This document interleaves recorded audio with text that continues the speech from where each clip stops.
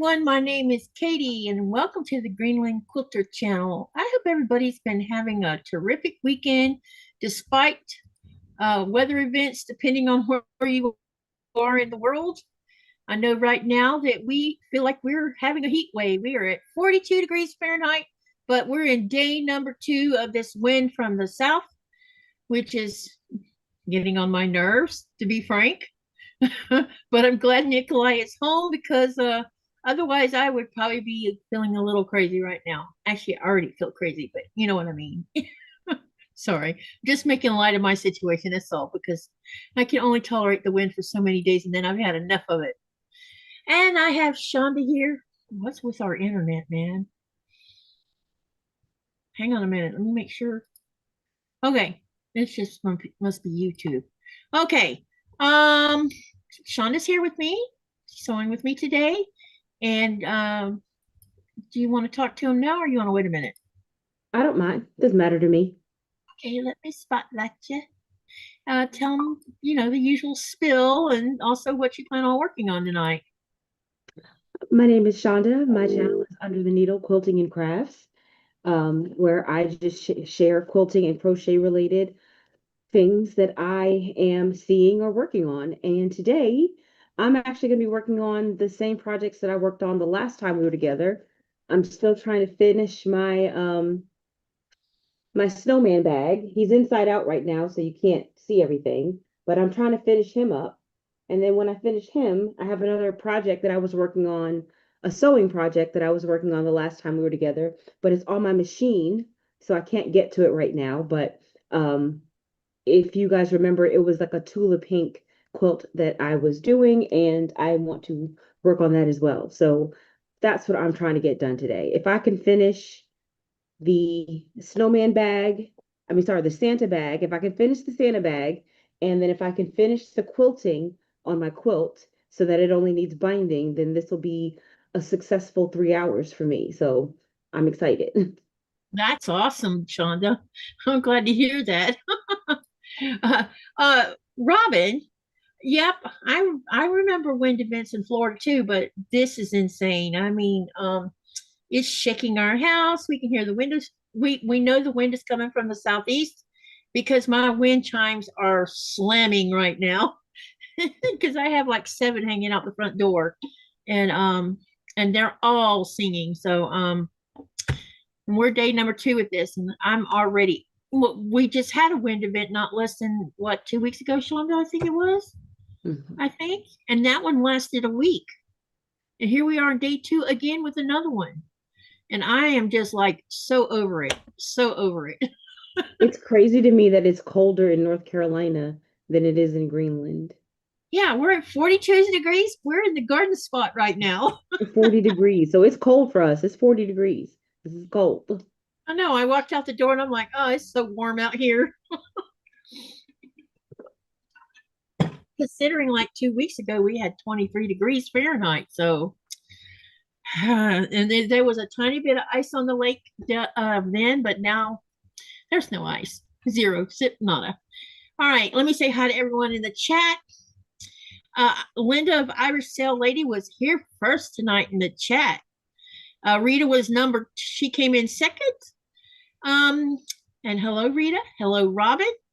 Hello, Denise. And Denise is making something yummy to eat. Someone's making no, it's Robin. She's making Philly cheesesteak sandwiches. Yum. Nice. And then Robin, let's see. Hi, Robin. Welcome, welcome. We have Julie Kuhn in here. Welcome. I don't know if you've been here before or not. Probably you have. And then let me see. Did I miss anybody? Then, of course, there's my honey. He's sitting in here with us. Hello, Kathy. Welcome, welcome.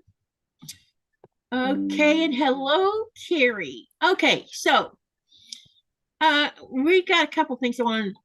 First of all, if you remember, and I'm going to keep yapping about this all the way up till the day before New Year's Eve.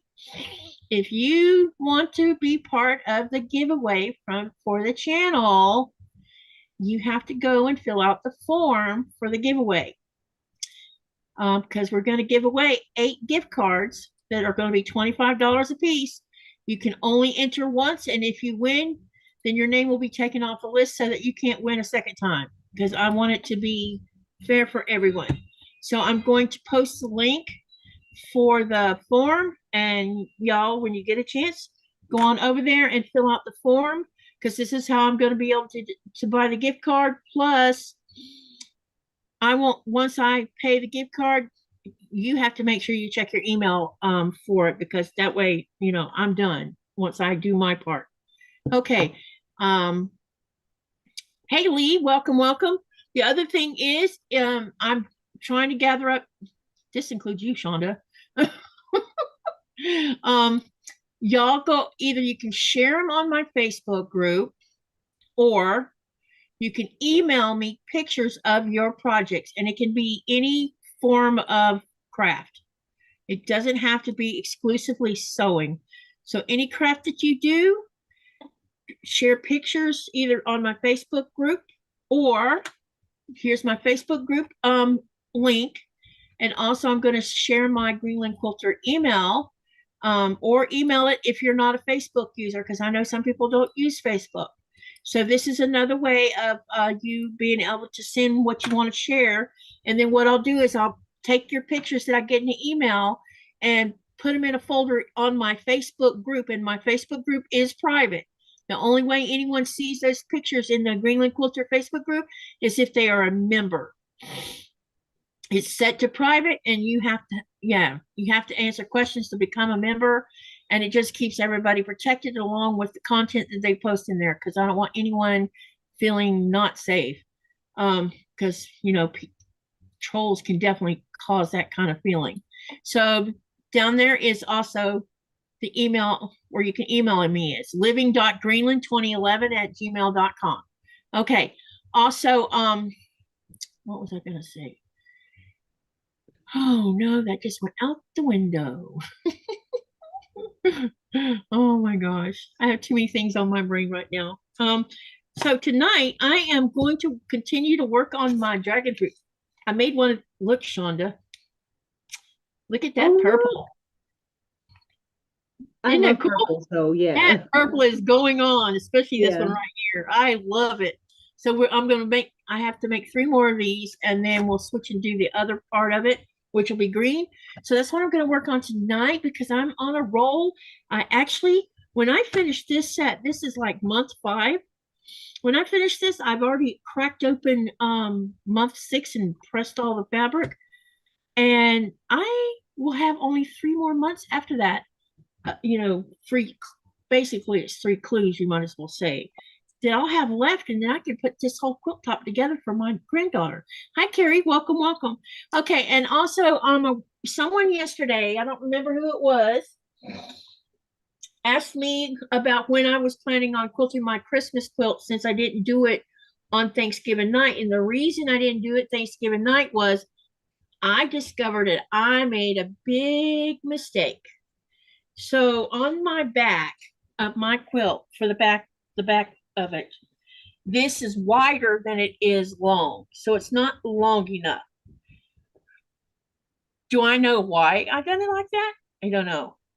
So it's like about 9 inches too short, because you need the overlap for quilting. So someone said, well, you could add more fabric to it, you know. So here's what I was going through, some of my scrap, or they're not scraps, it's just yardage that I don't really care about. So what I'm going to do is I'm going to take, you see how I put this strip down the middle? What I'm going to do is I'm going to undo this whole long strip right here. Just take the bottom off, take the top off. Then I'm going to cut this probably about 6 inches and 6 inches up here and sew it back on here. Or I could, well, instead of picking it out, what I could do is measure this and cut 6 inches below, which will have that extra piece. And hang on, I'm going to tell you what I have planned.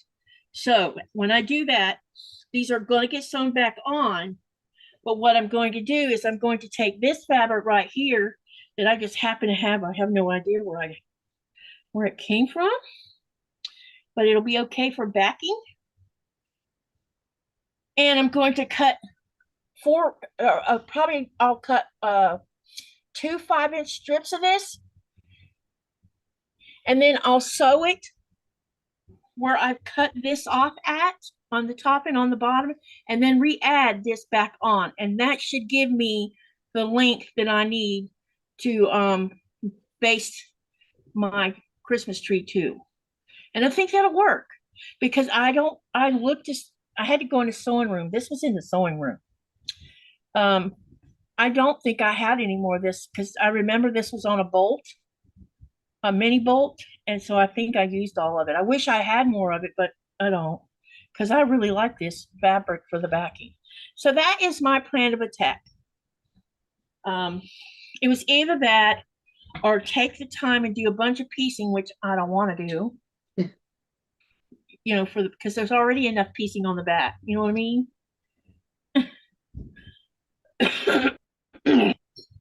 So that is what my plan is. And I think that'll pretty much resolve it. When I looked at it, I'm like, I made it too wide. I must have, you know what I must have did, Chaunda? I must have turned the fabric the wrong way. Maybe. When I was measuring it. And then when I sewed it together, I didn't realize I had made it too short because of that. So the only thing I can figure I did is I just had to turn the wrong direction. And yeah, when you're doing the math like at a pieced back, it's easy to do that. Yeah, and it's not going to be that hard for me to, because I don't even have to rip. Now that I think about it, I really don't have to rip this out. I just need to cut 6 inches this way, 6 inches this way, and you'll have those 2 big strips left. Then add that secondary fabric, then sew these things I cut off back on there. And it should then be long enough. At least I believe that it will be. So, and since it's going to be the back, it's not going to matter, But there is cool things on here. There's tis the season. There's holidays. These cute. I actually kind of like these little trees. Aren't those cute? That is cute. Yeah, and it's got peace and joy, ho ho ho, happy holidays. So there's all kinds of little sayings on here, and it's got these cute little trees, and there's like little hollies. Yeah, see the holly? So I think Yep, it'll look okay I on the do. back. Now, this fabric is by, it says Alma Lynn for high fashion fabrics. This is 1997. Wow. So do I know where this came from? No clue. I'm wondering though, it has 1997 on it, if this fabric will fall apart sooner than the rest of the quilt. I hope not. Oh, I mean, I doubt it, but I mean, I doubt it. I doubt it. Yeah, Because because it it, hasn't been washed and laundered and all that stuff, so probably not. yeah, and I had another piece of fabric that I pulled out. I don't know where I put it, but it was thin, and I didn't even think to look to see what the date was on it. But this one seems like quilting fabric. It has the thickness of it, what we buy from quilting shops. So I don't know. Maybe that company was around back then, but I have no idea who gave it to me or where it came from. It must have came into, more than likely. I bet this came in a swap box or something, where someone sent me a gift box, and I just don't remember who it was. I don't know. And it doesn't matter as long as I use it, right?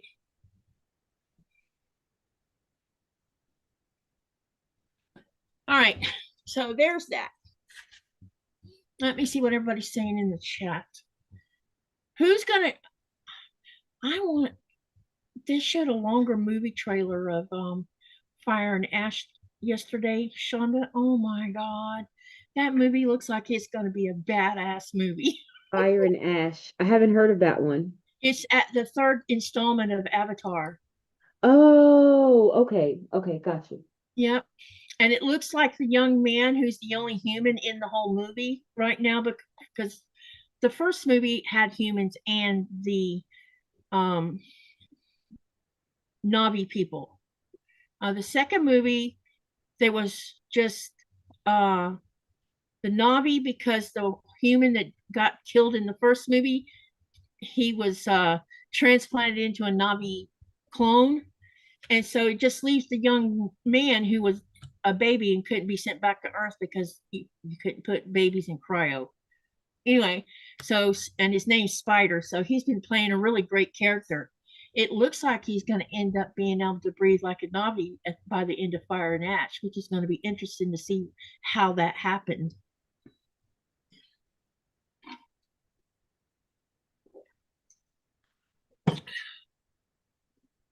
Oh, that's hot.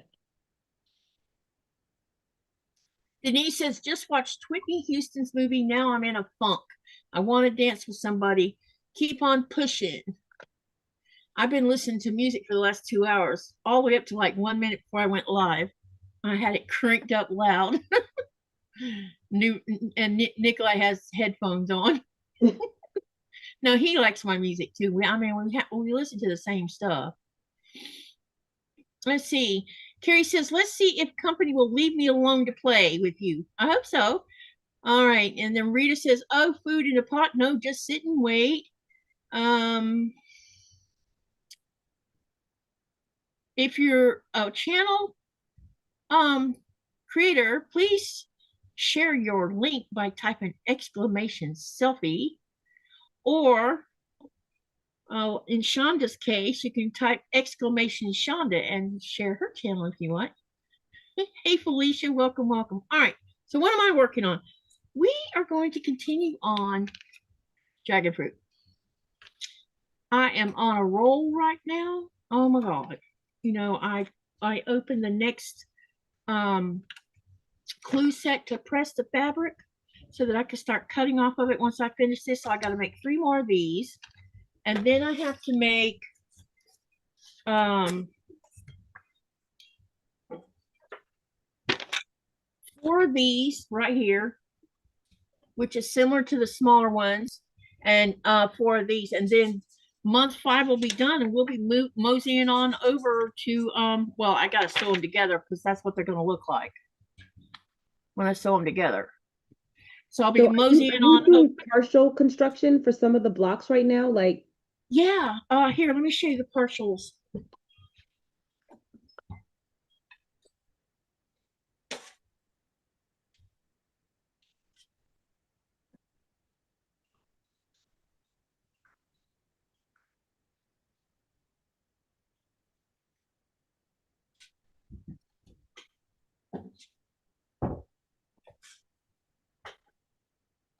Okay, so these are the partials so far. She had to make 4. Oh, look. This is the first. You had to make 4 of this one. They're so bright and pretty and cheerful. Yep. And then I had to make 4 of this one. I forget you can see this in both cameras. So 4 of these. And let me make sure I have this turned in the right direction. I think it's supposed to look like this. 4 of these. So, okay. And then the ones I'm doing now will be 4 of them.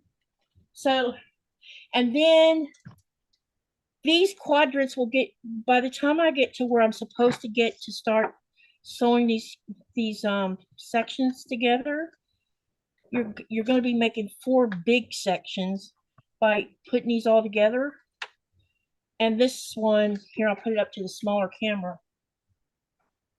So you'll have to make 4 of these. I think it's going to be so phenomenal when it's done. I can't wait to see it completed. Yeah, me too. I think and then there's a border that goes around it. And so I think if I keep on going the way I'm going, I think I can have this done, say by maybe the end of January. I may have it even all the way put together before even mid-January. Depends on, as long as I stay focused. Anyway, put it that way. And Nikolai's home, and so him being home will probably help a lot with keeping me focused. But he's also been, yesterday, he made me go to bed. Go to bed. As soon as I got up, I'm like, you need to go to bed. I passed out and I went to bed. I didn't argue the point because I was tired. I was like worn out because I've been telling you guys I have no energy. It's so weird. Um, I don't know why, but it's crazy. But anyway, I went to sleep. I actually went to sleep. I was so tired. I went to sleep. And guess who was wide awake at 8:30 this morning? I tried to go back to sleep and lost. So I've been awake since 8:30. Yesterday I had been awake since 5:30. That was why he sent me to bed like he did. He's like, you know, he could tell by just the way I was acting that I was just like, you know, not there. So I have a feeling he's going to make me take rest whether I want to or not. Okay, so we are going to get started on this because I want to have some fun. And Chaunda, what have you been doing this week? Anything interesting? No, not really. No, just the usual things then. Okay. Yeah. I just wonder if anything exciting been going on. Hi, Lori. Welcome, welcome. She's here. Rita says hi to everyone who just came in. Chat screen went scrolling by faster than I could keep up with. Hey, Andrea. Welcome, welcome. She says hi, everyone. I got to go feed the bunnies and then I will be back. Okay, so we're going to just keep on working on this dragon fruit. And I am going to talk a little bit about, well, actually, I want to hit Chaunda up here about. So, have you been thinking about what your plans are for next year for the channel yet?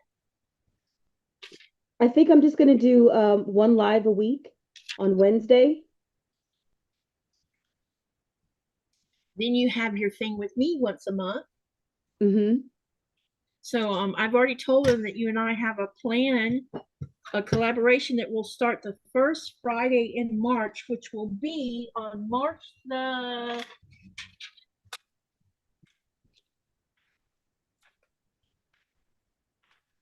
March. So March the 6th, Chaunda and I will start our, so here's, I'll try to explain it. And if anybody wants to ask questions, you can. So me and her are going to participate in the Back Quarter Shop's Socialite Sewalong. Now, Socialite Sewalong starts February. Do you remember which Friday she said she was starting at? Oh, I don't remember. I'd have to pull it up. Hang on, let me see if I can find the information. Anyway, she's going Kimberly will be starting the sew along in February. And since she's going to be doing a block a week, Chaunda has a job. You know, she don't have time to be coming on live every week to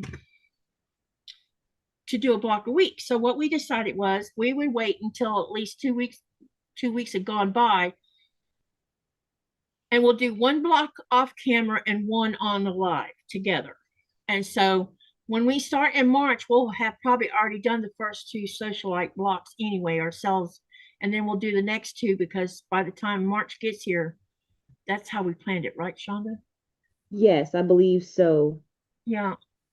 Hang on, I'm going to go. I'm looking at it. I need to. It should be on the What I should do is just Google it. It'll give me an answer faster. Google. When does Socialites 5? No, Socialites 3 start. That's workshop. Yeah, I'm looking at the sheet. It just says February, but doesn't say the date. Oh, there it is, February 20th. Okay, yeah. So she'll be 2 weeks ahead of when we're going to start playing. That's what we plan. So 2 weeks will have passed by, and then the third week that she'll be doing the third block is when me and Chaunda will be doing our live. So we'll have already done the first two, correct? Yeah, I think what we're gonna do, we're gonna alternate, right? Like yeah, every other week. Mm-hmm. So we'll have to do one off camera and one on camera. Isn't that what we planned? But we were going to do opposite, like you were going to do. Yeah. So like when we first get together, we'll have weeks 1 and 2, right? So one of us will have block 1 completed, the other one will do block 1 on the live, and then vice versa. Yeah. And we just have to pick which one we're going to do on the camera and which one we're going to do off camera. So You Like should if, probably just make it odds and evens that make it easy, yeah, right? so do you want to do odds or do you want to do evens? I'll do odds. Okay, and I'll do the evens. That way we don't get confused here. So Chaunda does odds and I'll do evens. And that way, you'll get a different block from each one of us. Plus, we'll show you the ones we did off camera, and that should help everybody. So that's what me and her are doing together. So that's our 2026 collaboration together. She'll still be on the once a month Tuesday live for crocheting. So we'll be doing that together, but I don't know what our plan. I think we're going to do some kind of project, but we don't know yet. We got to do some more discussion with Andy and Amanda. And I don't want to, we want to make sure that whatever we decide to do, even if, we might just continue and do our own thing, I don't know. Or we might do a small mini project so that there's no pressure put on each other, because Chaunda she works for a living, so she don't have time to be swamped with too many things. So because I don't want to put that on. I don't want to commit to something and not be able to get it done or stress myself out. And I think this is going to be fun. And you picked out a colorway, right? Already? I did. So do y'all want to see her? Is it okay for you to share the colorway with them? I've just got a couple of bundles here that I'll be using. Yep, she's gonna. This is her colorway she's gonna do for socialites. So I've got some fat eighths and some fat 16ths here, and I'm just kind of gonna mix them in however I choose. Yeah. So I'm probably not gonna. I'm not going to assign colors or anything like that. I'm not going to try to do anything like that. As each block comes, I'm just going to choose what I feel like working with, and that's what I'm going to use. You're going to do what I do, just go by how it feels that day. Correct. Because I feel like if I try to organize it, it's going to be too much. Yep. You're just going to go with the flow. That's how we're going to do our blocks. I am going to do batiks, but instead of using white, I'm going to go with a dark color, and I'm still leaning on between. I do have enough yardage for a black background, and I can actually show you the black.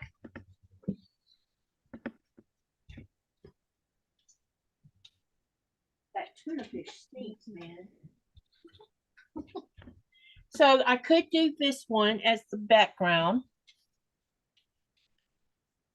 Okay. Or I have to go. I have to see if I have this really dark navy blue right here. Hold on a minute. It looks almost black.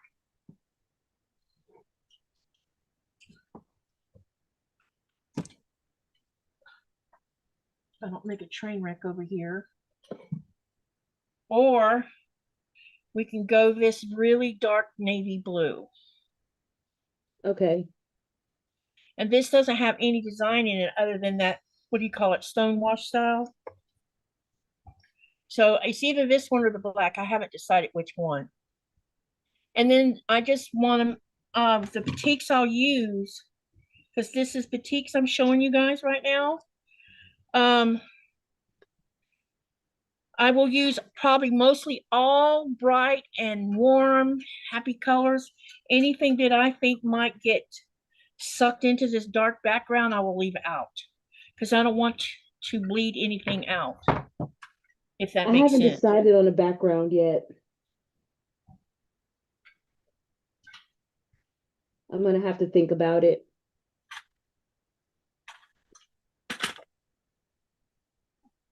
I might change my mind to see something on one of the websites and order it. I don't know. But right now, I can play with either one of those and be all right with that. I have some dark navy blue that has gold specks that you saw me use on my Stronger Together as the sky. The one that had the, I think it was the 2024 Stronger Together one I did, and it had the friendship stars that were white, but the background was that dark navy blue with the little gold specks in it that looked like little stars. Okay. I have a yard, but I'm almost thinking I have more than that somewhere. I have it right here. Hang on a minute. I think I've just decided to go with some kind of gray. I think I might either do a dark gray or a dark navy. Oh. Can you grab that right there?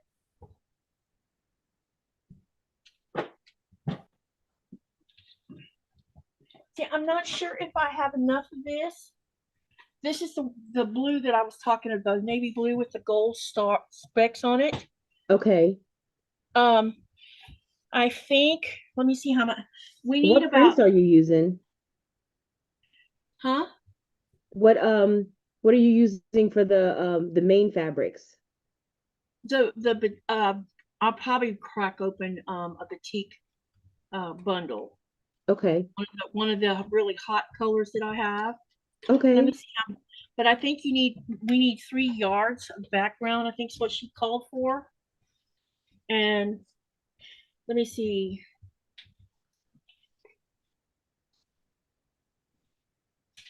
Looks like you need 2.5. Well, what size is this? Hold So it on. looks like I have maybe 2 and not quite 3 yards here. But I'm almost sure I have another yard of this somewhere, probably stuck in a tote, because I had been using out of it. I've been using. I had like 2 packs of these. I got this from so yeah, and I had bought this twice because I really like it. Because right now all you see is gold specks, but when you put the rest of the batiks with it, you don't even notice this anymore. It like just like blends out. Okay. It's totally not too busy. Because when you stand back here, you see how it kind of loses that busy feeling to it. Yeah, it just becomes more like Yeah, a blender.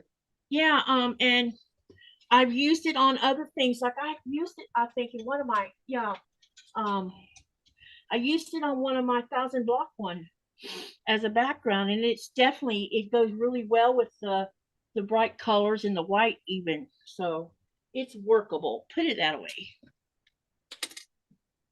I know you said what size blocks you're going to do, but I don't remember. I'm gonna do the 6 inch ones. Yeah, me too. I I think that's mean, manageable. I think 6 inches. I mean, I wouldn't mind doing, and I may get a wild hair at my behind and make a few of the little ones. But if I do that, those little ones will probably end up on the back more than likely, or I'll set them aside because I have other small ones like that same size. That little, what is that, 4 inch? I think it was. I do actually have some of those from one of the other motor ones. No, from what? Yeah, from the other motor thing, I think. And because sometimes I get find a small block and I'm like, I bet I can make that, and it turns out I can, and it's crazy. So besides that, I'm still trying to figure out things. I know I'm doing a collab with you. I'm also doing a collab with Sherry, because Sherry is going to be doing a collaboration out of this book called Alice's Wonderland. So I ordered the book. Oh, nice. And so it'll get sent to me from Syracuse with all my other stuff because I just sent it there. So save shipping that way. Because it was cheaper to buy it from Amazon. It was $15 at Amazon. If I bought it from Fat Quarter Shop, it was 25 bucks Okay. for that same book. I'm like, that's $10 difference plus shipping. So let's just buy it from Amazon and send it to Melanie, and she can just pop it in my box, and I'll get it when I get everything else, and it'll be here before we actually start the collab in February, because that's when the collab's going to start. Because I'm trying. Are you having trouble with something in your ear? Oh, I'm trying. So I had purchased these earrings, and so I forgot to put them in. So I was just trying to pop them in. And the thing, when I got my second hole put in, they did it at a weird angle, and so Uh it's huh. always a pain in the tail to get an earring in there. So I think Yep. I'm just gonna. I have one ear like that, and I have tried all metals known to man, and it doesn't matter. My ear ends up infected. The same ear. I've Yeah, tried. for me, For a little while, I was I'm able to fine. I wear just gold, can't but do now, like the. I yeah, can't do like super cheap, but if it's like stainless steel, I'm good. stainless steel I can't even use. Someone told me to try titanium, but I'm a little bit reluctant on anything since even gold makes me infected. So go figure. For a while there, I could wear gold, but not anymore. I mean, in my ears, I can wear gold on a necklace or a bracelet. I don't have no trouble with that. It's just my ears get infected. So I'm like, screw it. We're just not going to have earrings.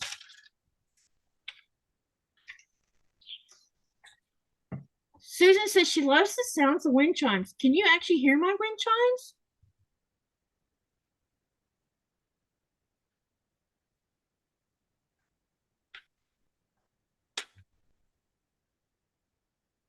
Well, for the next gust of wind anyway. Oh my gosh. But they are singing outside big time. Let me see here. Rita says, what I love about Socialites 3 blocks is all the blocks are pretty easy blocks for those new to quilting. Yeah, and what I love about Socialites 2 is Kimberly writes these patterns in such a way that anyone can do it, even if you're using triangle paper, which I'll probably use quite a bit, depending on, because some of those blocks might have umpteen billion half square triangles in them. I haven't looked at all the pattern yet, but I looked at I'm part looking of it. at them now. They're not too bad this I year. don't think, yeah, I don't That think first year I did the 3-inch blocks, and yeah, some of those blocks took me like 2 hours for yep, one little block. And I think that's why I was like, okay, I can't do this anymore. yep. I hear you on that one.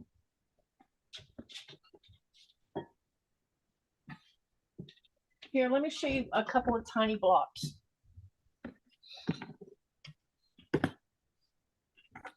Gotta watch out that I don't knock off my pieces I cut for, because I was going through these blocks yesterday, pulling out some other blocks.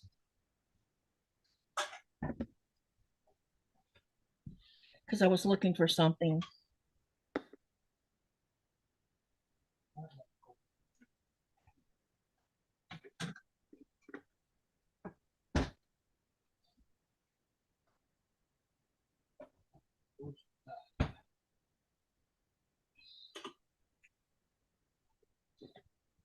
Bear with me here for a minute. I'm looking for the small ones.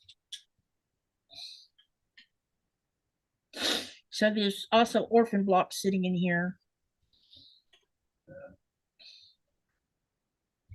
I think this block is really cool. This one here, Chaunda. Oh yeah, that's a nice one. I've never done, it's like bear pawish. I've never done a bear Yeah, paw block.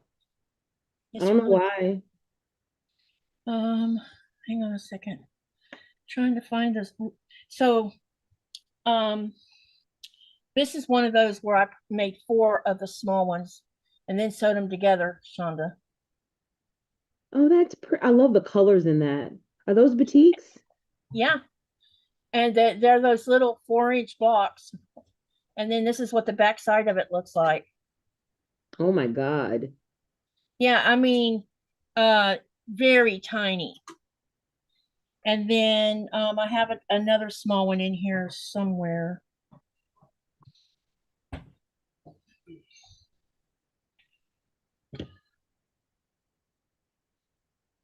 Yeah, I'm getting closer. These are the 6-inch ones. Okay.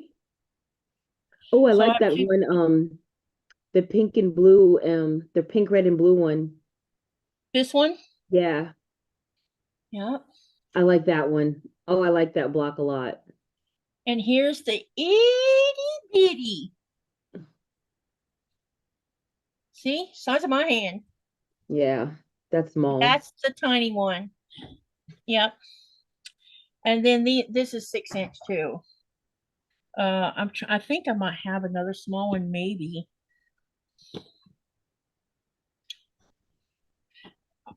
I know I do, but it's probably not in this box. It's probably in a different box. But yeah, this is tiny. I had a blast doing this, and this is what the back of it looks like. Wow. So flat. Yep. All of it's I just this particular pattern is not that hard to do, it's just all half square triangles. But for the most part anyway. I mean, I was on a kick and made that.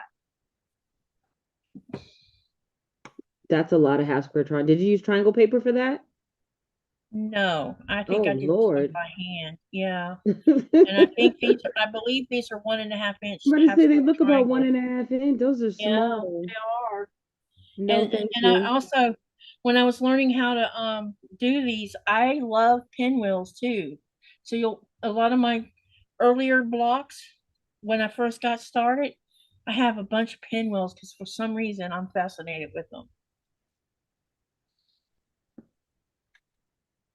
And I still find them fascinating.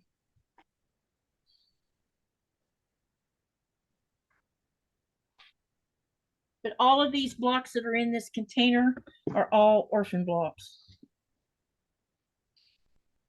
that I haven't put into So anything. organized. Uh, yeah, well, now I got to restack them, but I'm not going to do it during the live.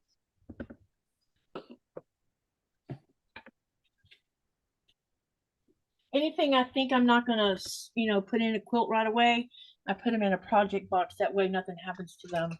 Because the more you handle them, the more they, ravel. Yeah. And I don't want them having all them raw edges turning into a hot mess. Yes, I did. Let me repost it, Susan. Hold on a minute. Let me get the link. That bot should be sharing that link too. I haven't seen it share it yet, unless one of y'all seen it. Wait a minute. Katie, you can never have a bad block in the bunch because your color choices are outstanding. Thank you, Helen. I appreciate that. I really love doing color. It just rocks my world right now. I'm supposed to be getting a link, right?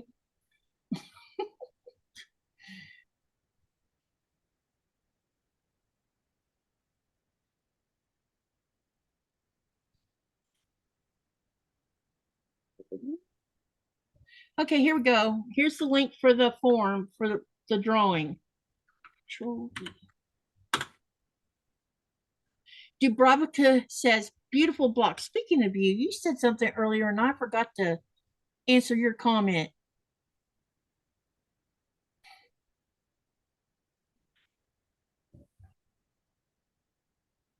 Where did her comment go? That comment? So I know she said something and I forgot to say something back about it. And hi, Kathy. I didn't even see you slip in.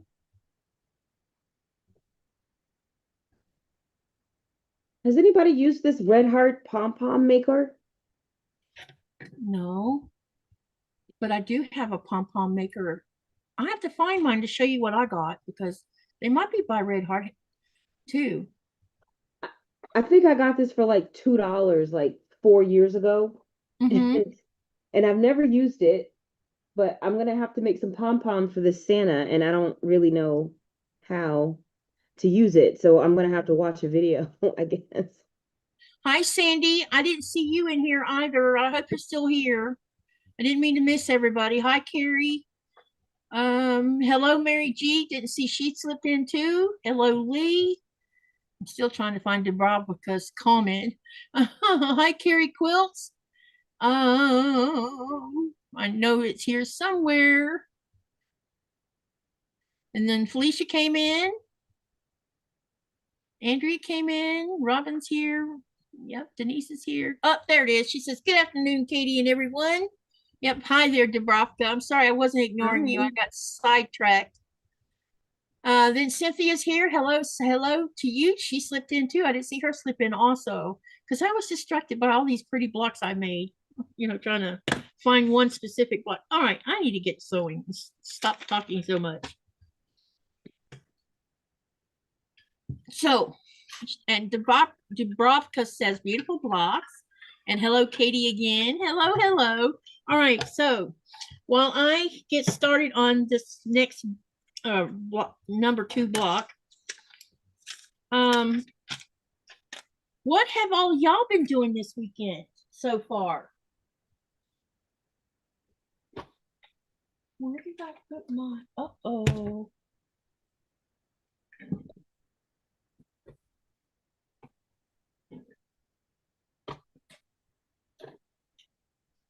Where's mine?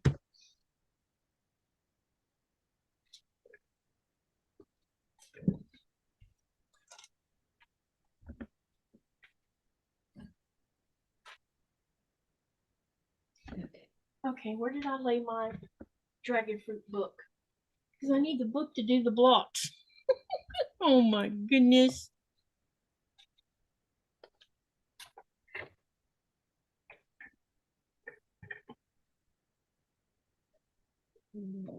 How many hours?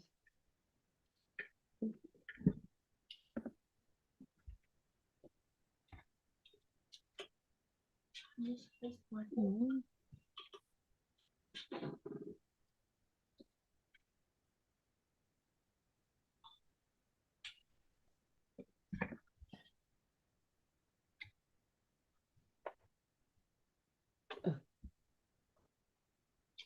Oh boy. I had it sitting here too and I've moved it. Where did I put it?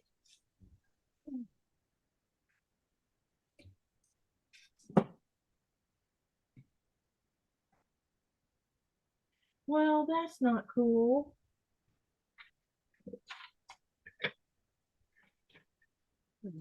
I am going to point to.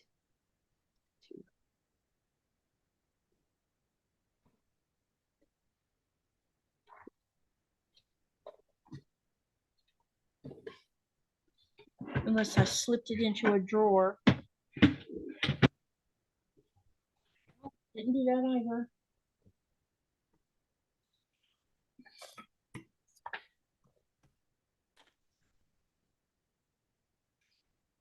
Okay, I need to breathe. Is the wind still blowing? Yes. It's blowing like crazy. And we actually have our front door open right now, letting air in because it's too hot in this house. I can barely stand it. I saw. Because I was just showing it to you guys, the picture of the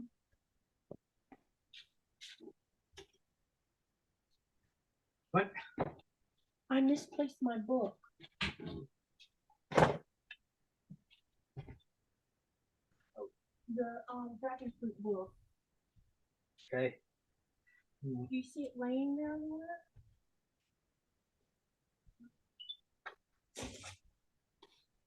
I just had it because I was showing them the pattern. But Chaunda was asking questions about it. Okay.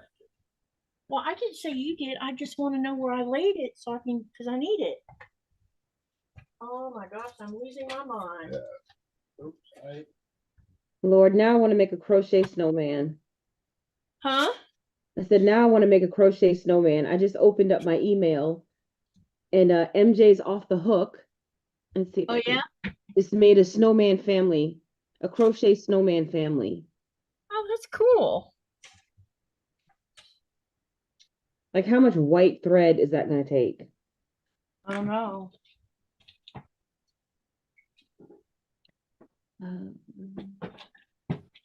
I need the link so I can, I'm looking for your email so I can set up my second camera. There we go.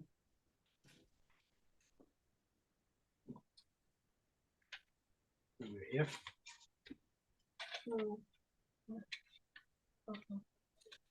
I mean, everything, see, there's the calendar I was looking at. There's this I had looking at. But my book is like missing. Started quilter book or No, baby, the dragon book. this dragon fruit book.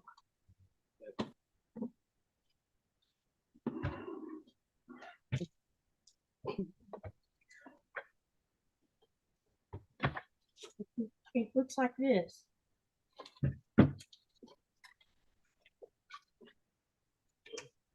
Yeah. Should have been right here in front of me. I must have stuck it somewhere.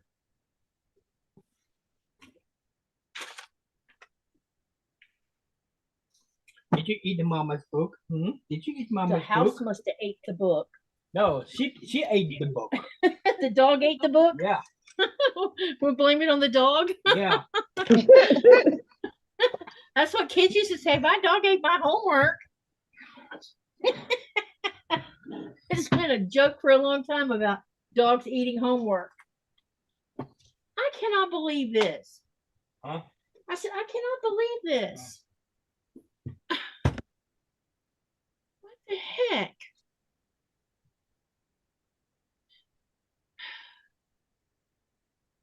Let's see. I got out.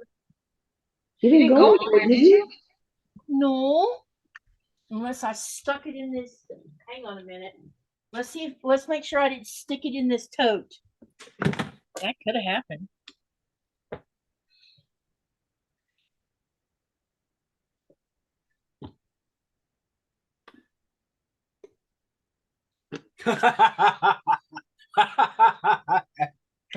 It was in the tote. Because I did have that up here on the desk. Okay. Woo! Thank God. Because I was going to be freaking out here about it. I bet. Walk off. Okay, now let's get on with sewing. Sorry, guys. You know me. I'm going to do something silly. Hey, Bonnie. Welcome, welcome. Hey, Raven.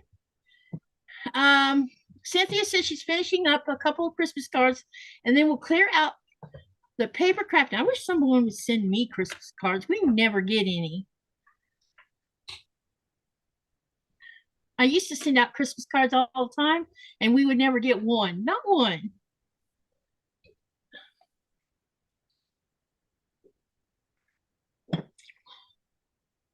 Cynthia says this weekend, Hubs and I drove around. Oh, how do you say that? Appomattox? I just butchered that. And Concord to look at houses to rent or to buy, trying to find a single-story house to move into. The stairs in the townhouse were too hard on my back. Yeah, I don't blame you there, man. And then let's see. Lori says, "Oh, I made them in the 80s. They are styrofoam balls in them." And then Remy says, "My dog steals my phone all the time." Oh no. And then Mama J says it's under the little brown design board. It was inside the tote. I realized I had the tote on my desk. Katie, email me your address and I will be happy to send you one. Okay, I can do that. You count on that. I love quilty postcards and Christmas cards.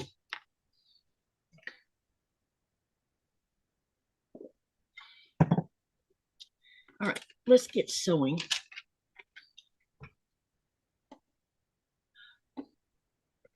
First thing we need is the dark purple.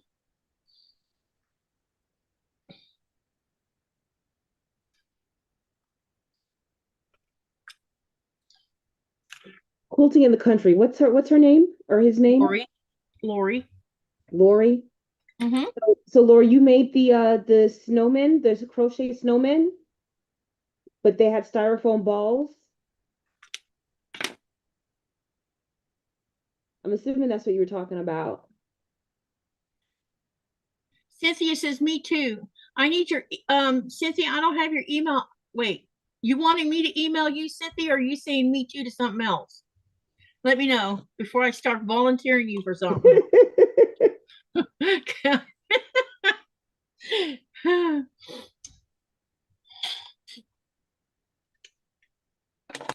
Oh.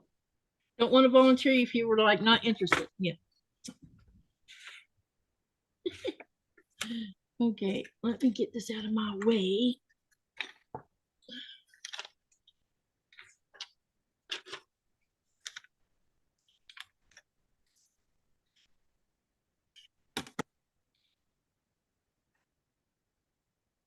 Lori says yes to your comment, Chaunda. Yeah, I'll have to look at the pattern. I don't know if she put styrofoam in it or not. It just happened to pop up on my email, so I'll have to go investigate the pattern. I'm curious. Is your address in the description below? Yes. I put my physical address and my physical address in the description box. It has something about Happy Mail or something like that. You'll find it right there. I could actually, yeah. I'm not too worried about someone seeing my mailing address because who's going to come to Greenland and do something? You know what I mean? What time are you starting your New Year's Eve live? 4:30 Eastern Standard Time, and it Okay. will end at 4 a.m. Eastern Standard Time. So that's enough time for people to do family-oriented things and drop in whenever they want, you know. Two or three people, the last two, because this will be my third year doing it. Shelby stayed with me the entire 12 hours, and someone else did. Liz asked, I'm curious as to why you marked the back of the paper because I have eyesight problems, and actually this marking you see is actually from my sewing machine. But I was using pencils. Because I have trouble seeing, so I marked the back of it because I want to make sure I get these things lined up because I don't want to waste fabric because I put it on there cockeyed or something.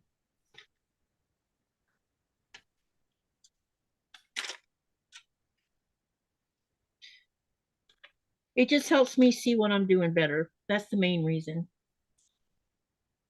Robin stayed, yeah. Because 2 or 3 people stayed the whole 12 hours. We were rocking it.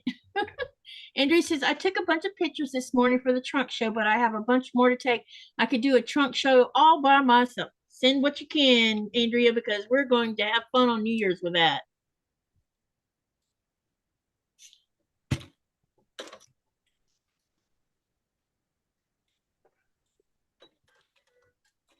Bonnie? Bonnie says, hi, Katie and Chaunda and Nico. I will probably be on most of the New Year's Eve live. I never do anything. I knew New Year's Eve is just another day to me. Yep, we're going to be doing something.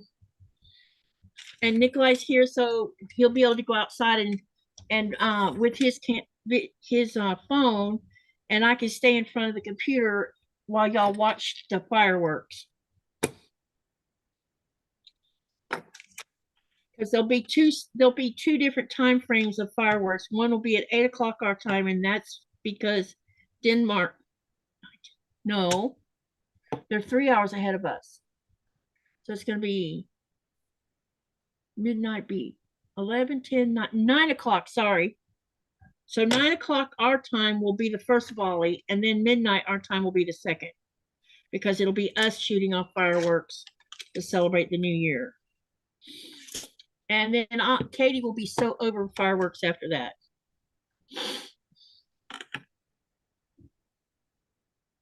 I'm gonna have to order yarn. Are they gonna be just short?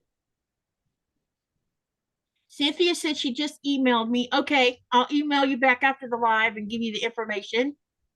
Andrea, did you put a picture of the hexagon diamond quilt? Robin wants to know. And then Rita says, just making sure, Katie, is it like this R Benson Y 638? And of course, yes.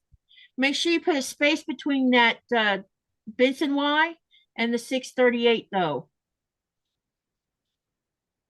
Yep, that's my big long address. But it's Benson Y.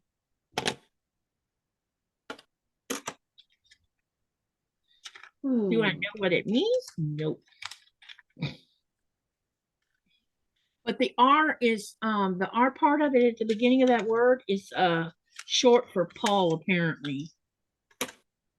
Or it's Regner or something like that, something to that effect.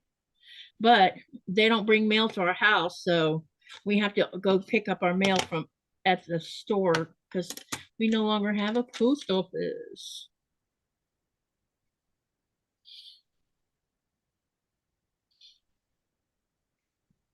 So we pick our mail up at the local grocery store now. I'm hoping that when they get all this airport finished and the deep sea port that they're going to be putting in, maybe we'll get our post office back because that'll mean more population here. So did they what's the ETA for it to be completed? The airport will open its its grand opening is April the 16th. Mm.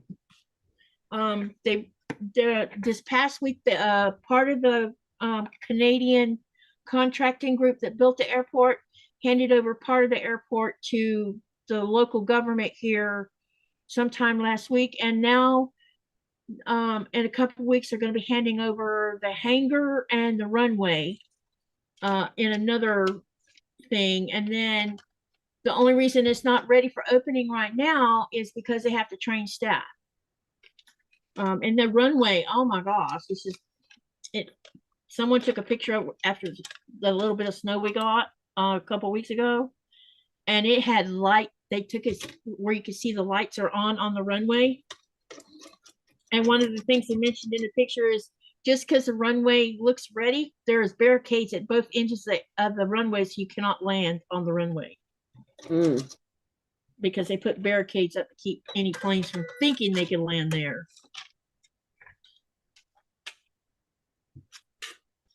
Someone would probably do it, try it, just because, you know, they saw the airport there, you know. But they still have different things they got to deal with. Security, the security to fly domestically in, out is changing now, and so they're retraining everybody for that. There's all kinds of things going on. Hey, Kevin, I'm sorry I missed your live last night. I was in the middle of my live, and by the time I realized you were live, you were already gone. So I'm sorry I missed your live last night, but thank you for dropping into my live today. I appreciate it. Sherry, have you been working on your hexagons? I didn't see Sherry slip in either. Hey, Sherry, it's good to see you. Hi, Sherry. Hi, Mary. Hi, Kevin. Well, hi, Liz. What else did I miss? Yeah, Liz came in. Does the pattern tell you how big to cut the fabric? Yes. So, I can't give you that information, but right here, these little sections right next to each block tells you it. Like this one has numbers 1 through 13 for this particular block I'm doing right now, and it'll tell you for like this purple polka dot, it'll tell you to make 4 of this size and 4 of another size and 4 of another size. And it does this throughout this whole thing. It tells you everything. And then because Fat Quarter Shop curated this, they made sure that the cut, because here's my strips that I'm using based on what Fat Quarter Shop told me to do. And they're cut so that you don't waste too much, but it's cut just big enough that you can trim it down so that you don't make any mistakes in the process. This has been really a lot of fun for me because I'm really enjoying doing this. I'm getting better at it, put it that way. And I'm getting where I can read the way she set this up. It's getting easier to read that too.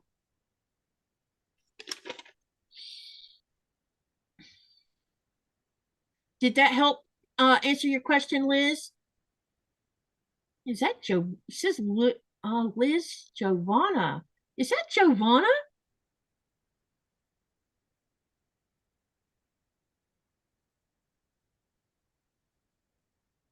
Hey, Sherry, are you feeling better? She was having headache or migraines. Oh no. I think it's because our planet has got lots of things going on right now. Between CMEs and barometric shift, and the United States has got a big, huge polar vortex sitting over the top of it. Yeah, I saw that. I was reading about that last night. Did you see where it's the next 2 or 3 days, the cold air is going to like dip down all the way down toward some of it's covered in North Florida, but over on the West Coast, California and part of Nevada and Arizona and I think Oregon, they're all going to be nice and toasty and warm.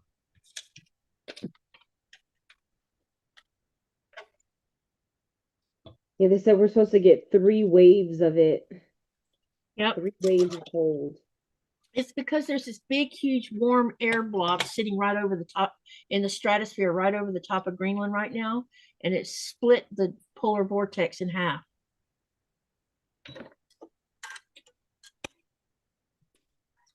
Sherry says no headaches today. Yay!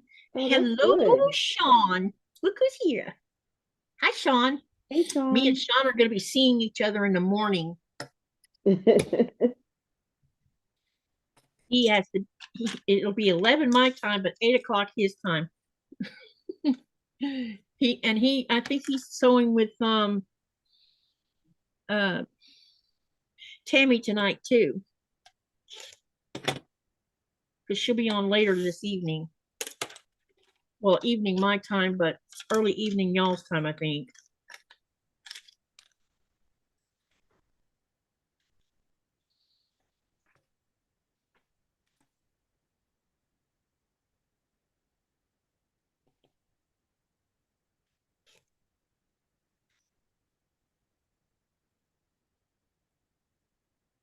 Okay, Liz says, no, I'm from Canada. Is this kit still available at Fat Quarter Shop? Not that I know of.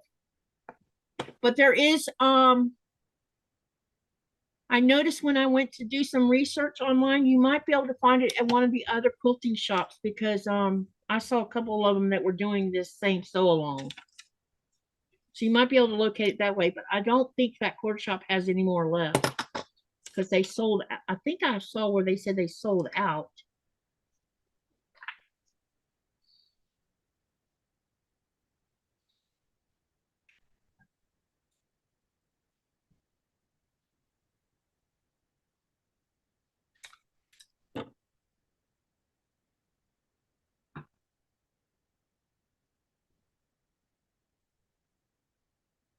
Wow, 90 degrees, Denise. That's hot.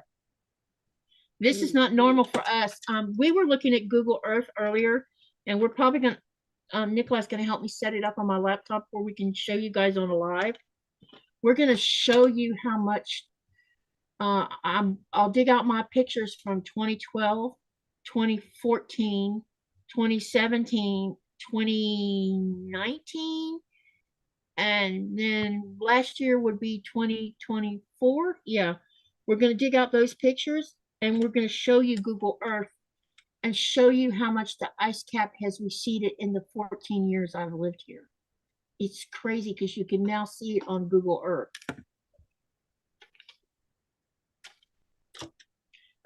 Because they've been updating it and now you can actually see the recession.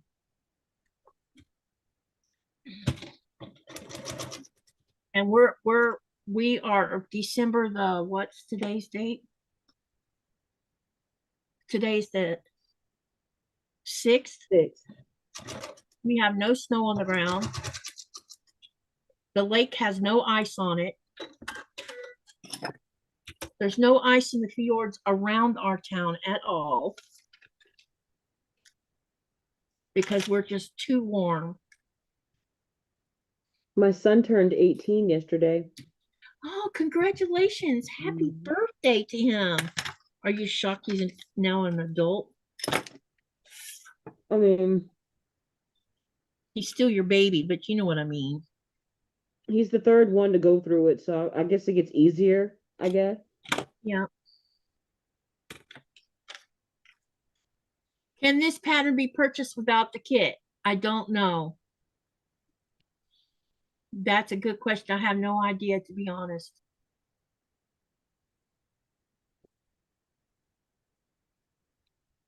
It's 71 degrees in Florida. I wish it was 71 degrees. Well, they were, one of the things that me and Nikolai saw on the news today, they were talking about if this warm air gets any heavier, it could push the Arctic temperatures up to 50 degrees warmer. Can you imagine 50 degrees warmer in December? No. I mean, that's just freaky.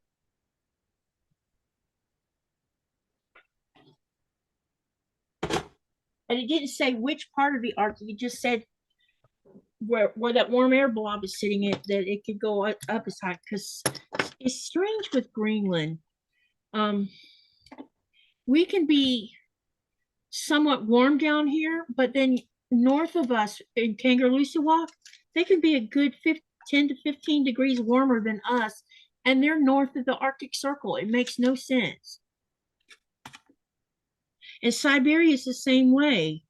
During the summer months, they can experience up to 100 degrees Fahrenheit, which is why they have permafrost lost right now.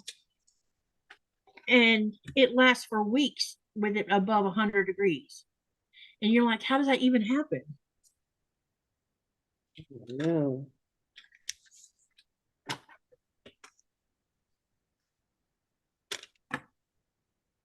And the other thing that I think I mentioned it last night. I don't know if anybody heard about it or not.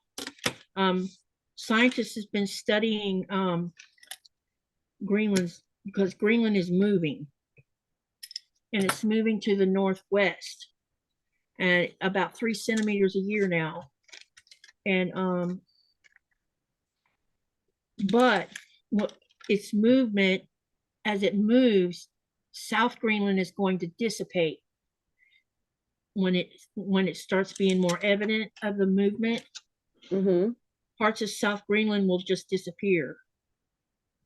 Wow. I'm like, I live in South Greenland, so, but it won't happen in my lifetime, but you know.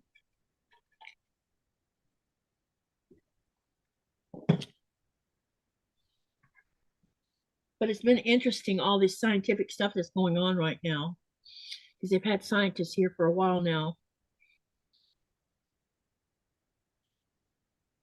It helps us understand what's going on around us too.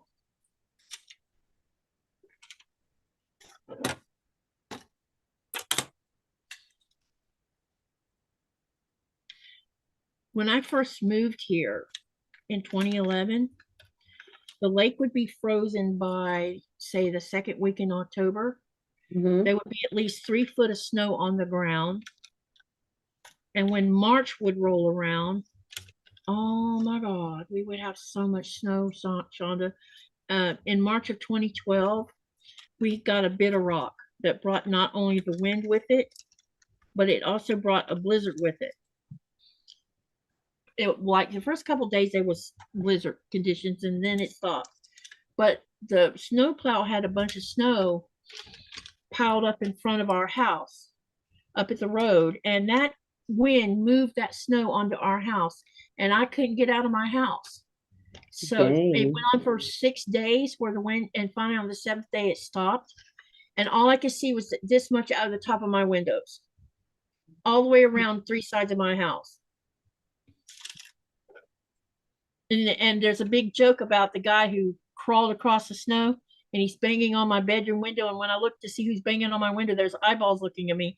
Are you all right in there? Yes. Do you have food? Yes. Do you want to get out of there? Yes. Because I couldn't get, because when you open the front door, all you saw was this big block of ice in front of the door. Jesus.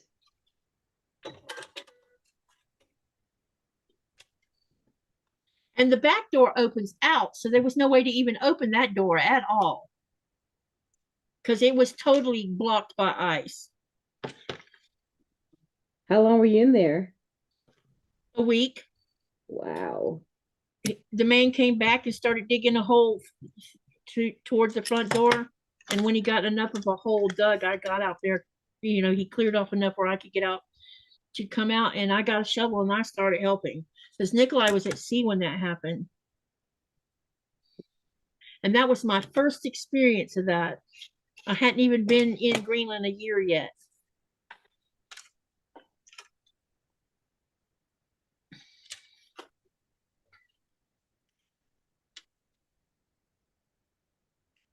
Look at Waha. That name is a mouthful. Happy birthday to him, says Denise. Raven says, no, ice is terrible. People started ice fishing on the lake behind my office this week. They're usually out there before Thanksgiving. Yeah, this whole thing is affecting a lot of people, especially further north. Sea ice should already be up north by now. so that those people in the most extreme northern part of Greenland can get out and fish and hunt for their families. And last year, the government had to fly in food because the hunters had no sea ice to get out and fish, do fishing through cutting holes in the water or the ice because there was no ice. Do you have a zip code to your address? I don't see one. It's 3920. 3920.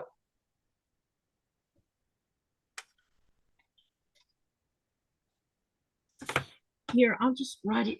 Do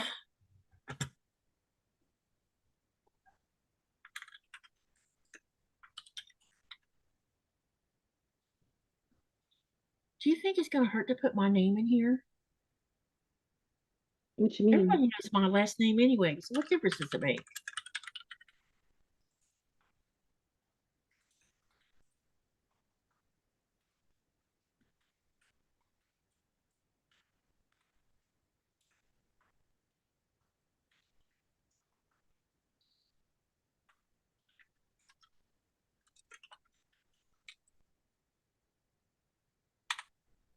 All right, I'm going to show you my address and then I'll delete it afterwards. That'll work. There you go. And I'll delete it in a minute for anyone who wants it. Don't stick Denmark on the envelope because it's not Denmark, it's Greenland.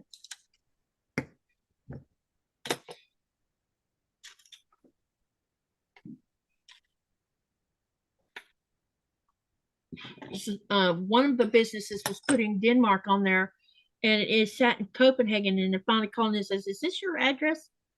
Yes. Well, this company put Denmark on here, and we couldn't figure out where it was supposed to be going. I'm like, I don't know why they did that. Some company did that. It was weird. I'm like, how did you get Denmark out of Greenland?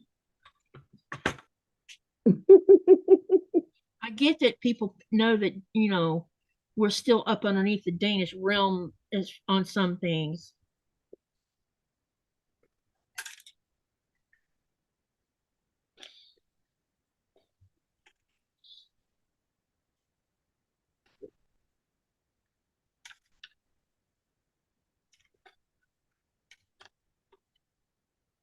Everybody let me know you got the address so that I can delete it.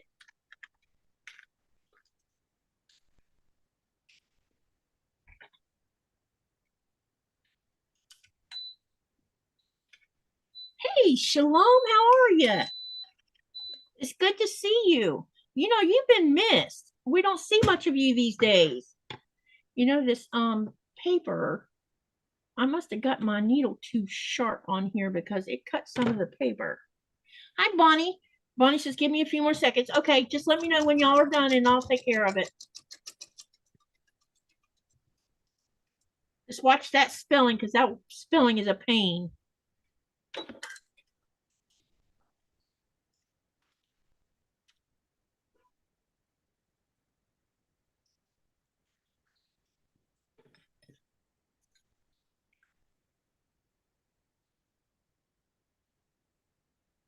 Lori says she got it.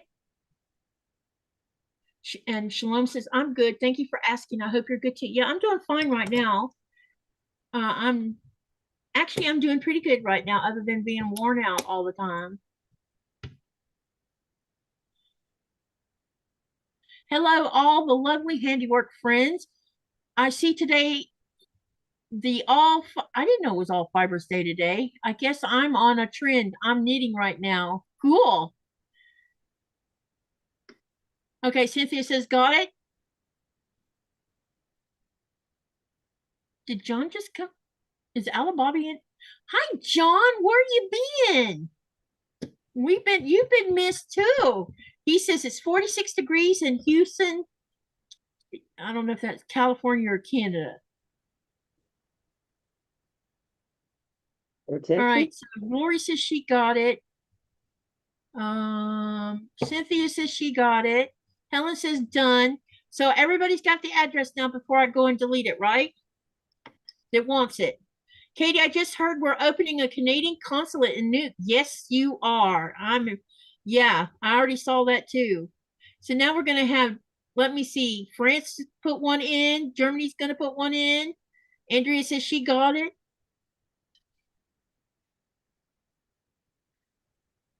Anyone else want my address before I delete it?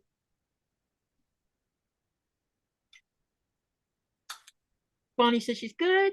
California, says John. 46 in California. Nice.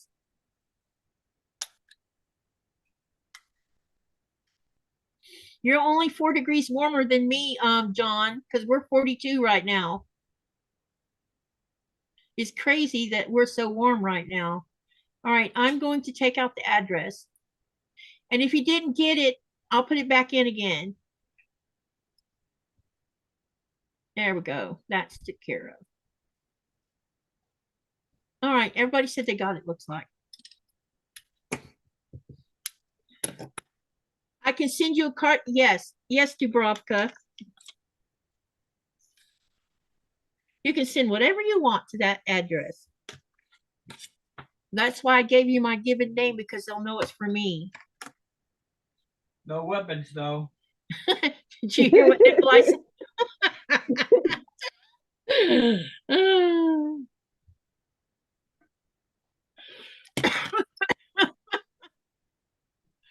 I got you off guard, huh? Yeah, I didn't expect you to say something like that.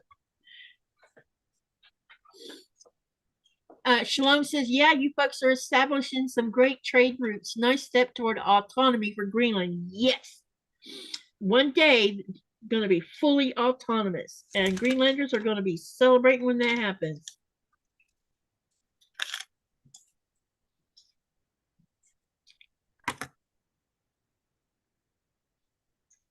I'm happy about that the things are opening up between Canada and Greenland, because I think that I saw where a Canadian company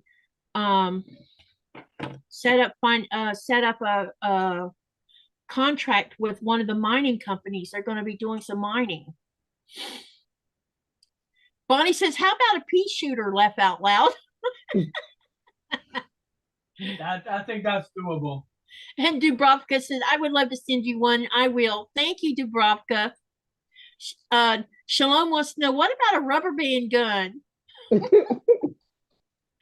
Oh, goodness. Y'all are cute with all these answers.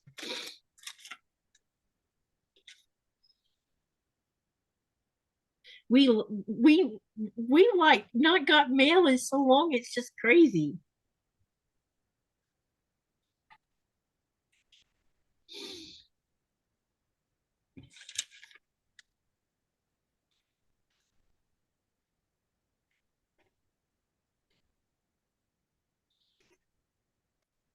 Canada is only a mile from Greenland in some places, and Inuit folks travel back and forth, so it seems very practical. Yep.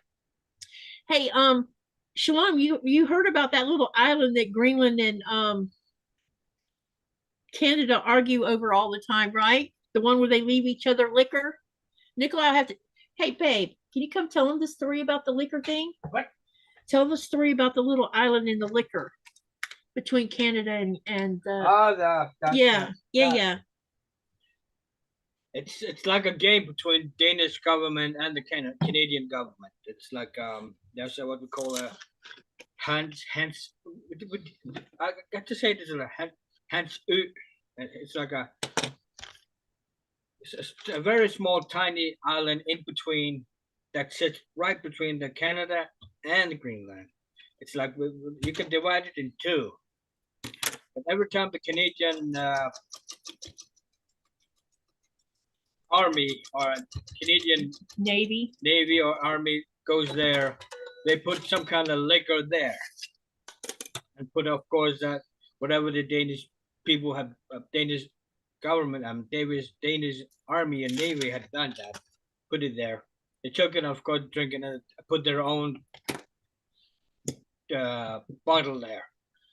And then when the Danish people come there, they put another bottle that is from Denmark. It's like back and forth, back and forth. The Canadian took that the Danish put there, and the Danish people took that whatever the Canadian put there. It's like I said, whiskey war. It's not non-lethal. Yeah, war. It's fun between the two countries. Yeah, it's like a war between using with the booze.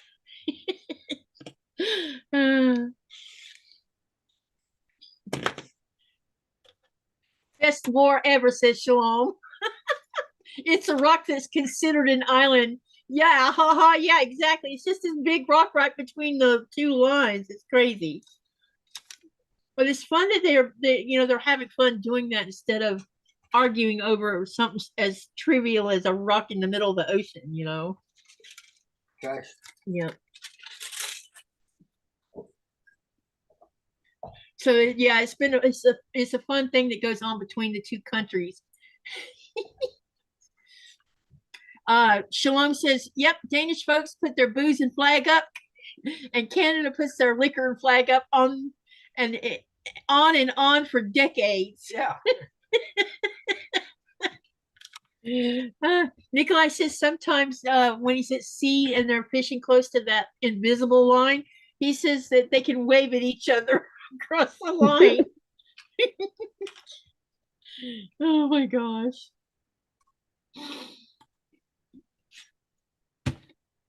It's a war nobody wants to end, says Shalom. Dubrovka says, interesting story.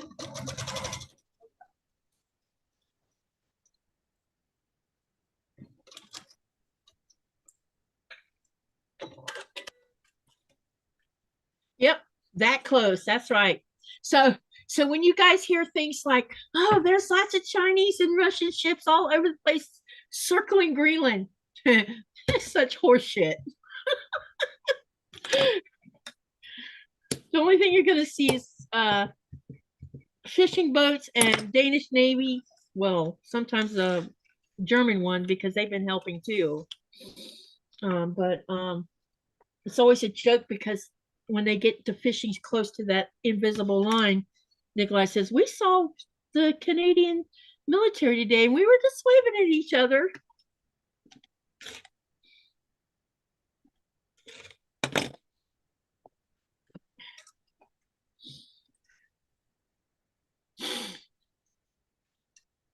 I think it's fun that they can laugh about this and, it not be all angry stuff going on, I know.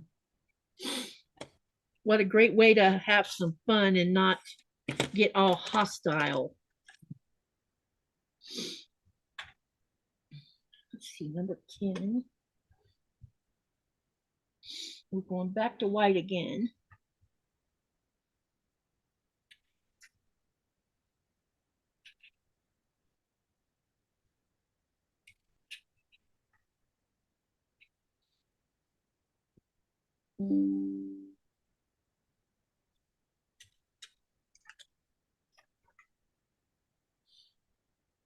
Fishing in kayaks and friendly relations. Yep.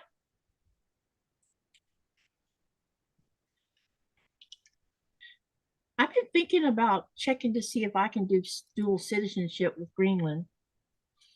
I've been here long enough that I might be able to do it. I don't know. I have to look and see. Are Greenlanders as novice as Canadians? Novice about what?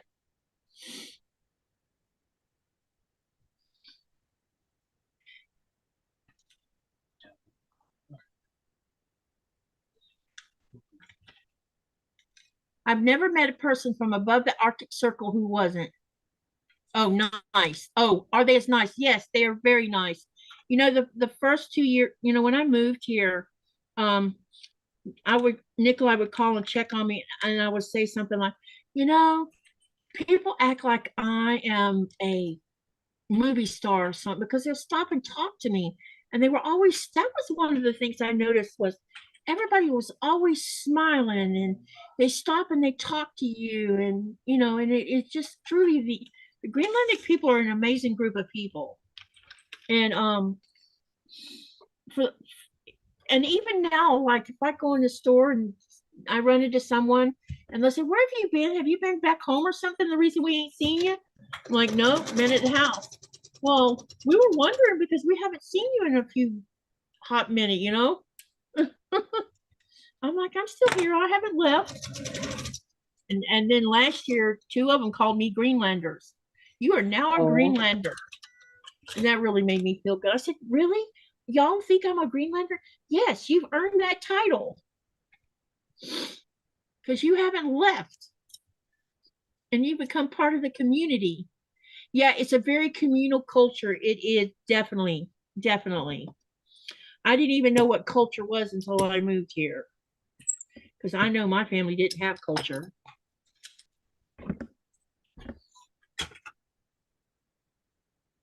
I didn't know what it meant.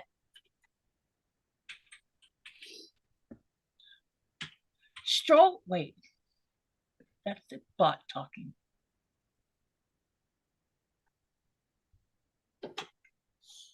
Come on, iron. It's supposed to be turning green.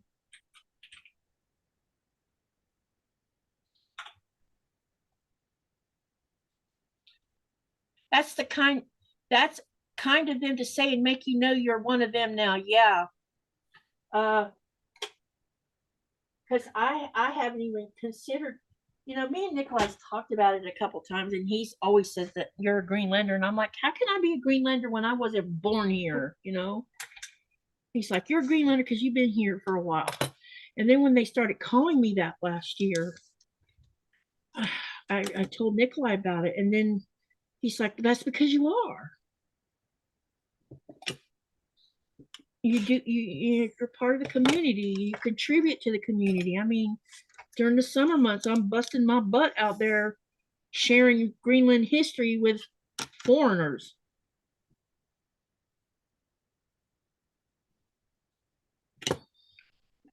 And this past summer was truly amazing because my boss called me. Some of you probably heard me talk about this.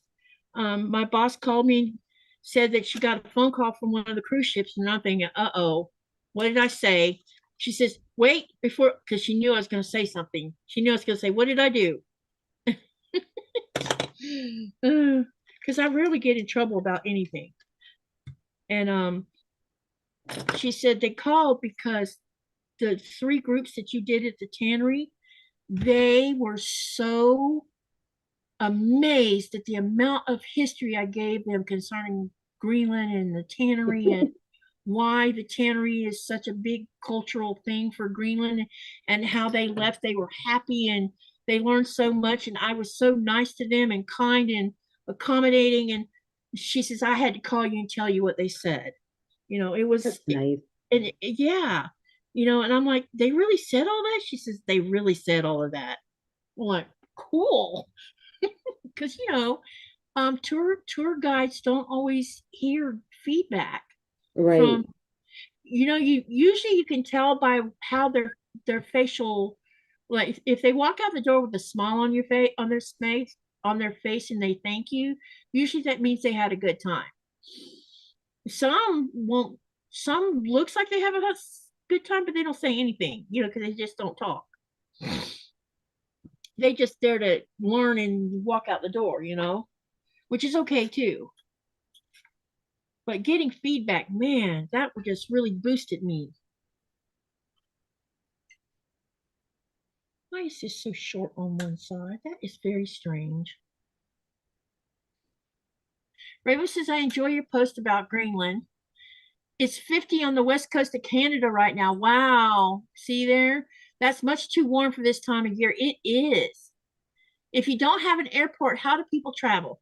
So currently, until our airport opens in a few weeks, we fly by helicopter to Narsarsuaq, and then we get on a Dash 8 plane. And then we, because Nuuk is now the international airport, you would be going there. Now, in the summer months, starting at, I think it starts in April, May. Yeah, about April, May, Tuesdays and Thursdays, you can actually get on a 737 and fly straight to Copenhagen. Sorry, guys, I have to do this. But there's also a passenger ship that comes every Wednesday. It's like a ferry. And if you want to go that way up north, up the west coast, you can take a ferry. and do that too. That's the only way in and out of any place in Greenland. There are no roads between any settlements, villages, towns, cities. There's no such thing as that because Greenland is full of mountainous terrain, and part of the mountainous terrain is covered in ice cap. We also have the largest, besides being the largest island in the world, it also has the largest wildlife preserve in all of the world. Huh? Unless you have a boat. Oh, yeah, unless you own a boat, then you can get around. Yeah, if you own a boat, and a lot of Greenlanders own boats instead of cars because that's how they get around. Dang. So there's quite a bit of people that have boats.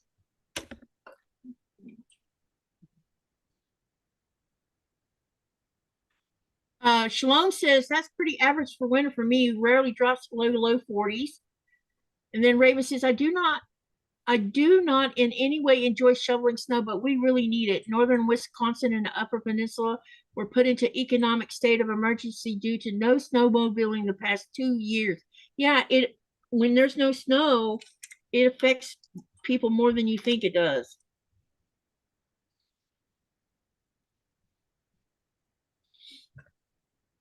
Because, you know, snow and ice, especially here in Greenland, way up north, they use that for hunting and fishing, and they can't now right now. And with no ice, see, with sea ice, there's this domino effect. It not only affects people up north's ability to hunt and fish, but they use sledge dogs to travel across the ice. And if they're not getting food to feed not only their family, but their sledge dogs, guess what happens to some of their sledge dogs? They have to dispatch them because, you know, it's either that or their dogs suffer because they're hungry. They're fun to ride, but have a bad side too. Yep. Let me see. Raven says, we're not rural enough in this part of the state. It's more tourism keeps the area going, although I do miss riding my snowmobile to work. I understand that.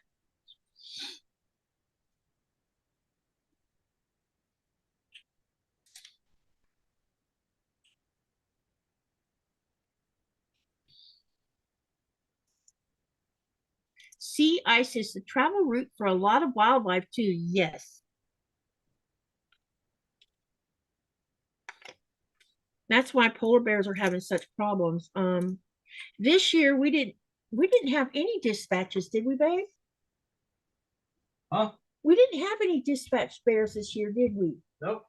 Yeah, this year we didn't have any dispatch bears this year. Last year there was 12 of them. Not that I have heard of. Yeah, I haven't heard it, but I don't think any got stuck on the ice this go around.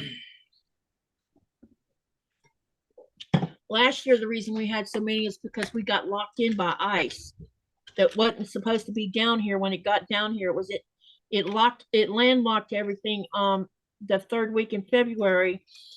And normally that doesn't happen until May, maybe May, June. And normally when the ice breaks apart like that during the later, like early spring from the East Coast, when it gets down to the southern tip of Greenland, there's usually winds that'll drive most of the ice out to sea. Some of it will still get into the fjords, but the bulk of it will end out in the ocean. But because this broke apart because of temperatures like what we're having now, in January, a lot of that ice broke apart last year, and it ended up down to South Greenland, and it got all clogged up inside the fjords and stuff. And polar bears were sitting on that ice. And for the first time in all the years I've lived here, we had a polar bear come through our town. Only I was in the United States when it happened. I'm like, yeah, gummit, I missed out on it. Because my butt would have been down at the harbor having a look and videoing it before they had to do what they had to do. because they tried to run him off and he was a young bear. All he could do is smell food, which means human beings smelled like food. I think he was about a 2-year-old bear. Must have got separated. Either his mom weaned him, or he got separated from her somehow.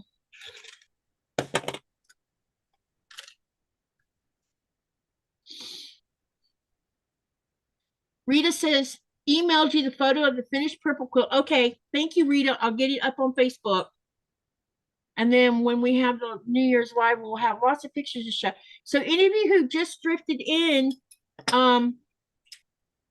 so let me share some links again, because I'm going to keep doing this, because if I don't, then y'all won't know to do it. So we have a 12-hour live coming up on New Year's Eve. The channel hit 10,000 subs, what, a week ago, probably, Chaunda? Something like that? Yeah, that sounds about right. Yep. And so during the 3rd annual 12-hour live on New Year's Eve, we're also going to do a drawing of 8 gift cards, 8 $25 gift cards.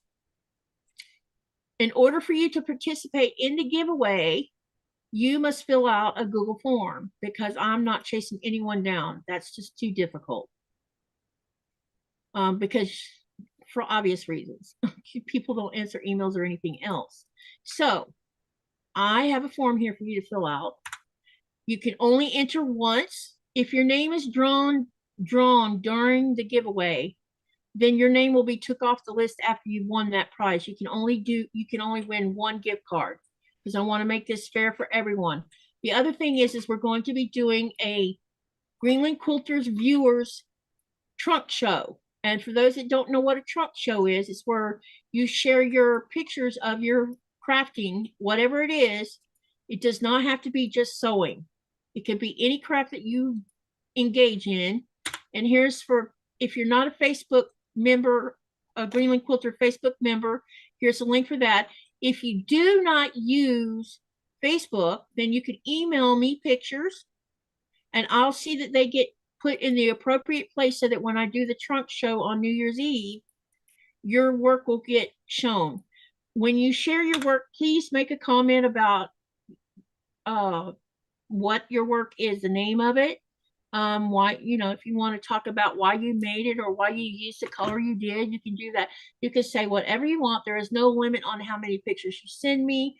I mean, we got 12 hours to do trunk show in, so have at it. We will get it shown. It's my way of paying it back to you guys for not only because you support my channel, but you come in on my lives, y'all watch replays, you comment, y'all just you're the best group of people I have ever seen about being so supportive of channels, and I appreciate that from the bottom of my heart, especially this hitting the 10,000. Really, I'm still shocked by that. You've worked hard for it, Katie. You put in a lot of time and effort. Yeah, I know, but still, it's oh, when it started rolling, getting closer, my stomach would just like twist, because I never expected that to happen. I mean, somebody said it's unheard of for a 2-year-old channel to do that. 2.5-year-old.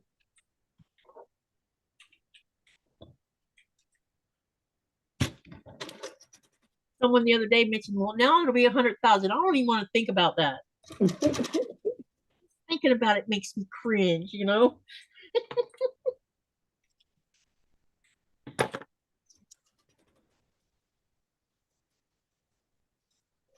I'm just happy that I have met some really nice people. Hey, Rose Smith, China, where have you been? You have been missed. Who's China? Probably means Chaunda, probably autocorrect. Oh, Chaunda. Okay. I was like, wait. It says Rose Smith. Oh, I need to go to the chat. Hold on. I had to check my pattern, so I lost track of the chat.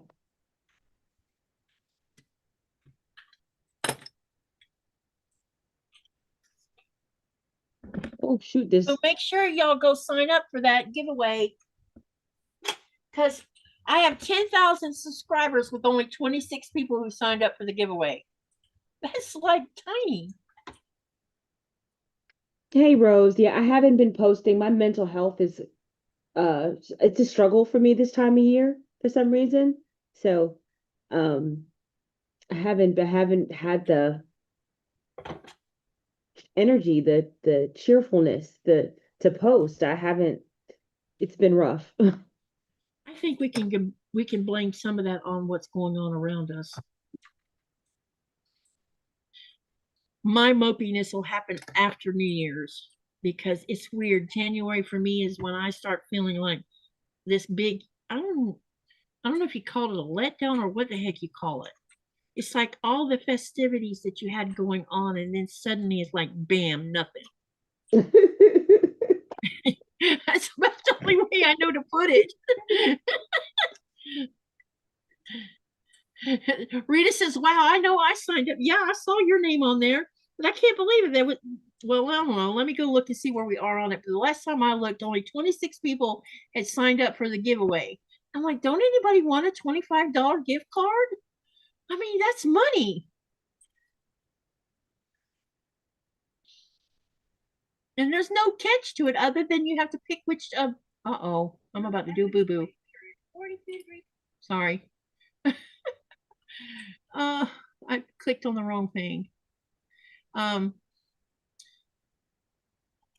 What was I going to, it had to do with the card. I mean, I gave you a choice of who you could choose as a vendor on top of it. Well, we're up to 30 now. Good. Someone, let me see here. Who signed up twice? Should be able to do that. Anyway, you have a choice of Fat Quarter Shop, Michael's, Shabby Fabrics, Walmart, Amazon, and Cotton Cuts. So there's a variation there. I tried to check into Hirschner's, but I could not find a location for a gift card for them. It was straight. They had gift cards that they would mail to you, a physical no card, digital ones. and no digital one, which I thought was a little bit strange.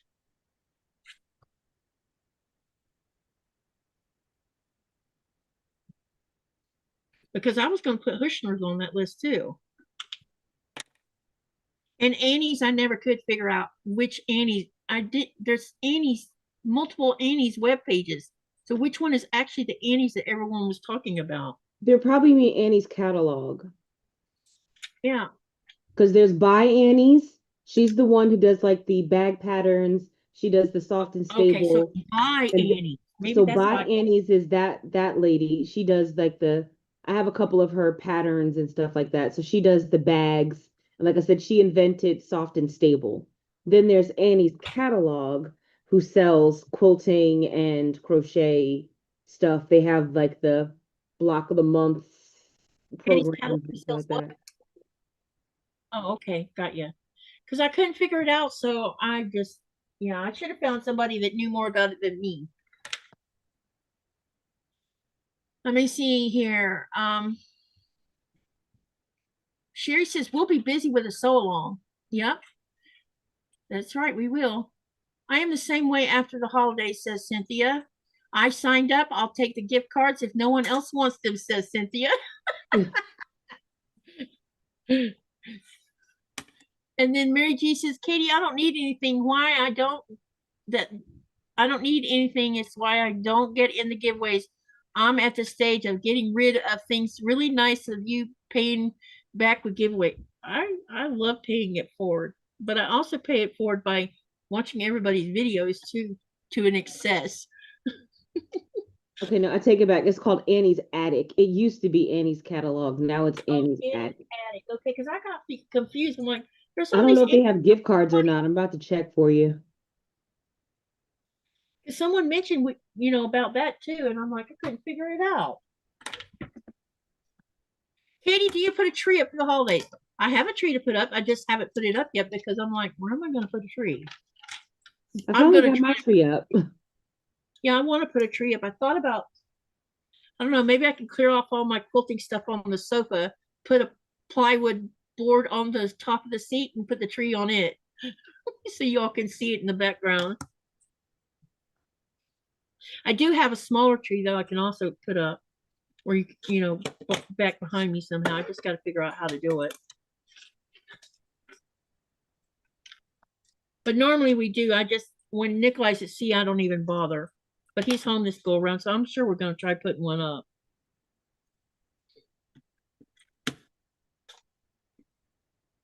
No, I don't see any gift cards. Yeah, I looked and I couldn't. I'm like, okay, I don't. So maybe I wasn't looking in the right place or something. I didn't know. I did try though, because I knew a couple people mentioned Annie's. I'm like, I couldn't find it. So, and some people, and I knew that if I put Target on there, some people might not even bother with Target because their Target and Amazon. Well, surprisingly, I don't know if anybody really boycotted Amazon, but I did hear they boycotted Target and Home Depot, which we're not even doing gift cards for Home Depot, so I wasn't worried about that one. Yeah, I had to get my washer dryer from Home Depot. I didn't have a choice. Well, I get why they were boycotting them. It made total sense.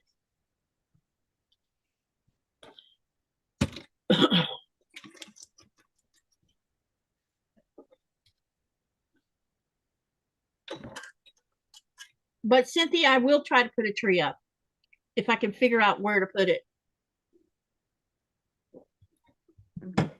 I might have to box things up and stick it in the cold room just for a little while.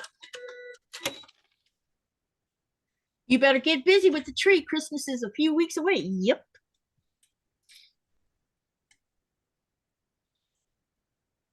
Hey, Benji. I hope I said that right. They are boycotting Amazon. Yeah, I thought I heard that some were boycotting Amazon too. So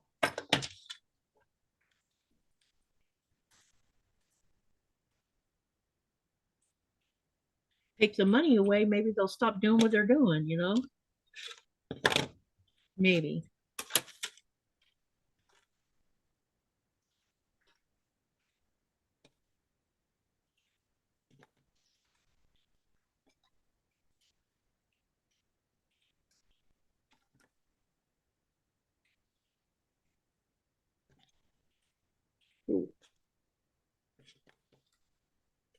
Still didn't find it? Oh no, I just no, I mean I stopped looking. Okay. I don't think they have any. I've looked everywhere. Yep. Okay, now let's see number 3.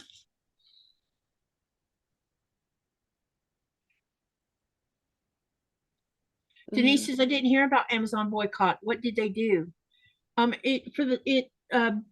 Amazon, Home Depot, and Target, they were all involved in some stuff that they should have, yeah.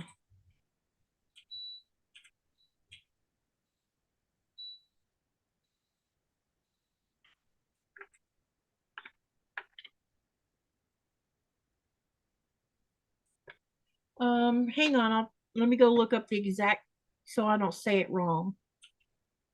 Part of it had to do with ice. And the other part of it had to do with something else. I can't remember the exact wording of it. But I can tell you in just a second.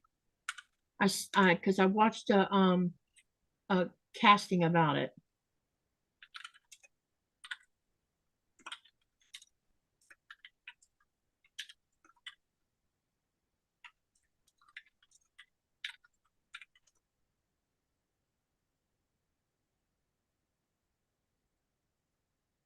They're protesting the alleged collaboration with the compliance to policies concerning the administration, particularly oh, here we go. It's about DEI.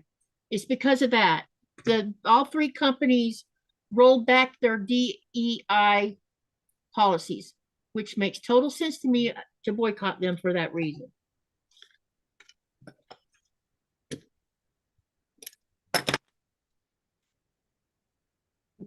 And so the boycotts basically don't spend money, which the company won't get money from people if people are not shopping them.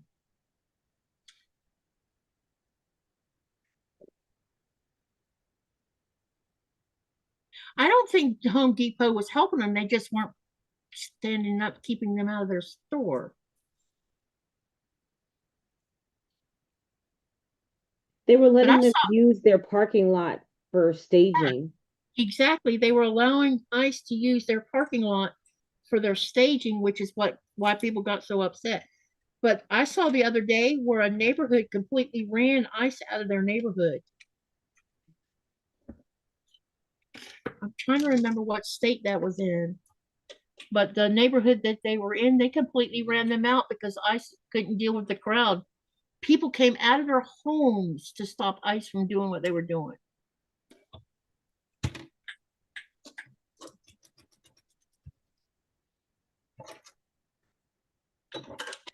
They wanted to enter one of their neighbors' homes, and then the neighbor came outside and she says, do you have a search warrant to come in my house?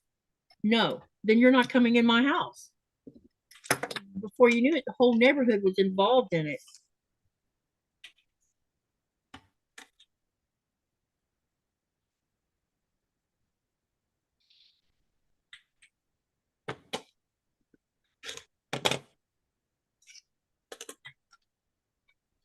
It's crazy. I mean, it'd be like you've been living, you said you've been in Greenland since 2012, right? Yep. It'd be like somebody coming into your home, dragging you out, and shipping you not even back to the United States even, but shipping you to like Panama, someplace you've never been. It would be crazy. Yeah. And I have proof. I have a residence, and some of the people that they're picking up actually had legal proven that they had a right to be there, just like I do. I have a little card that says I'm a resident of Greenland. So and I don't feel like this is political. This is just human beings' lives being torn inside out.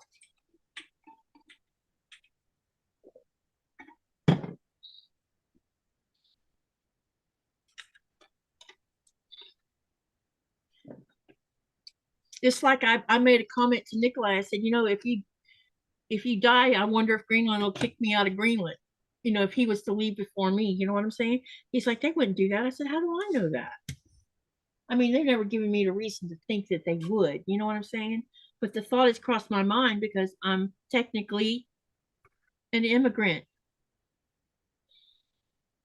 Katie, how many grocery stores do you have? 2. We got 2 brand names, but South. She's going to go work on a quilt now. Have a great night, everyone.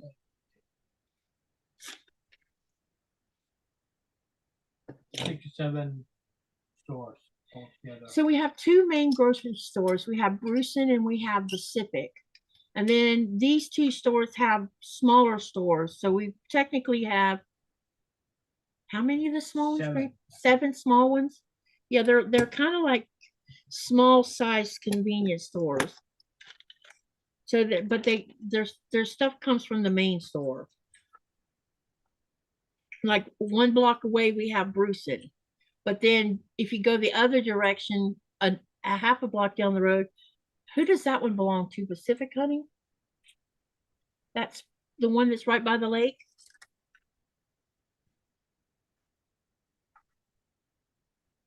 I think that one belongs to Pacific, I think. It just had, yeah, the one down by the lake. Who does that one belong to? Pacific. Pacific? Okay. Yeah. Or Spar, the Danish company. Yeah, the Danish company. Do you have any department stores? No. We have a like down there at Pacific, there's a second floor above the grocery store itself, and it's called Northrop, which I still struggle to pronounce properly. So it has things like electronics, some housewares, like small appliances, but they also sell washer, dryers, dishwashers, refrigerators in there also. They have a small toy department. They have a small clothing department. So there's a small things, but I wouldn't consider it to be like a department store. Like we went in there a couple days ago. We were upstairs and I noticed they didn't hardly have any Christmas decorations to sell. And I asked them about it. I said, are y'all going to get any of that? She said, nope, that's all there is. So this year, both stores hardly have any Christmas decorations this year. Yeah, it's like a general store, yes.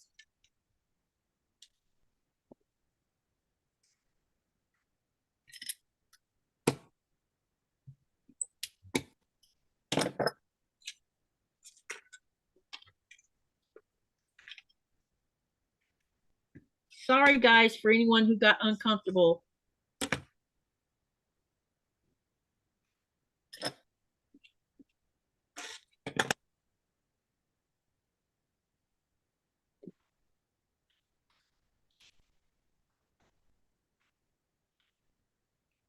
Okay. I thought about trying to video this year of stores, but I haven't checked Use. Maybe Use has Christmas stuff.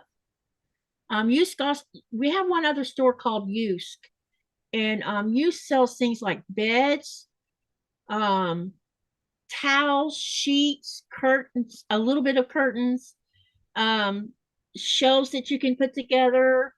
It's like it's not exactly a furniture store, but it sells a combination of things that you would put in your house. So I'm not exactly sure what you would call it, because normally in the States, if we went to a furniture store, you would find furniture and large appliances. In this store, there's like Torque had the refrigerators and things like that, but Use doesn't sell any appliances. So it's kind of different. Shalom says Use is like which brand of IKEA? Yeah, that they sell their furniture is similar to IKEA. It's just not as well built. And Dubrovka says, I love to chat about all stories. Thank you, y'all. I didn't want anybody mad. I know. Because it's always such a touchy topic. Yeah. And I don't want anyone being upset. Let me see here. Let's see. Cynthia says, I didn't get uncomfortable. I just didn't want to break any rules. I don't have any rules in here, actually, except to be nice to each other. That's my only rule. Because we can have discourse, which is the new word of the day, seems like, without being mean to each other. Because it's okay to have a difference of opinion about anything, and having a difference of opinion doesn't mean you hate someone, because you don't.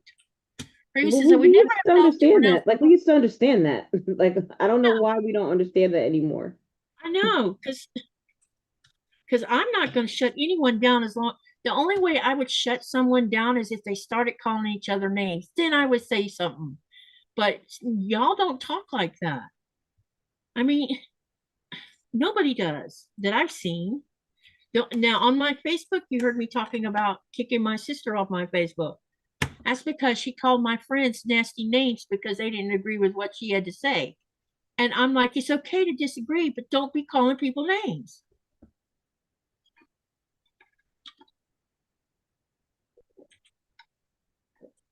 Shalom says some people say it's yisk, but that depends on region. I probably don't even say yisk right, to be honest, because it's a JSKR, I think, something like that. Cynthia says, okay, I'm used to channels having rules when you first come in. It's been a while since I came. Yeah, I don't have any rule other than to please be kind to each other. And if you have a difference of opinion, that is fine. You have a right to your opinion, and I am not going to say any different. You can share your opinions. Just don't be mean. Oh. Then I might say something.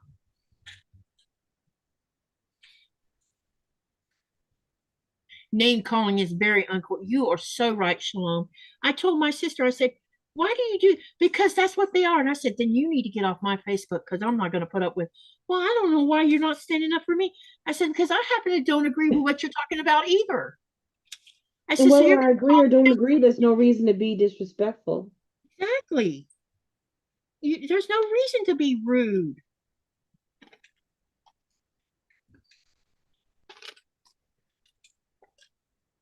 But she There's has no my reason. dad's temper, is what it is. She's got this hot attitude, and it don't take much to set her off. Me, we talked quite a bit about my anger issues concerning that in there, but I don't get angry at people themselves unless they really do something bad to me.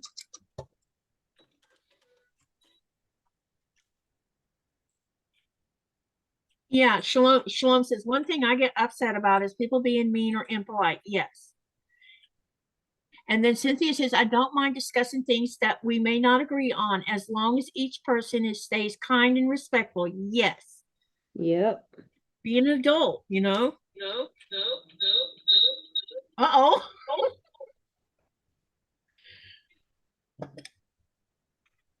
My mom would come after me with a wood spoon if I spoke the way some people do. Ha ha. Yeah. I had my second camera on mute, but I don't know why it started echoing like that. It was still muted. Pick up with the internet. I don't hear it now. Well, I shut it down. I shut the camera off. I don't know. Phones are so weird with this. I discovered there's another setting on the Zoom with my phone. We turned the mic off, and I thought, but I could still hear somewhat of an echo. Come to find out, there's also a thing up there that says audio, and you have to turn that off too. Very weird. I never noticed it before, but it's there. Biggest day down there on that menu. It says audio, and you click it, and it puts an X on it, and then you don't hear it at all. Okay. Know what to do. Cynthia says exactly. Yeah. Yeah, I don't feel like I need to put rules in this channel. We're all adults. I'm still a child. I play with Legos. Did you hear Nikolai? He says, I'm still a child because I play with Legos.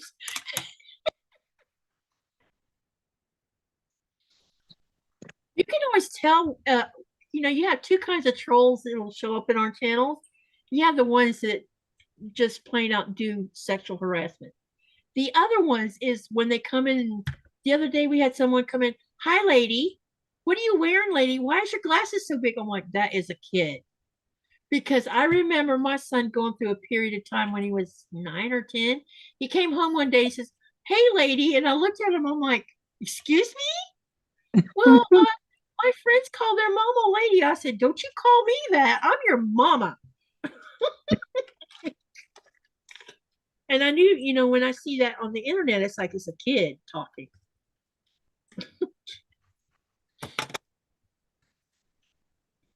Denise says you can't always tell by reading a comment how it was intended to come across. Like yesterday when I said I was getting out of here, I listened to talk radio in my sleep. Yeah, that's why I asked what did you mean by that, because I thought I had missed part of the conversation. And then she directed me to a comment she had made up above, and I'm like, oh, now that makes sense. Because I thought, wait, what did I do?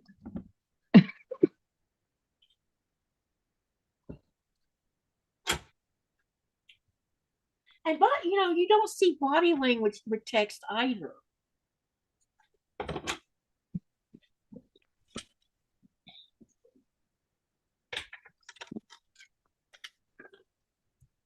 But I will never ever be mean to any of y'all, ever. That's not my nature. I always get in trouble for my my emails because I'm very clinical and it comes I don't it's like it's not rude, but people read it as rude because it's just very matter of fact. Like I'm at work, so I don't have time for flowery language. Like I just want to get to the point.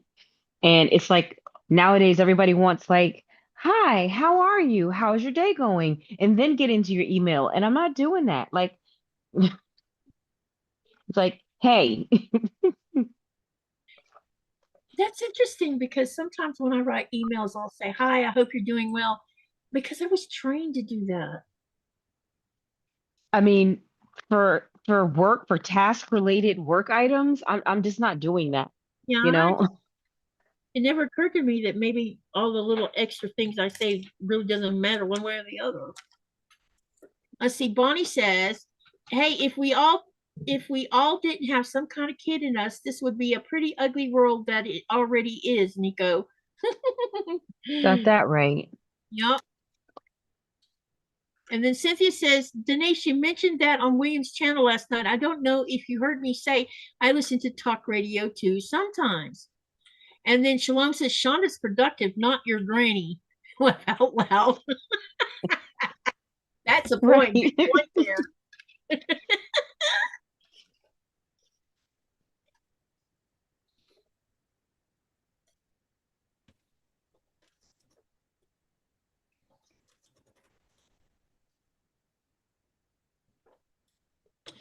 Some every now and then, like in tour, because I'm a tour guide, like this year, one of the that's not right.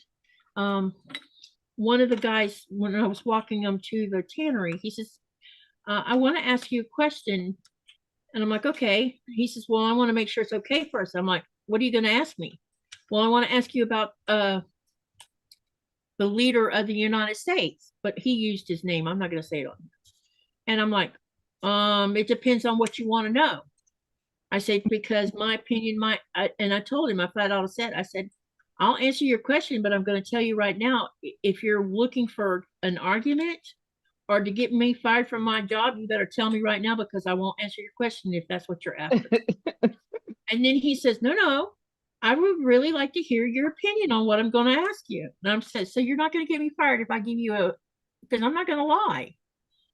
He says, okay, it's fine. No, you won't get in trouble. So he asked me his question and I gave him his answer and he says, you sounded about as truthful as I've seen as someone said with the answer.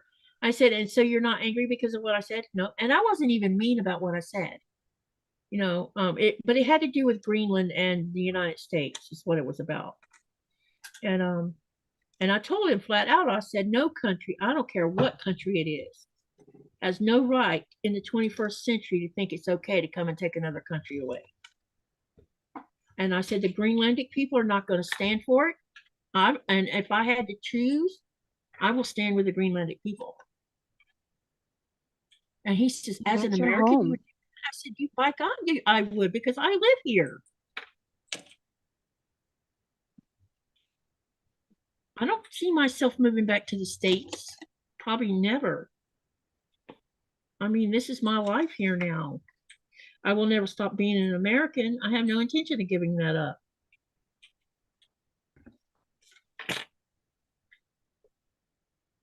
Because that's who we are as Americans. We just don't do that. Usually. And he was nice to me. He said, thank you for your answer. And I said, so are you going to go tell my boss? And he's like, no. Because I was so when I got back to the office after the tour guide, I said, I need to tell you something, Bitsy. And so I told her, and she looked at me and she says, okay, no problem. I said, so I'm not in trouble? No, you answered his question, which is what he asked for. Because she's talked to all of us about politics and how much we can say or not say, because of the current things and that's been going on and stuff. Because we didn't have to worry about that until so long ago.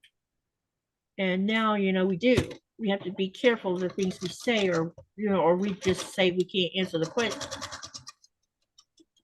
Depending on what the question is, actually. And for the most part, she's left it up to us to decide what we'll answer and what we won't answer. Well, that's good. Yeah. She's not, what's the word?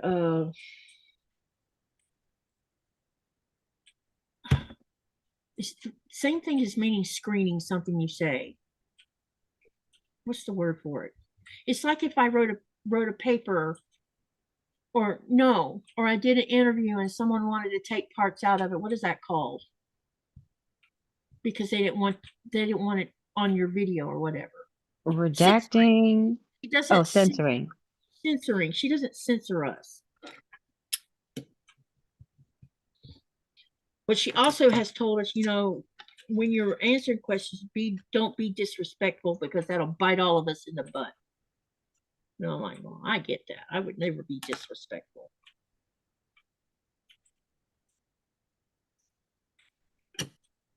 She's a good boss to work for. She really is. I mean, you've heard me talk about how she throws me under the bus sometimes. But she throws all of us under the bus sometimes. I need you to do this job, even if you've never done it before, We've all been voluntold. Yep. And now, it's worth it. When she first done it with the tannery, and I'm like, how am I supposed to tell these difference between all these seals? And she says, you'll get it. I promise you, you'll figure it out. And now I can actually tell you which one's what, but it took a while. So today's observation is that Chaunda is a task-oriented person, says Cynthia. Shalom says, yes, professionalism.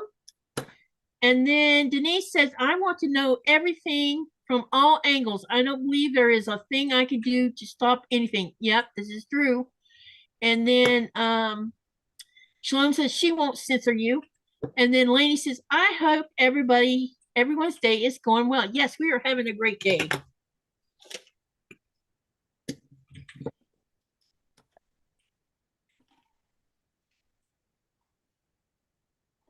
Brovka says, Katie, that is the reason I really like you. We can share our opinions and be kind at the same time. Yeah, I'm just not going to turn my channel into a censorship kind of thing.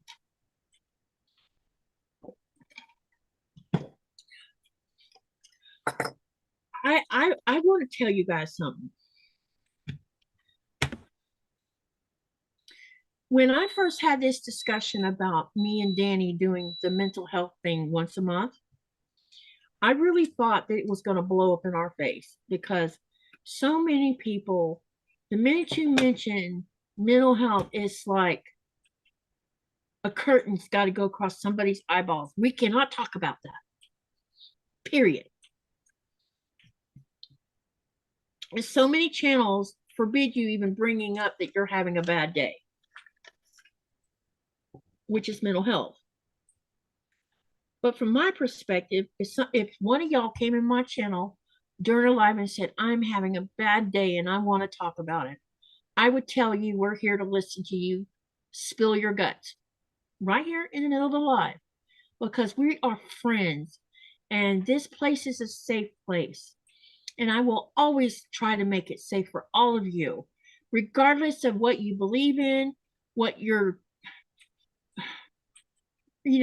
all of it. Because we're all human beings and we all need friends and we need love and we need kindness. And, I can't reach through the monitor and give you a hug, but I can tell you that I'm sending you a hug, And when I started the mental health thing, I actually thought it wouldn't work, but we're 8 months in and we're doing good with it.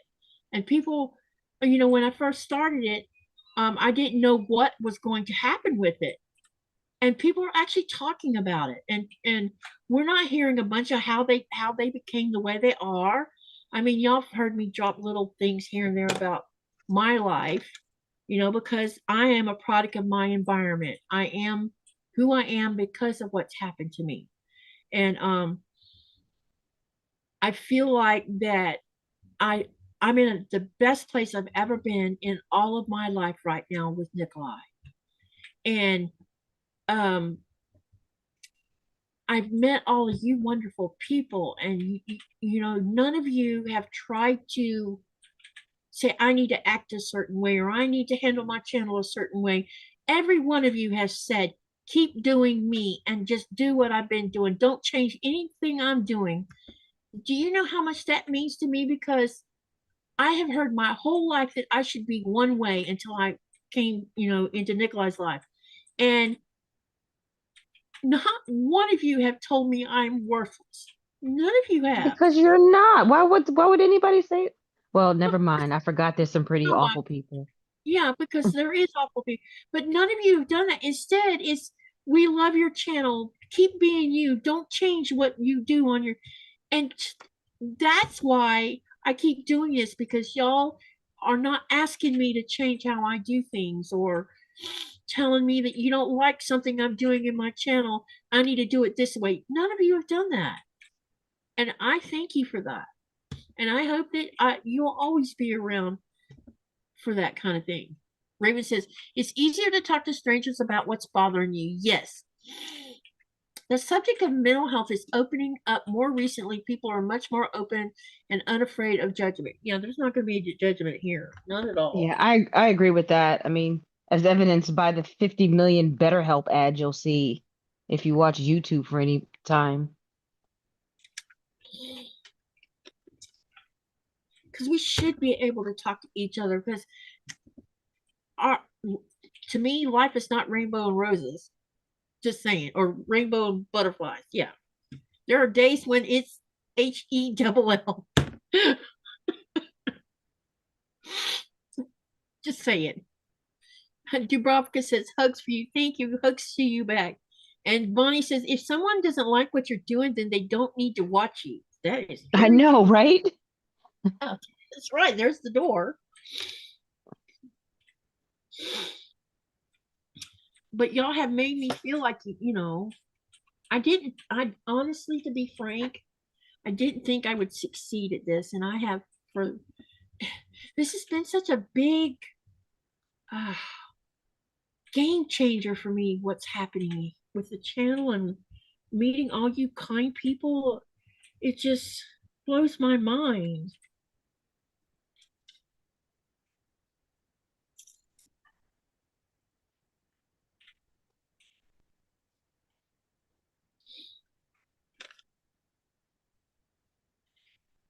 Your Santa thing is getting pretty nice size now, looks like. Yeah, it's as big as it's gonna get at this point. So right now I just have to weave in the ends. I have to put the string, the drawstring on it, and I have to add the mustache pieces. I already crocheted those.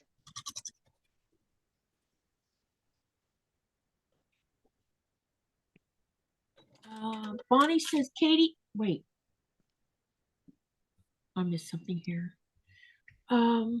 Shalom says, have you ever heard of Jefferson Fisher?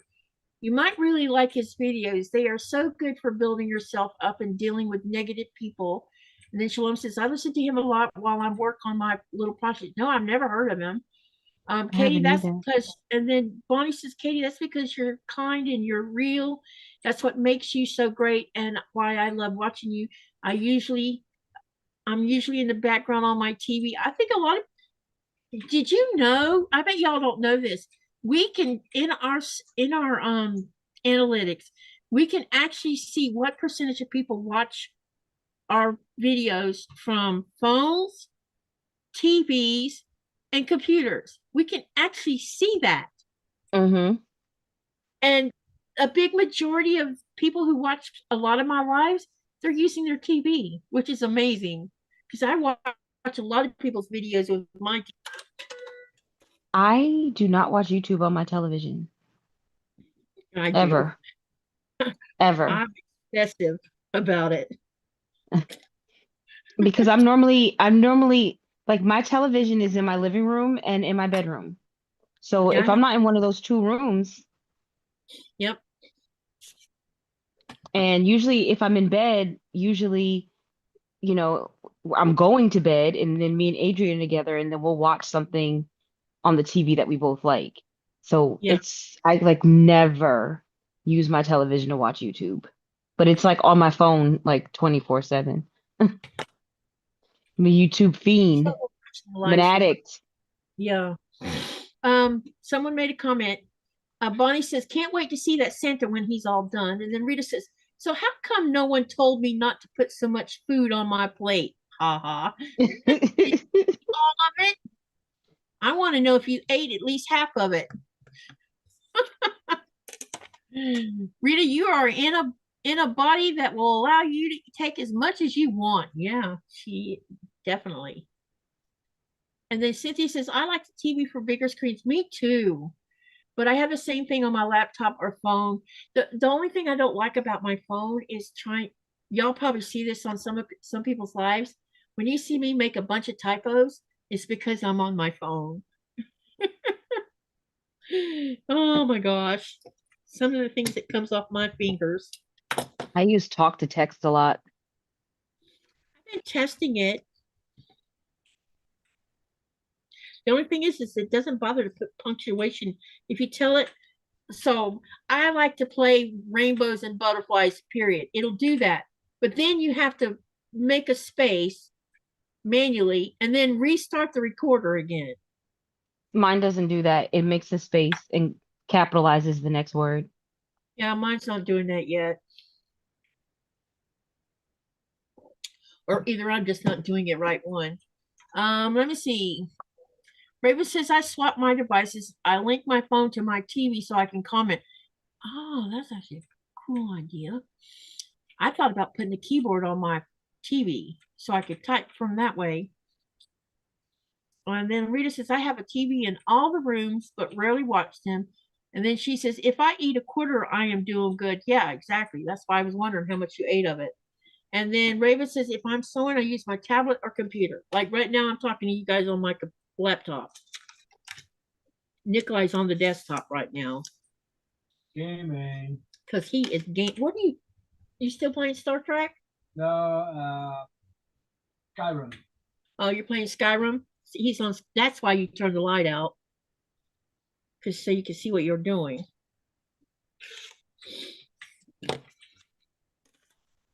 You'll probably notice the camera changed a little bit because he flipped one of the lights off. I need the light up because so I can see better because some people are in the shadows.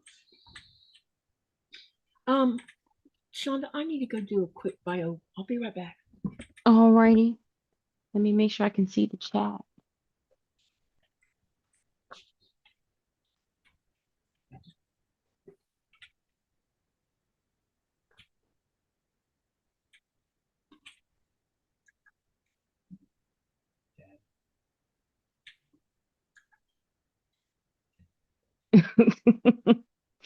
You know, Rita, with talk to text, the problem is sometimes I realize that the southern drawl will come out and it doesn't know what I'm saying.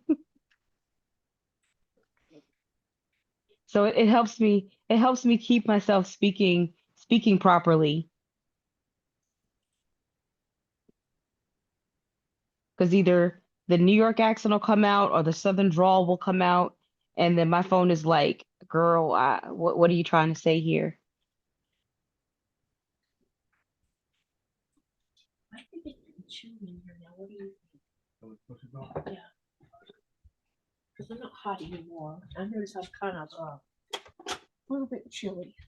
I thought about putting a TV in my craft room, but there's no place I could put it where I could always see it.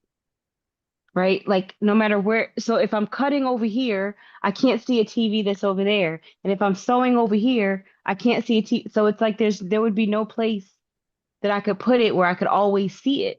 So I think that's how I really started using my phone all the time for everything because I can just move it with me. So if I'm cutting, I move my phone over here. And then if I'm pressing, I move it over here. And then if I'm sewing, I move it over there. Raven says that block is made of my two favorite things, fairy dust and purple. I know. Isn't this purple amazing? Is my camera off? Wait. No. Oh, I have fabric upside down. This color is amazing.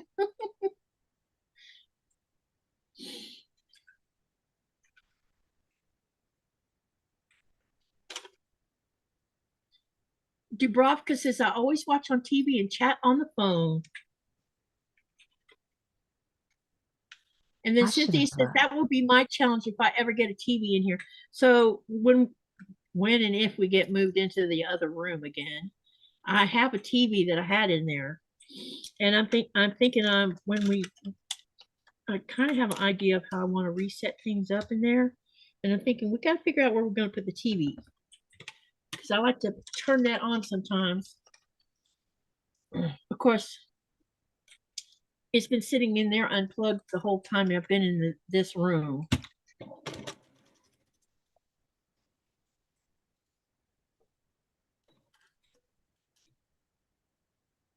Rita says she has a TV on the wall which faces her sewing machine, but then again, her craft room is set up in a C shape. Computer, cutting area, sewing machine, then the ironing table. Yeah, yeah, mine too. It's like a three-sided square. So there's no place I can go where I can always, unless I completely change my setup, which that could be an option, but I'd have to just rearrange everything if I wanted to put a TV down here. And if y'all have any idea how lazy I am, then y'all know that's not happening. Too much trouble, right? But yeah, too much trouble.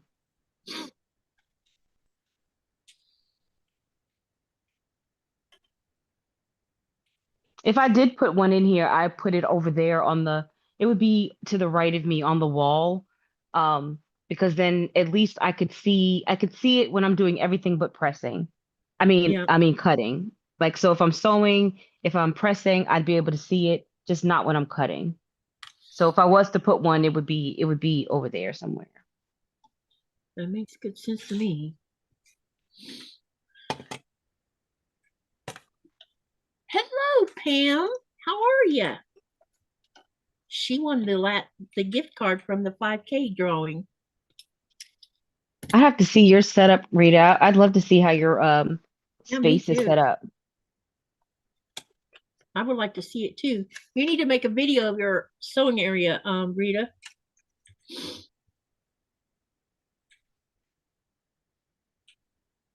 Oh, yeah, you Let's see. Raven says she wants to mount a small TV above her sewing machine. Oh, interesting.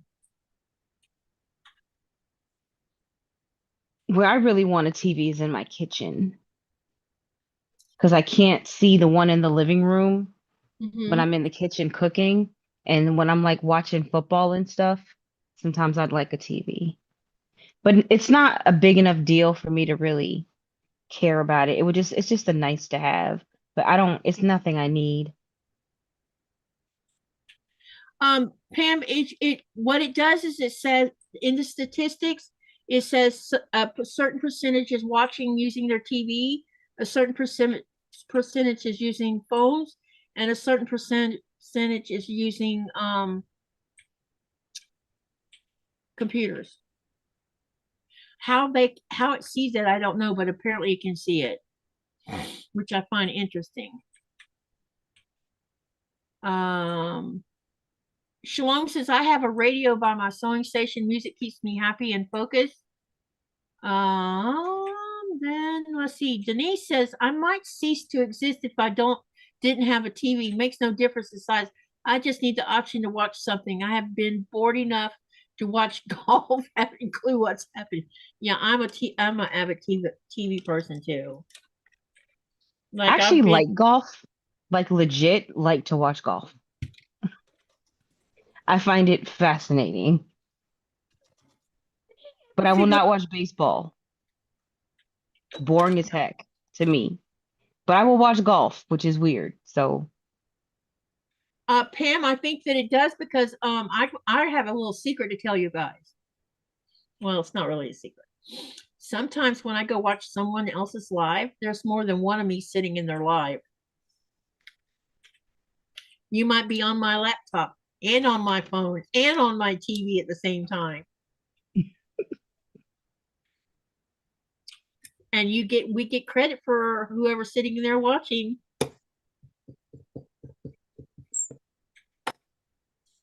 Cynthia says, in Oklahoma, I had a house to myself, so I set up in the dining room where I could see the TV in the living room Here in Virginia, I have to share the living room TV. Ooh, boy. But to answer your question, Pam, I think so. Yep. It just doesn't tell us who's watching us. Oh, so the other thing it tells you, it does say this. It tells you what percentage of depending on the sex type, what percentage are men watching us? What percentage are women watching us? What percentage of the children age. are watching us? It also gives you age groups. It tells us what age group is watching us.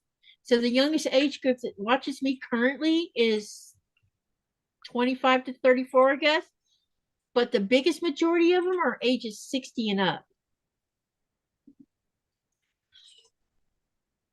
But the men percentage versus women percentage, it started out being just very little men and a bunch of women, but now it's evened out where it's half and half. So I have no idea what men are watching me, but someone is.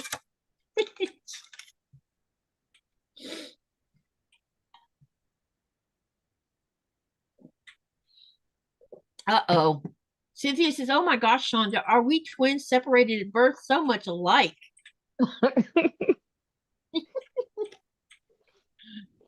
Just be like that sometimes. Like sometimes you just be like somebody sometimes. Just be similar. Yes, what Rita said too also shows what percentage is subscribers versus non. So here's the other, there's been a big debate. We can talk about that now too, since you brought that up. So currently, I think my percentage of subscribers is around 74%. The rest of it is non-subscribers. Now, a lot of people set their channel up so that when a non-subscriber comes in, they can't talk unless they subscribe. But to me, I feel like if you make that restriction, you are cutting off your hands, because some people will be like, screw this. If I can't talk because I'm not subscribed, I'm not going to come and watch. I would rather they watched me and still be able to talk than to be lock them out of the ability to talk and hope they stick around and watch. Does that make sense? So I don't have that restriction on my channel either.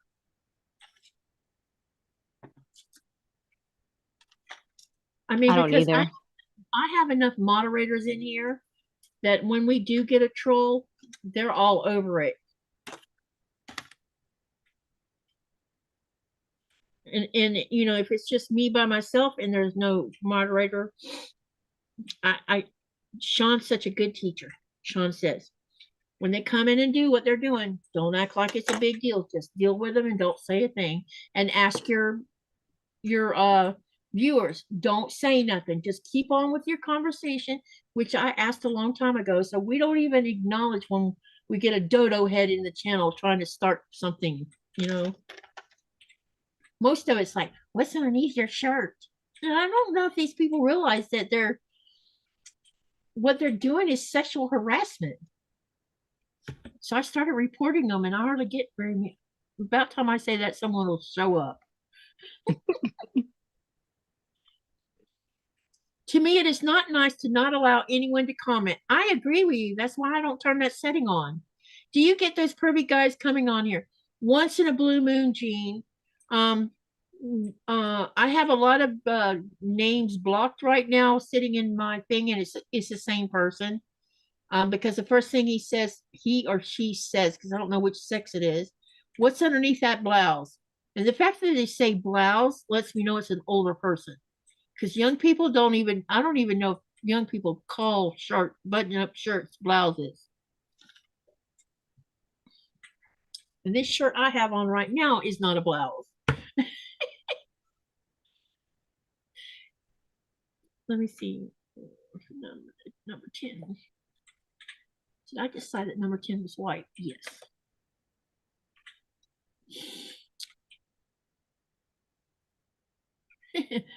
Rita says, mods wear.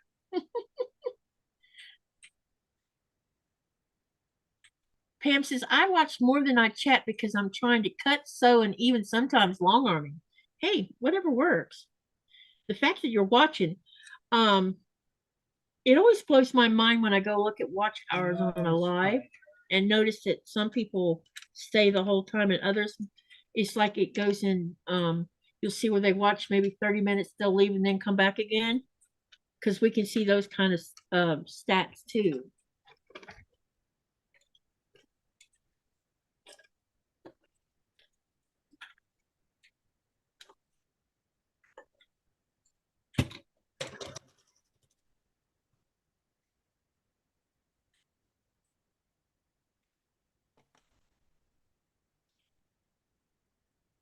Jean says, me too, to Pam. Listen more than watch.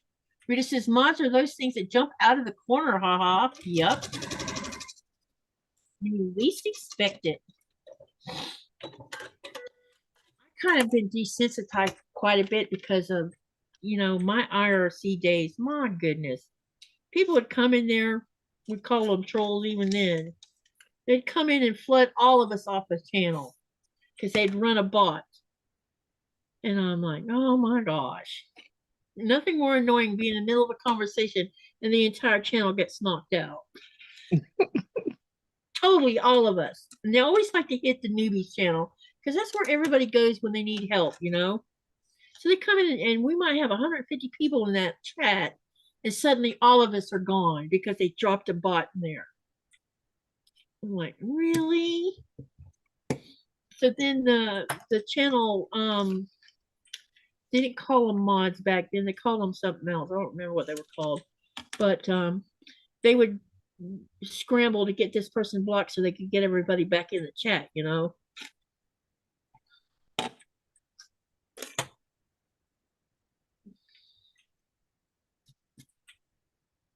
When I met Michael and Melanie and they had that private channel, let me tell you what, Michael had control of the channel. No one could ever get in there and flood because he could see them coming a mile off, seemed like.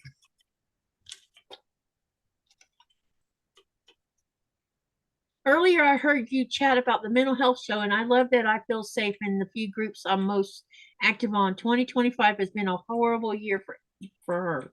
Yep, and that's why I'm doing this, because we just need to be able to talk. I had a conversation. I tried to mention it the other day. Let me see if I can find, because I mentioned a quote, and it really resonated with me because it made better sense for me.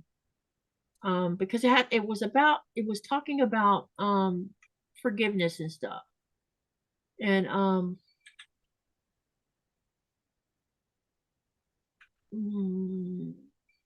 let me see if I can find what it was so I could read it to you guys. And when I read more about what the comment meant, it made so much sense to me.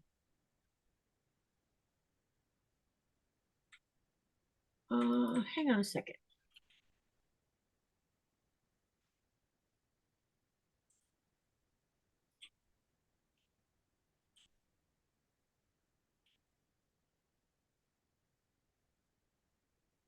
Because I want to read it to you guys. And it may not make sense to some, but from my perspective, when I read further about what the actual quote, you know, more expanded version of the quote itself, it resonated with me. And I'm like, this makes sense.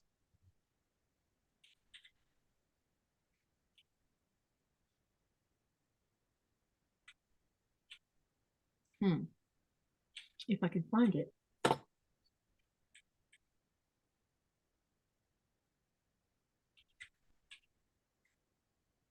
Okay, here's the quote. Giving up the hope that the past could be any different. So think about that comment, and I'll type it in the chat. So now, this may not resonate with some people because, you know, maybe they don't have things in the past that was bad, you know, like I did. But when I read this, and then I read more of what the writer of this comment or this quote said, it basically saying that, you know, you don't have to, it had to do with this and it had to do with forgiveness. and whether you needed to forgive the person that may have caused you to have the resentment you have about the past. This is the quote: giving up the hope that the past could be any different. It made me realize that thinking about the past and how it makes me feel, I can't change that. And it was like an aha moment for me. It will never change what I've been through, ever. You can't undo what's been done. But what I can do, move forward and not let it doesn't stop me from living my life, but sometimes it gets in the way of me living my life, if that makes sense. It does. Because some people think that I spend every day of my life thinking about it. No, I don't. Then you get comments from some people that says, you just need to forgive the persons that did what they did to you. Why should I forgive them of anything? You ain't got to forgive them. Why should I forgive them? They didn't come and ask me for forgiveness. Why should I even bother with that? That's like giving them the reins and say they won.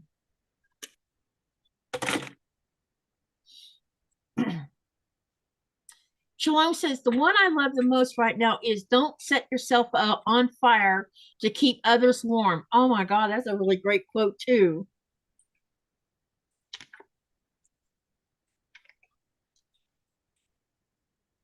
And then Raven says, I missed to talk about IRC. Honey has a dumb tattoo that says, or tattoo that says IRC is cold. I mean, cool. Oh my goodness. And I bet every time someone sees IRC, they're like, what's that? Is it still running? No, we're talking about my IRC days. It's, one of them just posted that she has a honey that has a dumb tattoo on him that says IRC is cool. Are IRC still running? Or? I don't know. I don't know if it's still running or not. Last I checked, it wasn't. I mean, you can still log on to IRC, but no one's there. People pretty much stopped doing that, I think. Raven says she doesn't think it's running anymore. I don't even know what that Raven says he was 18 when he got that tattoo. That is too funny. A tattoo with IRC is cool. I wonder if he regrets putting it on himself. Pam said she heard something years ago that gave her a great new perspective. We can't choose how our lives began, but we can choose how our lives continue, or something like that. That is a great quote, Pam.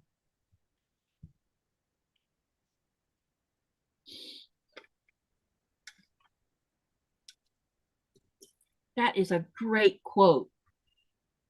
And then Raven says, I don't think Ventrilo is an added option when you got a server anymore. Yep.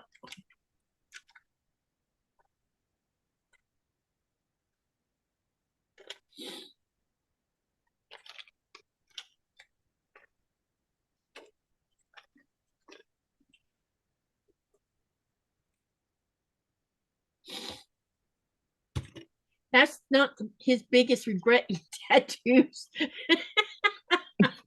Oh my gosh, IRC is on his butt, but nobody sees it. Oh my goodness.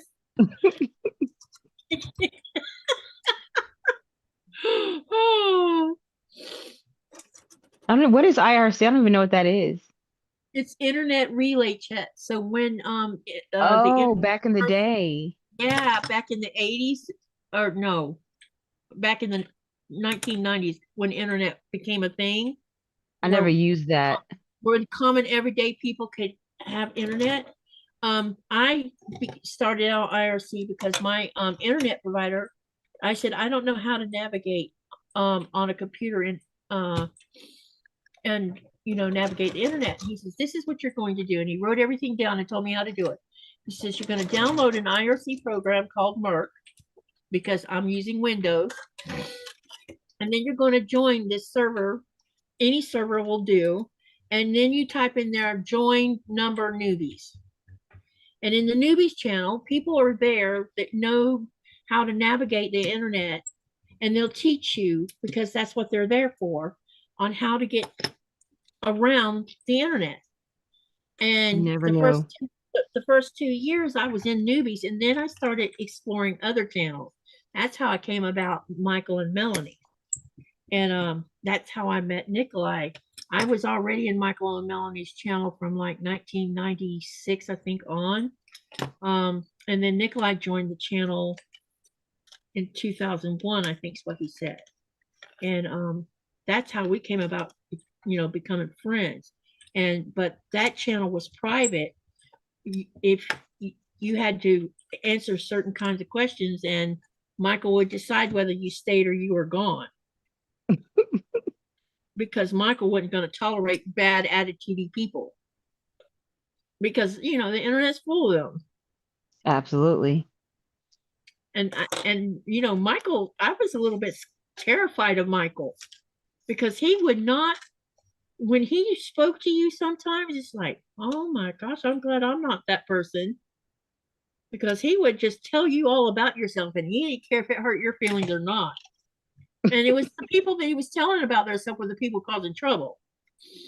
And that's why he would just put their behinds on out the door, And so when I went to New York to meet Michael and Melanie for the first time, and Michael's like 6'4", and Melanie's shorter than me. And when he hugged me, and he says, it's about time we got to meet each other. And I'm like, you're not so scary like I thought you were. And he looked at me like, did you really think I was that scary? I said, yes. Oh my gosh. He says, no, I only put that persona on when people act like jackasses.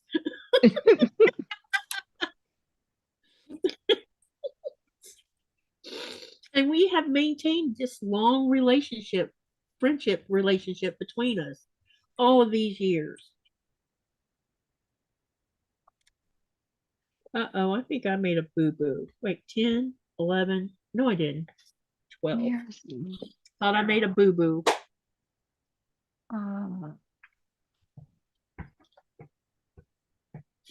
Rita says, my channel was number friendly that I created. My goodness, I made a ton of Merc apps so much. It's an old, it's like it's kind of like Discord. I find Discord a pain in the butt. It's not easy to navigate Discord as far as I'm concerned. I think I've become spoiled by using Facebook and YouTube, because I can navigate that no problem.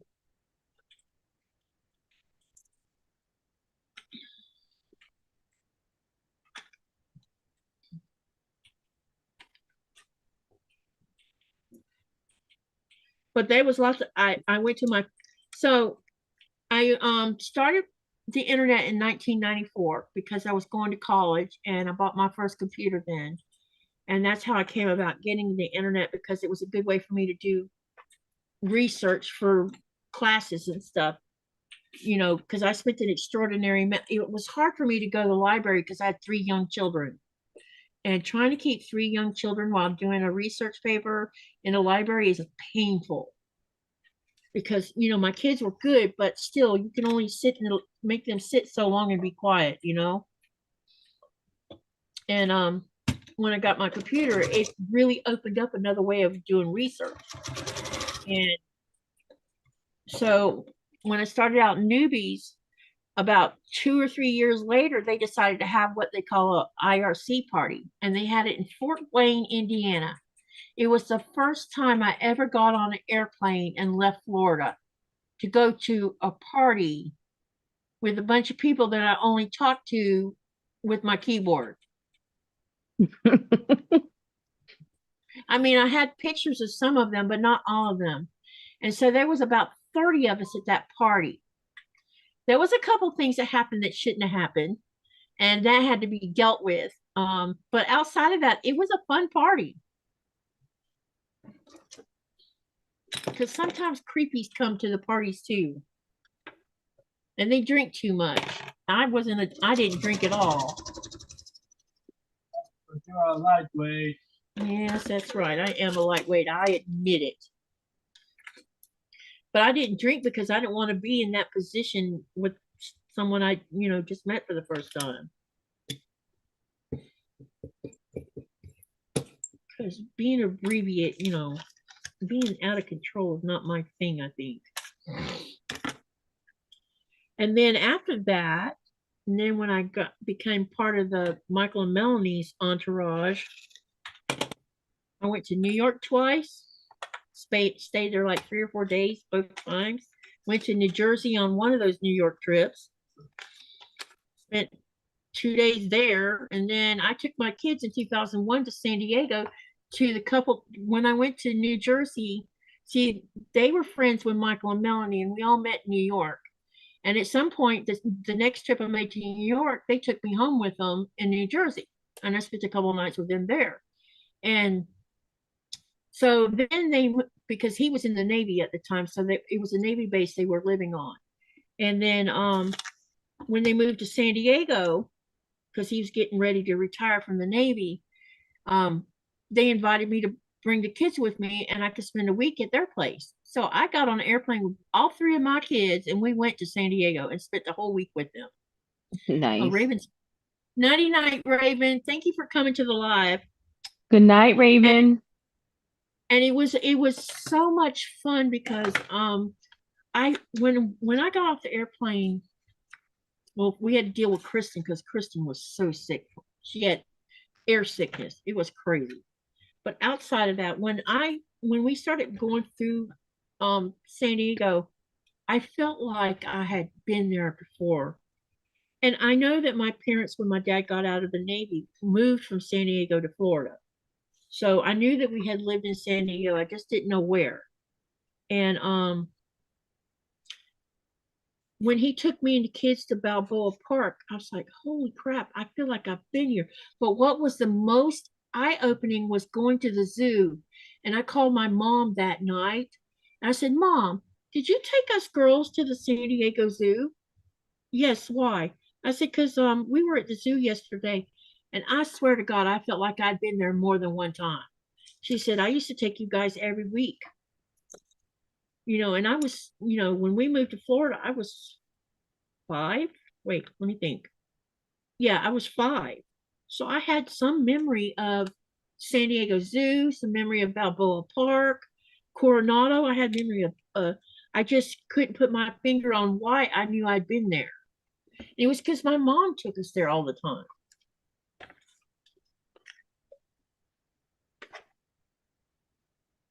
Katie, you are brave. I chicken out even attending Zoom due to my anxiety. Yeah, the only problem I have with airplanes is people. And I really didn't realize it was a problem until after my father passed away. And then it became an issue. Between that and my first husband harming himself, it kind of brought everything to a head. That's when I got diagnosed with PTSD and 2 types of anxiety disorders. And one of them has to do with being on airplanes with people. It's not flying that's a problem, it's people. And them touching me. I don't like being touched on airplanes. For me, it's the flying. Yeah, Definitely the flying. I actually like the flying. It's just, I don't like people touching me. Not without me saying they can anyway, put it that way. But people, I can feel people's, it's because I'm empathic. That's part of the problem. And I can feel their emotions, whether they're displaying them or not. And I don't like it when it washes over the top of me, Yeah. It's like my sister, when she gets angry, it's like a tidal wave that'll wash over you and knock you off your, not literally, but knock your brain off, So when she's angry, I don't hang around her.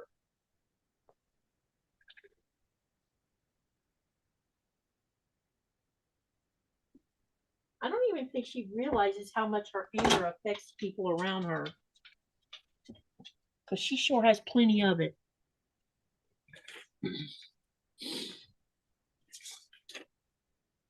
And I love my sister, so don't think I don't. Oh my gosh, I missed a spot on here.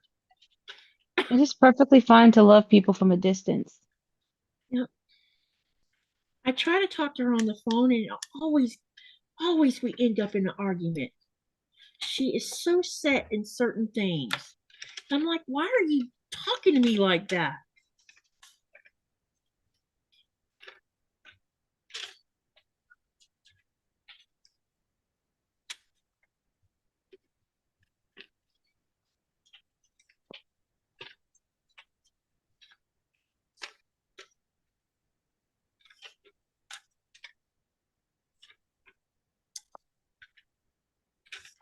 Oh, the reason I write my numbers on the back of here, because someone asked me why I make lines, but I also write my numbers on the back because there's an order that you have to sew these this log cabin in, and if you don't do it in the right order, you end up with a foobarred block.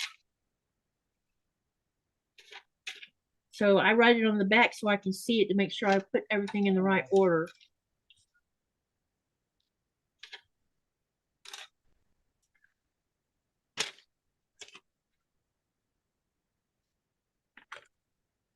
Hey, Joyce, how are you? Katie, oh, let me see. She says, hey, Katie Bugs, Chaunda, Nico, welcome home, and hi, chatters. And then Hey, Denise, Joyce. yeah. Shalom says, I have a victim sister who drunk dials. I get it, Katie. I love her, but I sure don't like how she behaves. Yeah. I would be afraid to bring her around my friends because I think she would, yeah, she would probably come off as a certain kind of person. And yeah, I don't want to explain that.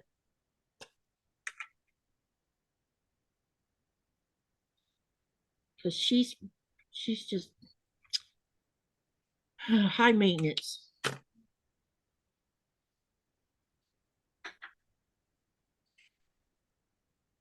Well, we've all got one in the family, so. Yep.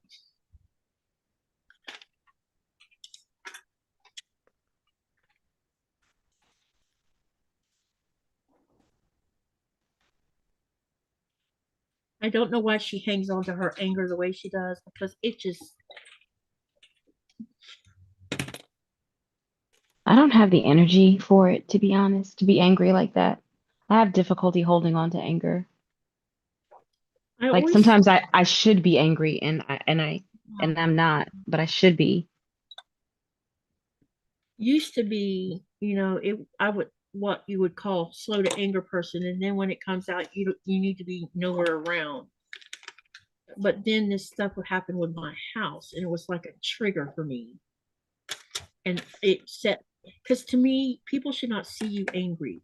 Is what it was. I would keep whenever I was mad about something, I would hide it or stuff it down inside, and but this my anger thing got cut loose because of what happened to the sewing room. And I told Nikolai, I'm like, how am I supposed to get this back under control? All right, I'm out of here. Are you going to go get drunk? Yeah, I'm going to take our daughter with me to the bar.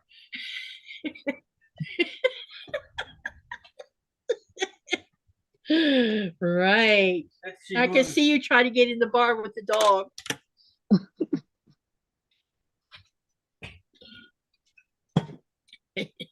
It's a big joke between us. It's kind of like when you hear me say he's leaving to go be with his mistress. Chaunda, what are you working on? Is what Joyce is asking. This is going to be a crochet Santa gift bag.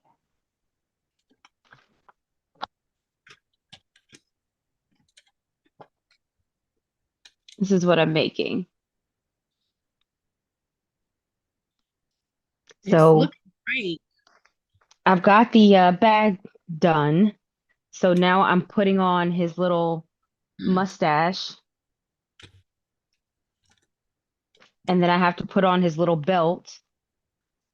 And I don't have any safety eyes. So either I have to buy some or work something else out. Oh, wow, Joyce. Joyce says, my sister that passed away last year that I love dearly. I don't know why, but she brought out the worst in almost everybody she was around. And yeah, it's crazy how that it's like an infection almost when it happens. And then Yeah. Pam says, anger takes too much energy she doesn't have. She barely has Yeah. for herself. It does. It's like it, It's you know, exhausting. is, and I've been open about my anger over this thing with my room, and but I don't stay angered 24/7 either. Just when I start thinking about her getting away with it's what I think angers me the most. She's getting away with it, and which is what irks me the most about the whole situation.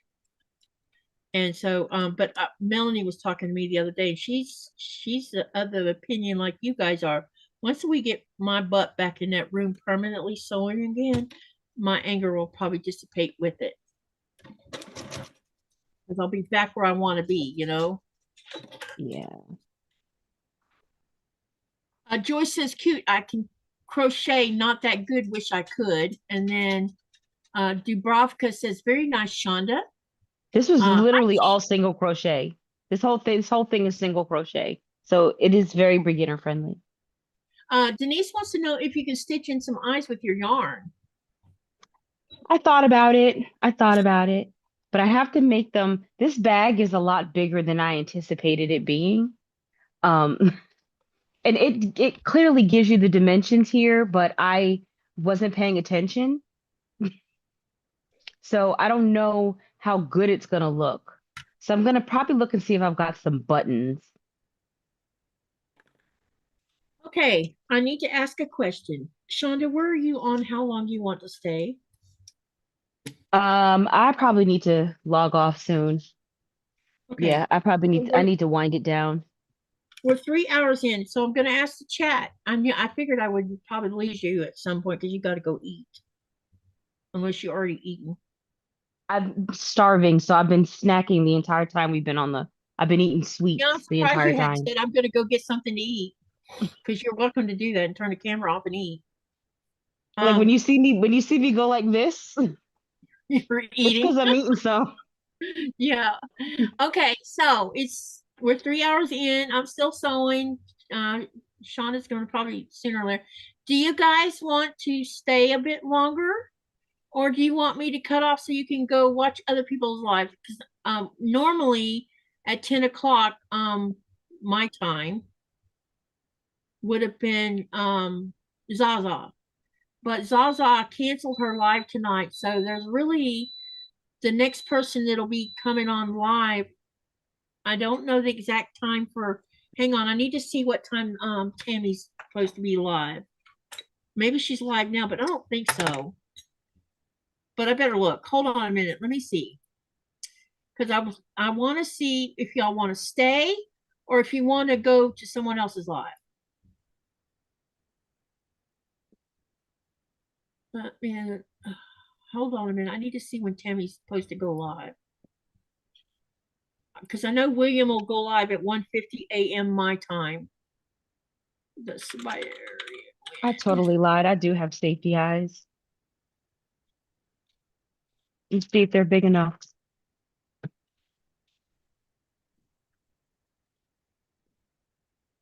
Because I think Tammy's supposed to be live with Sean sometime tonight, but I thought it was closer to like, I don't know what time I think it's supposed to be. Later than he's normally used to being up. Come on, you laptop, give me what I want so I can tell everybody. Uh-oh, wait. Where's that?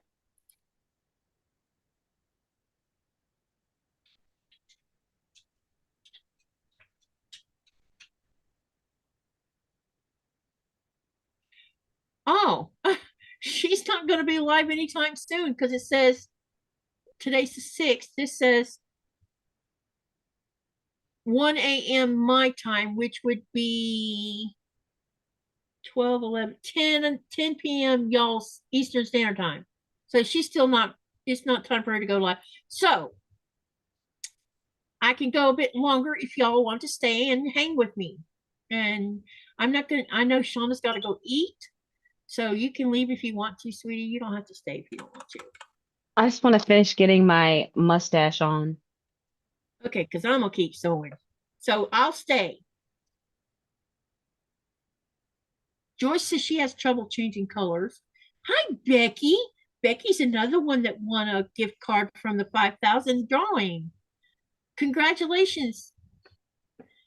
Let me see here. Yeah, Pacific 645 would be 7, 8, 9, 10, 11, 12. Wait.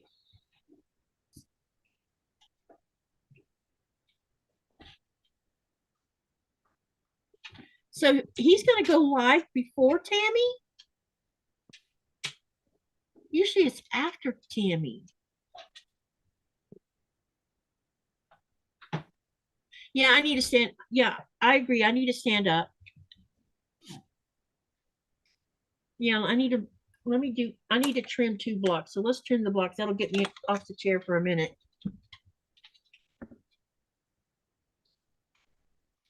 I don't know how to use safety eyes. These didn't come with not nail instructions. You don't know how to put them in? Is that what you mean? Mm-hmm. I don't know if I'm trying to think if I've ever sewn in safety eyes. I mean, so it came with these 2 pieces, right? The little eye piece, and then this little piece, I guess, goes on the back. But I don't know if it should be concave or convex when I put it on. I don't know. Maybe Google it and see what you get for an answer. Yeah, I'm gonna have to look it up. No one else is live, but I watch. But you need to move around. Okay. So Tammy and William might be live at the same time tonight. Because normally William doesn't go live until 1:50 my time.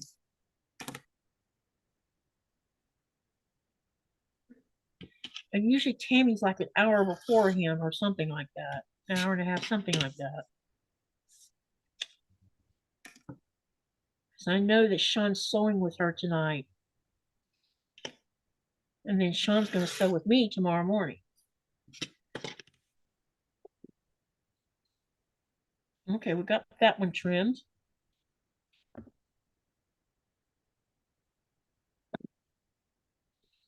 Let's get this one trimmed.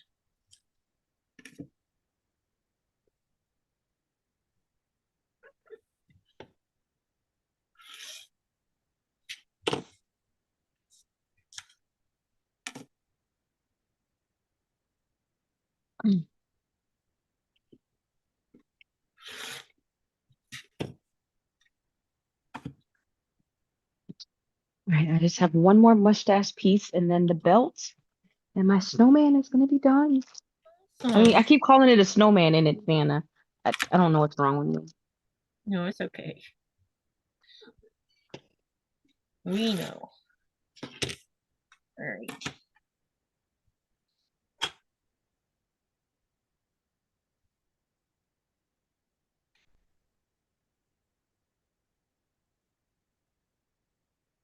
They're gonna be fighting over this thing.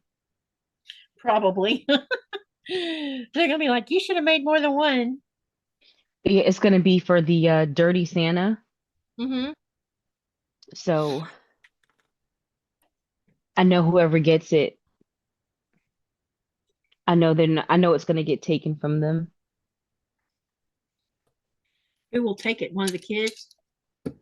No, it's gonna be an adult. The kids aren't gonna care about this bag.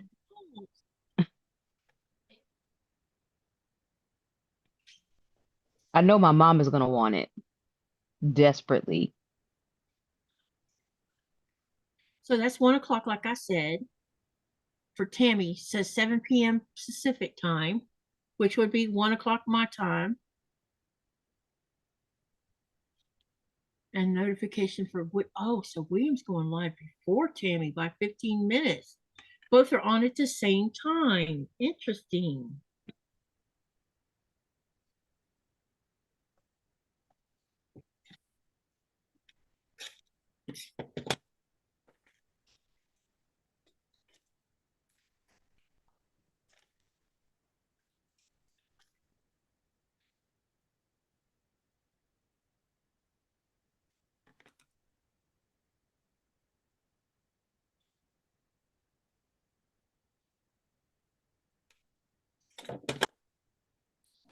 All right, we got that part done.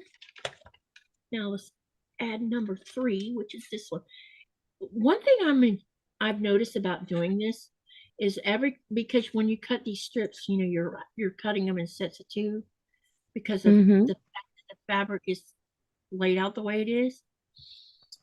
So every time you pull one off, the next one might be facing down. So you know you've pulled off the ones you were supposed to pull off on that one round. So when you do the next block, they're upside down. And then when you pull them, then they'll be right side up again. So you know you're doing it correctly when you're finding it like that. So you have like little small checks and balances as you go. Yeah, pretty much. Because I don't bother to flip them all in the same direction. I just leave them like that. Becky says, "Thank you for the gift card. I was surprised when she won. Yep, your name got drawn. How many gift cards are you doing for your 8, nice. $250 worth. But it's well worth it to say thank you. You know what I mean? Oh yeah, I know. I couldn't do it every month. That would get expensive, especially when I'm trying to save up for hardware. But I don't mind doing it, you know, for New Year's and then doing it for these 2 milestones. You know, they're just big. It's just that the 5K didn't get done as soon because I had to cancel it because of my health problems I was having. Put me in a hospital because of it. That really sucked, let me tell you. But he got my pain under control, so that was the main game of the, you know. Definitely. Because when he walked in the next morning, the first thing he says is, "You look better." That's what he said. He says, "You look better." Because I was in pretty rough shape when they come and got me. Because I just couldn't control anything that was happening to me. It was the most insane experience.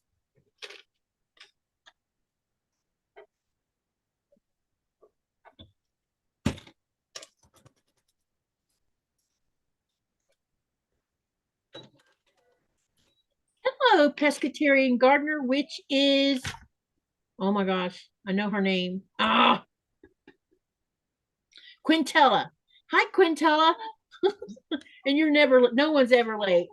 Andrea says, "I have mine in an Amazon wallet. I'm saving up for something I want, and so I add a little to my wallet each month." That's awesome. When I win another one on New Year's Eve, I might just have enough. With your luck, you might win again. She's won twice now. Andrea from Nice. Jay, twice now she's won something. A gift card.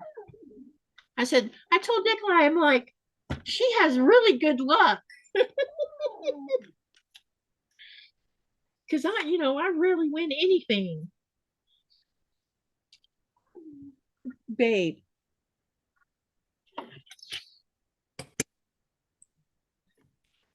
Hang on a minute, I'll be right back.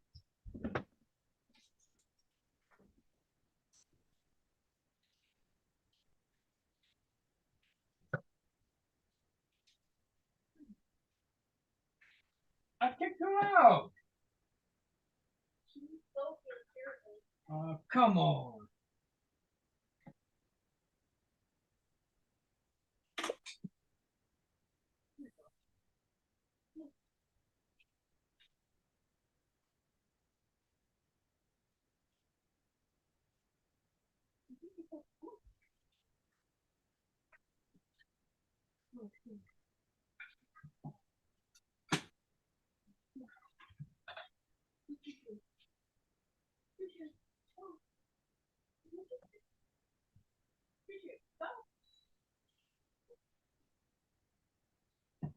Pescatarian gardener, I am making a crochet Santa gift bag. And right now I am sewing on the pieces of his mustache.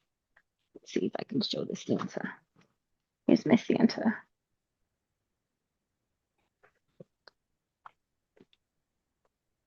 Mama J says I'm not lucky, just blessed. I pay my tithes to the Lord each month. Amen. And he returns it tenfold. And there you go. Huh? Oh shoot. Now I've just lost my little darning needle.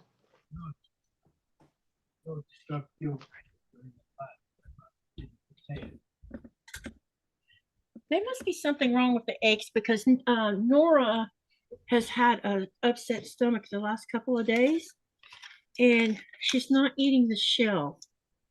So there must be something wrong with the eggs. It must be something that she can detect that we can't. Yeah.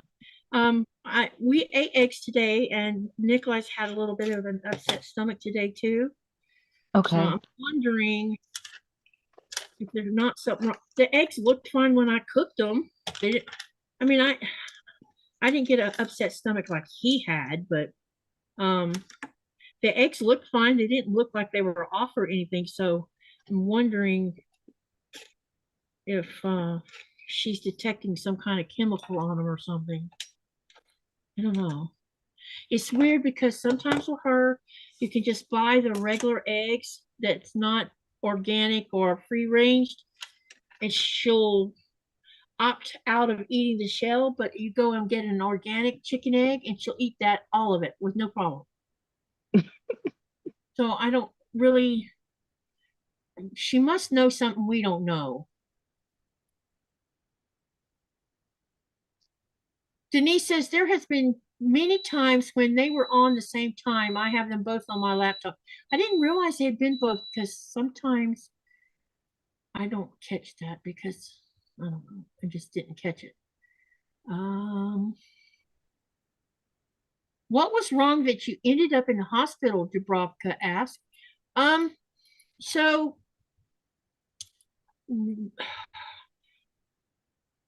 I was having pain issues with my back, and some of the pain, I have pain that's in up underneath my rib cage, and some of the pain was also coming from the hip, but I couldn't tell exactly where it was coming from. But then we reset the living room, and so I moved a bunch of heavy flower pots from inside the house to outside on the deck so that Nikolai could carry them to the boiler room, and then I was stacking them the way I wanted them in the boiler room. And I didn't think anything about that. And I think that's what started the whole thing. I was already in pain when I was doing that, but I was ignoring the pain like I always do. And so the day after that, I was standing in the kitchen and I had what I call electrical impulses happening in the upper part of my right leg, which is not normal for me. It's usually just my left leg that I have that going on. And I said something to Nikolai about it. I said, maybe I strained my back a little bit because I was picking up those big clay pots and didn't think anything of it. So a couple of days went by. And then Sunday morning, I got up and I told Nikolai that I was in such pain that I couldn't, it was unbearable pain. And the longer the day went by, the worse the pain got. And by that afternoon, I knew I was in trouble because it just was crazy what was going on.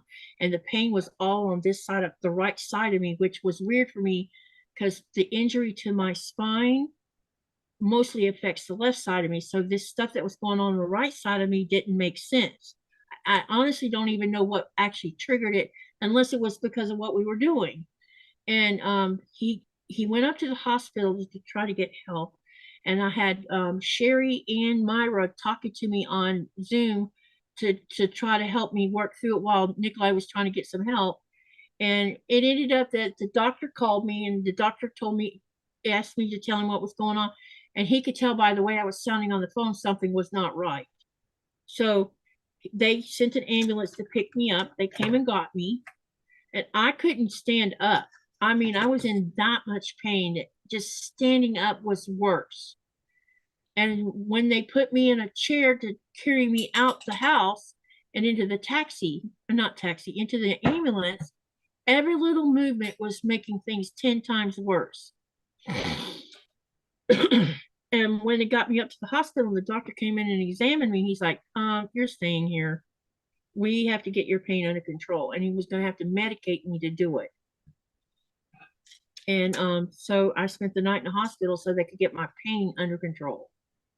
And so basically I can't get an MRI until the spring probably to find out what's going on. So because there's something new going on with me.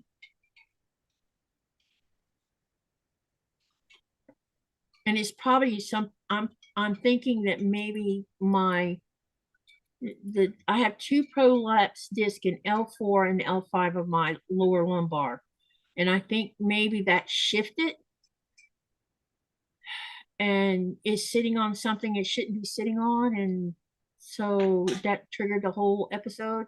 But right now I'm doing fine. I mean, the pain levels are around 2 or 3 instead of the 100% it was.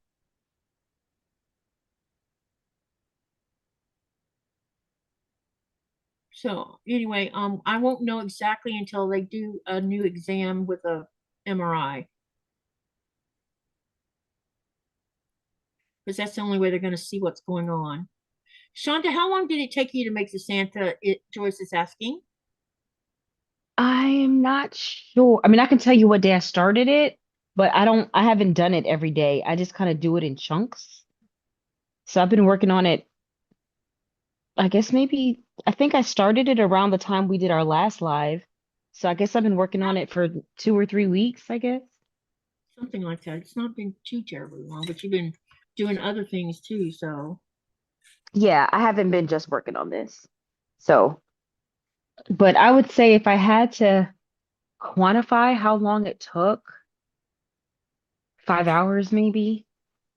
I'm not sure. It's all single crochet. So it's like when my brain can't do anything else, I'll just pull this out because it's just working single crochet in the round over and over and over again and just changing colors when you need to. And I'm following a pattern, so I didn't even have to think about it.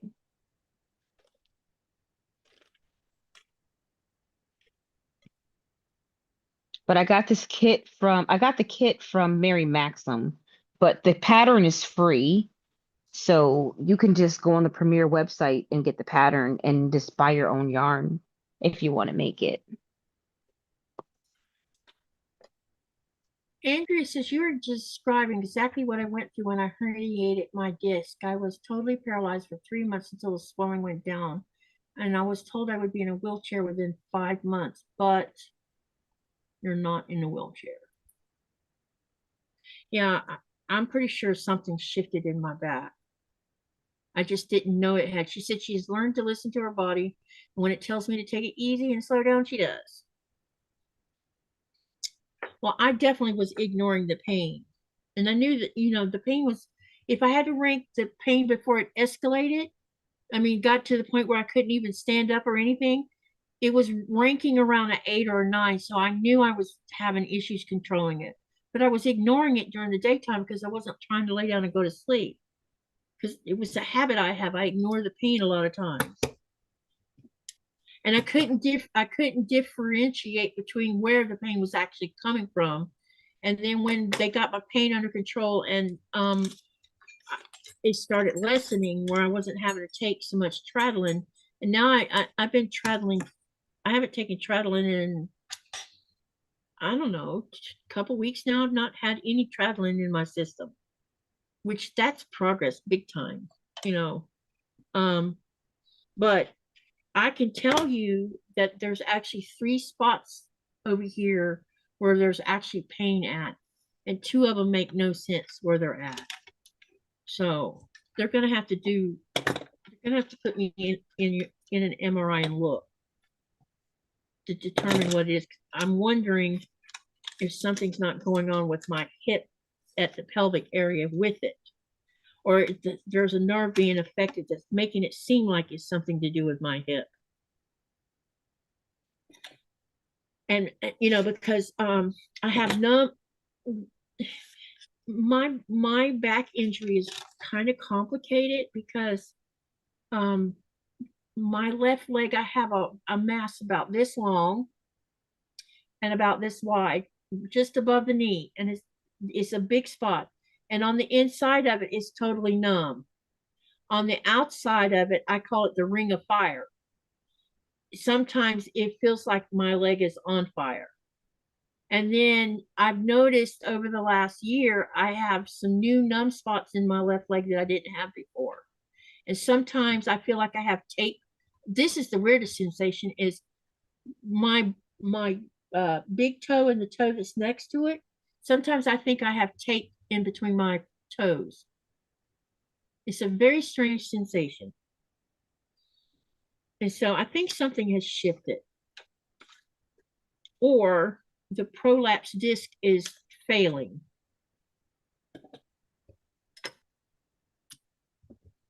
Which, you know, that's what happened to my dad. My dad had 2 or 3 discs that just totally gave out. And they ended up having to do surgery for that. And I hope that's not what's happening to me, because the first thing they're going to do is, you've got to lose weight before we can do anything.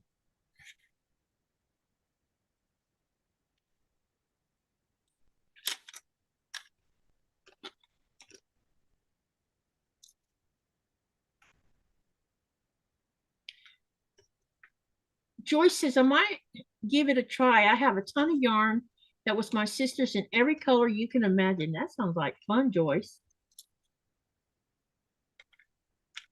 And the pattern uses bulky yarn, so you can, you know, of course, adjust it, and you can hold 2 strands of regular if you want to make it bulky like this one, or just do it in regular. Just single stranded and worsted weight. It'll be a little smaller. This puppy ended up, how big is this thing?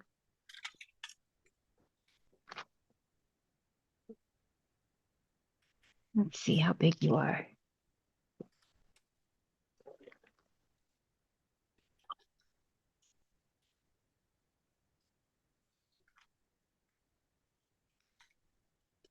Mine is about 16, because this black part, well, you can't see. Well, this black part here is the bottom. So just measuring from the red, it's 16.5 inches, I guess. And if I stretch it all the way out, then it is about 20.5.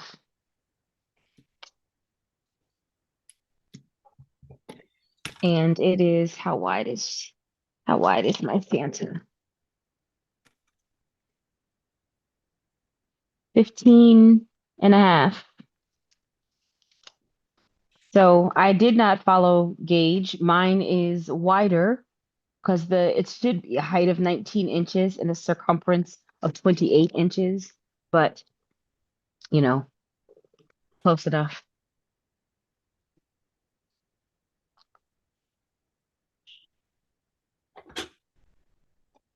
I went through intense physical therapy to get me back to walking.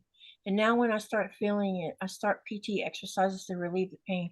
See, exercises makes pain for me. And I absolutely, because the doctor was asking me about maybe I should do physical therapy. And I'm like, if it's going to make pain, you can forget it. I'm not going to do it if it's going to make me hurt more. Because I'm trying to avoid the pain, not make more of it. You know, the one thing that I noticed, because this back injury dates all the way back to 1994 from a car accident. One thing I can tell you is when I was racing my horse and riding my horse all the time, my back hurt me less, because there's a certain, when you're in a saddle or when you're bareback riding a horse, it uses specific muscles that you can't imitate no matter what equipment you use. And so when I moved here to Greenland, I had stomach muscles and leg muscles or thigh muscles that have now, they're gone because I don't have a way of riding a horse. But it kept my pain levels to hardly nothing. I hardly ever had pain. I tore my rotator cuff because I picked up my saddle one day and was putting it on the horse, and I picked up the saddle wrong and I tore my rotator cuff. And the doctor's like, how did you do that? I'm like, or he wanted to know what I'd been doing. I said, well, I ride a horse. Is that got anything to do with it? He says, how much does your saddle weigh? Oh, 50 pounds. He says, that's why you tore because you probably picked it up wrong. I'm like, great, let's do something else, you know.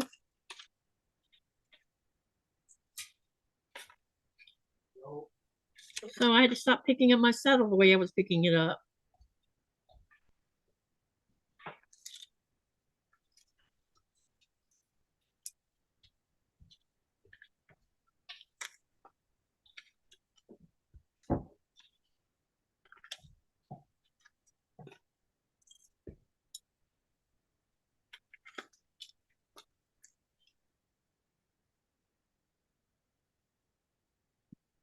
It causes me pain too, but I have to stretch in order to get the sciatic nerve out from between the compressed disc. It's definitely not a sciatic nerve that I have an issue with. It's sitting on a different kind of nerve. Somebody must have opened tuna fish. Yep, I can smell it all the way over here.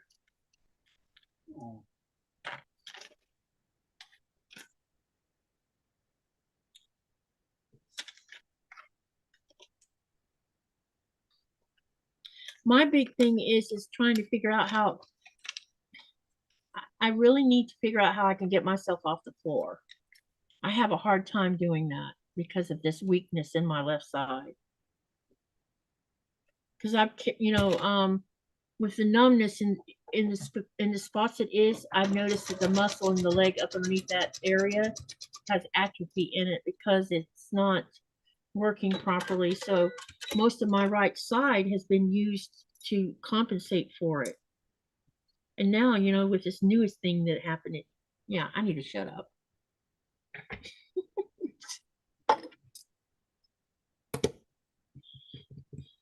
You know what? This is block number 4 right here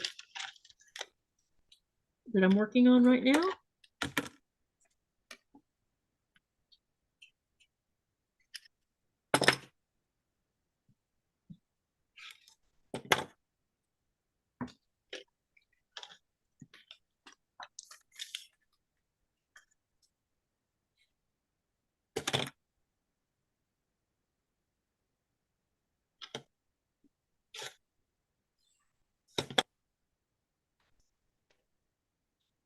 Let's see, we just did number 6. Now we're going to do number 7, which is white again.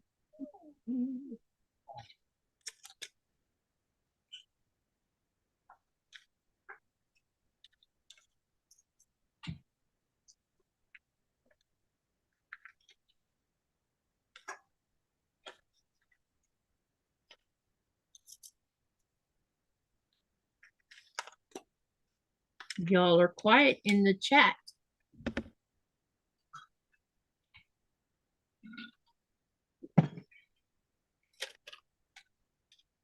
Oh, I'm having a hot flash right now. Sweating.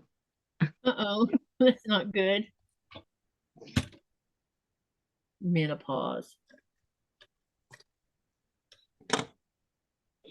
Yeah, I think I'm gonna ask my doctor for hormone replacement therapy.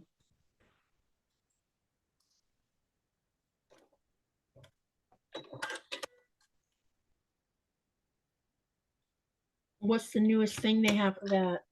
Is it synthetic stuff or is it something natural? I don't know. I have to look into it and discuss it. But I never really researched it because of the breast cancer claims. And then I found out that that was never true. So I was like, well, then it might be an option. So I think I'm gonna look into it.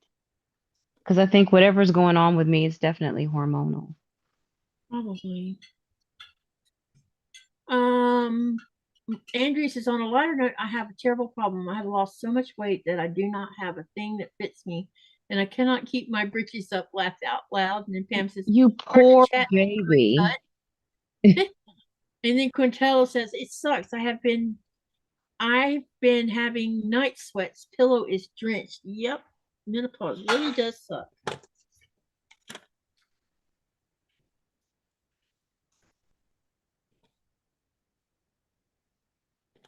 I think that treatment for that could have been, accomplished if they'd started studying this problem a long time ago, Well, if they actually cared about women after they finish having kids. It's like Exactly. once you can't have babies anymore, it's like, well, We don't care. You're no use anymore.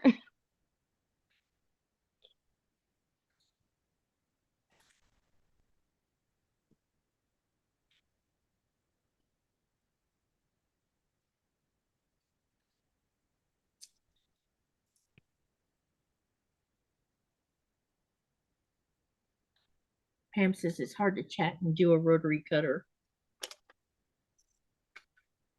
Yeah, I don't recommend talking and cutting either. I do not recommend it.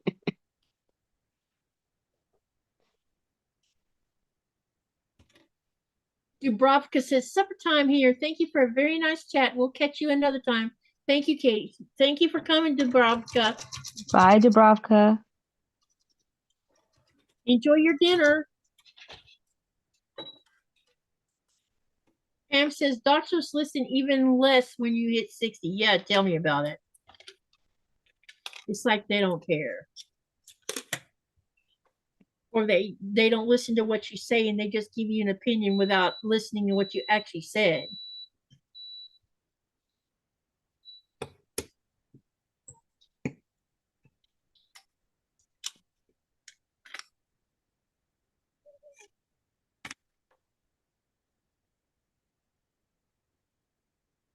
All right, he is done. He is complete. Right. Yay!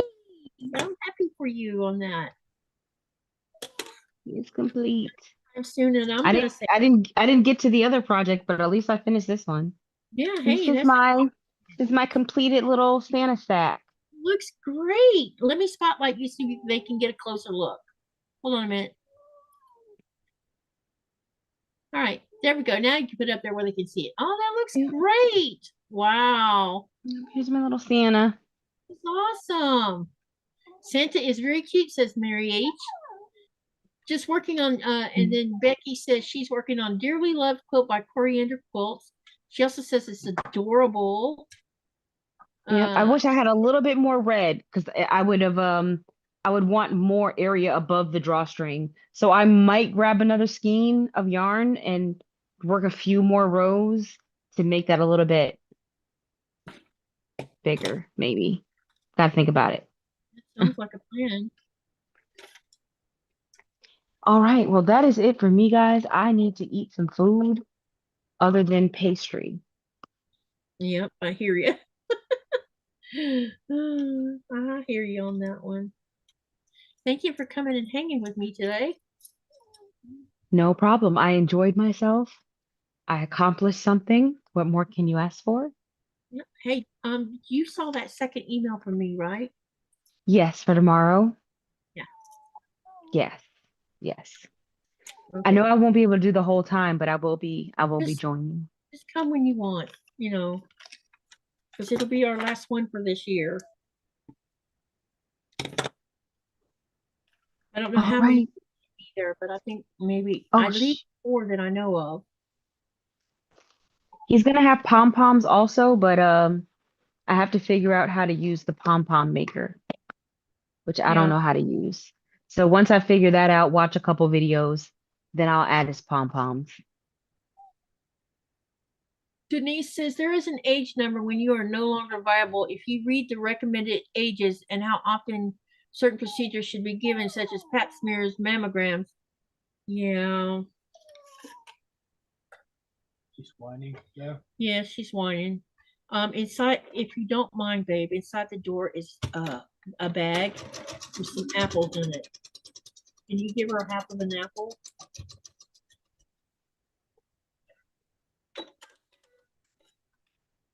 Oh, I need to undo you. Sorry. I was about to turn it off. And, tell them one more time about your channel and stuff, and I'll share your link in the chat. My name is Chaunda. My channel is Under the Needle Quilting and Crafts, and I just like to share quilting and crochet related things that I'm seeing or working on or enjoying at the moment. So I'm gonna have to make a video and show my Santa when I get the pom-poms on. So if you've not subscribed to Chaunda's channel, hop on over there and subscribe and watch her videos, and like them and comment on them and when you have a chance, because I know she'd love that. All right. Well, bye everyone. I enjoyed myself. Thank you, sweetie, for coming. I appreciate you. No problem. See you tomorrow. Yeah. See you tomorrow. Nighty. Nighty night.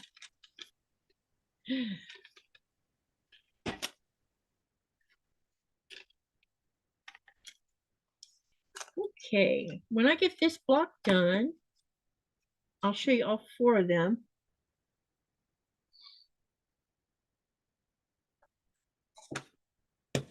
And then I've gotten that part done.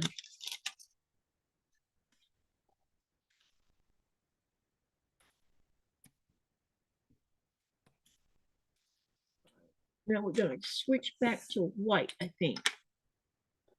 See, 10. Yep. Have y'all enjoyed the live tonight? And I hope y'all made it over there to fill out the form for the gift card too.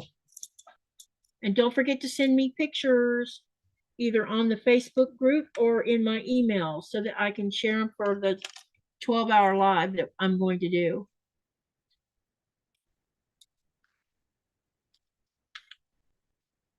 I'll keep reminding you every time I have a live. What, baby?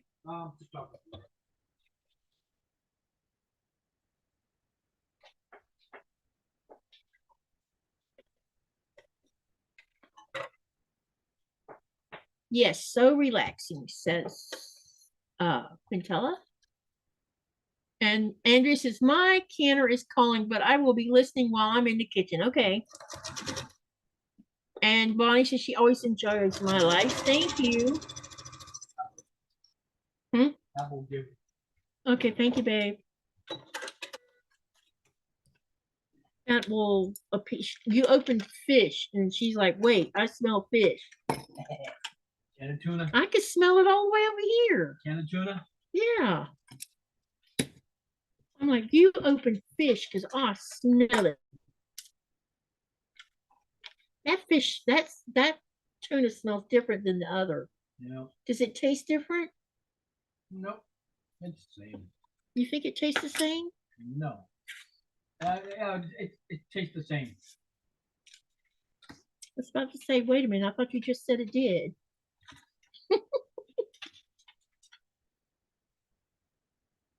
That didn't take long for you to eat your apple.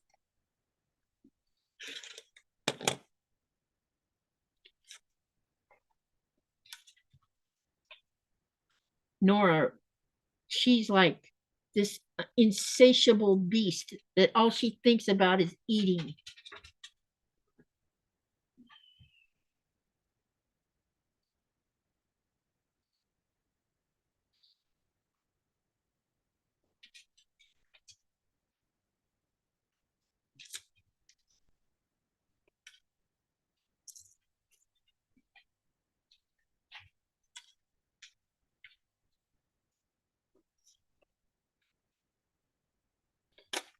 I love this purple. It looks so nice.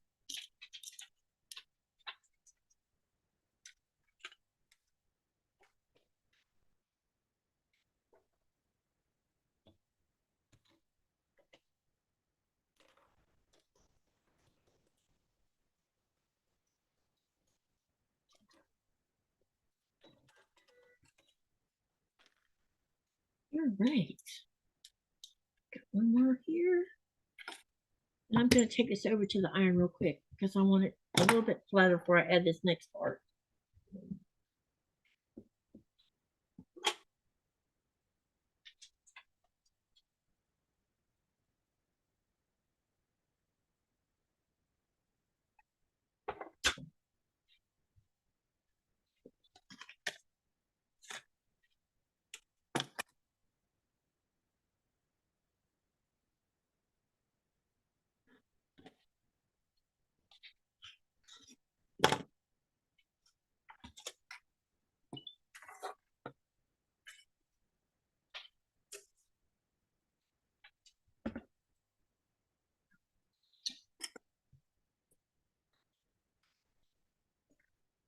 We're making progress on this.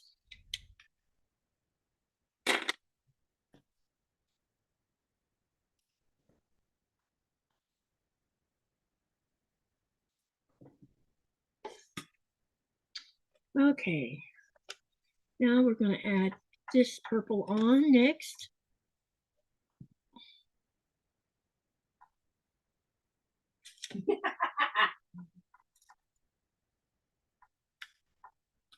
So tomorrow morning at 8 a.m. Eastern Standard Time, Sean and I will be doing a live together, and we will be working on our Stitch It kit. So for those of you that are aware, we've been doing a collaboration since February where we're doing Star Climber, which is a fat quarter shop sew along, and we also started the Stitch It challenge as well, which that comes from Cotton Cuts. And with my Stitch It kit, I'm using Fat Quarter Shop's Jolly Bar Sew Along as the pattern for my Stitch It kit. And I've added some more because I'm using Cali & Co. As the colorway for the Stitch It kit. And then I had bought 2 Jolly Bars of the Cali & Co. as well, and I've been taking some colors out of it to add to my Stitch It kit and cutting them the same size as the Stitch It kit because I know what the measurements are for the Stitch It kit. That way I can have a little more variety of color with the Stitch It kit.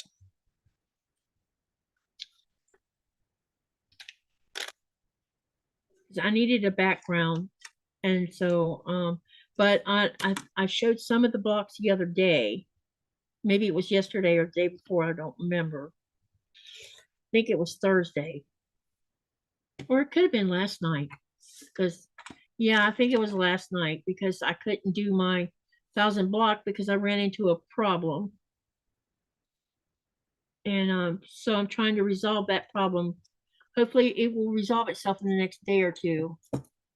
Because I'm trying to figure out how to enlarge the pieces I need for the Emerald Island. Otherwise, I'm going to have to just choose a different paper piece and block for that one block because I'm going to replace, I don't know. I haven't made a total decision yet.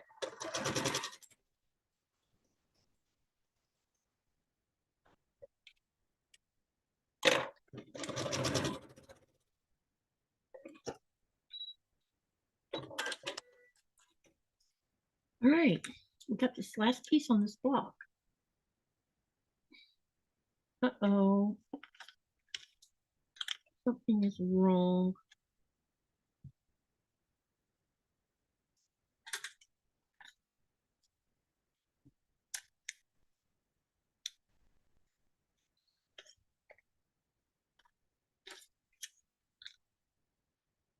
Hang on a minute. I'm going to take this off because something doesn't look right. I need to see if I trim this properly because it doesn't look like I did. And it'll only take a minute to fix it. Maybe a little longer.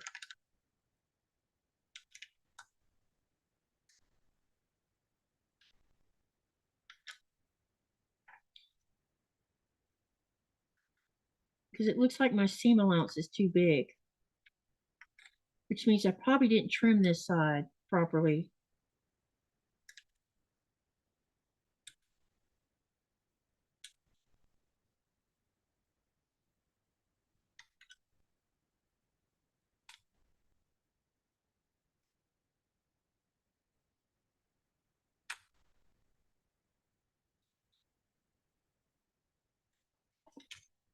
Okay, let's see what I did.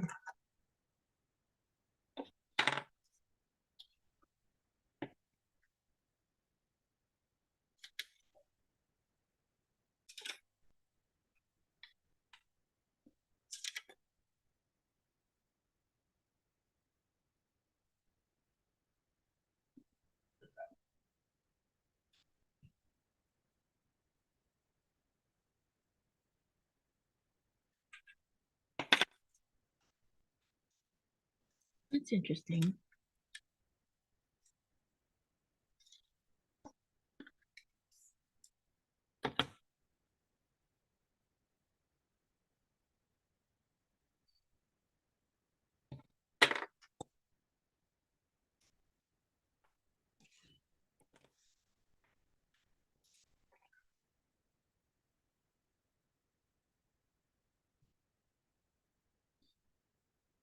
Funny, I hadn't had any trouble with this until just now.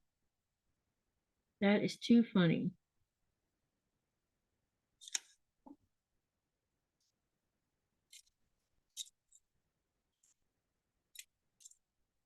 Andrea, what are you canning? You said you were going to be canning.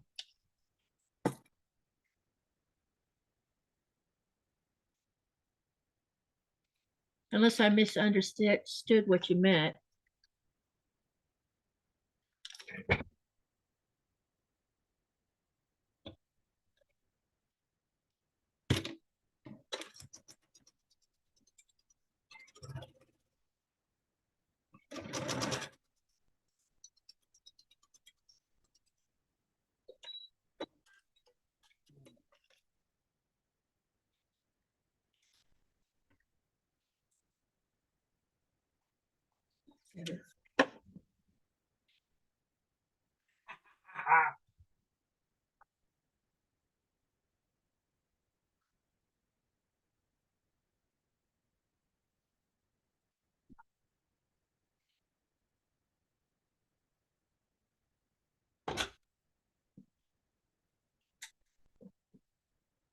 Ouch.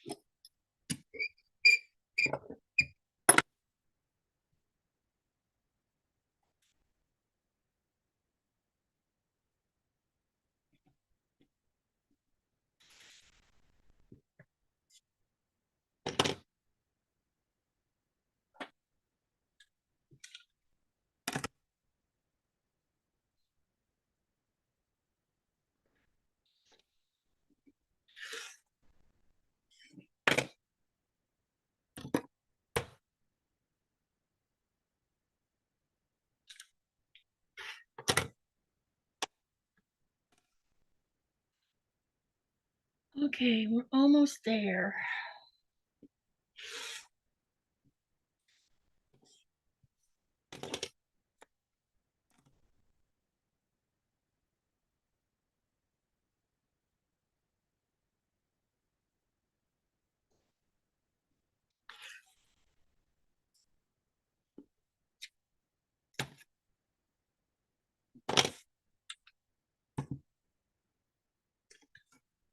All right.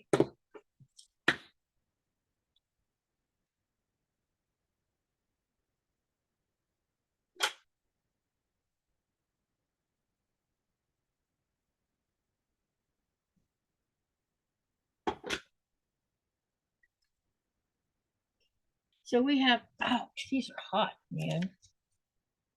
So we got 4 of these now. 1, 2, and 3, and 4. So we got all those done now. Mary's wants to know, how close am I to finishing dragon fruit? She was in the kitchen getting jars ready and did not have a way to answer. Okay, what are you planning on canning? As to, and then Pam says she's going to sign off the chat, but keep me on the TV. Need to move a little bit. Okay. All right. So this portion here is from month 6. Wait. No, month 5, sorry. Okay, so this is month 5, but I just I opened month 6 earlier to press the fabric. So that once I get I have one more set of blocks to do here for month 5, and I'll start month 6 probably tomorrow, because I'm going to be doing some afternoon sewing tomorrow that's not on the live. which means I'll be doing working on this set of blocks. So some of this is not going to take long, like the flying geese and the economy block. They won't take me long to get these done. This is what takes the most time. So I'll be doing those. And that means that I'll have 3 more clues left to do, which I noticed that I've been noticing something. I'm going to show you something. I'm getting closer to where we're about to move into the bigger blocks, because these are 6-inch blocks I'm working on right now, and I've already completed the 4-inch blocks. My fabric bundles are getting bigger.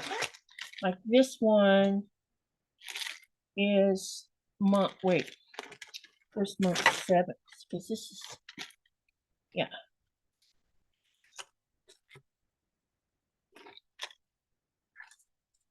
So the one I just opened,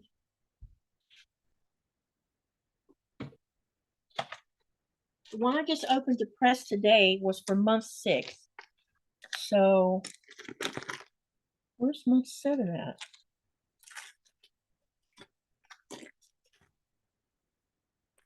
This one's 9. This one's 8.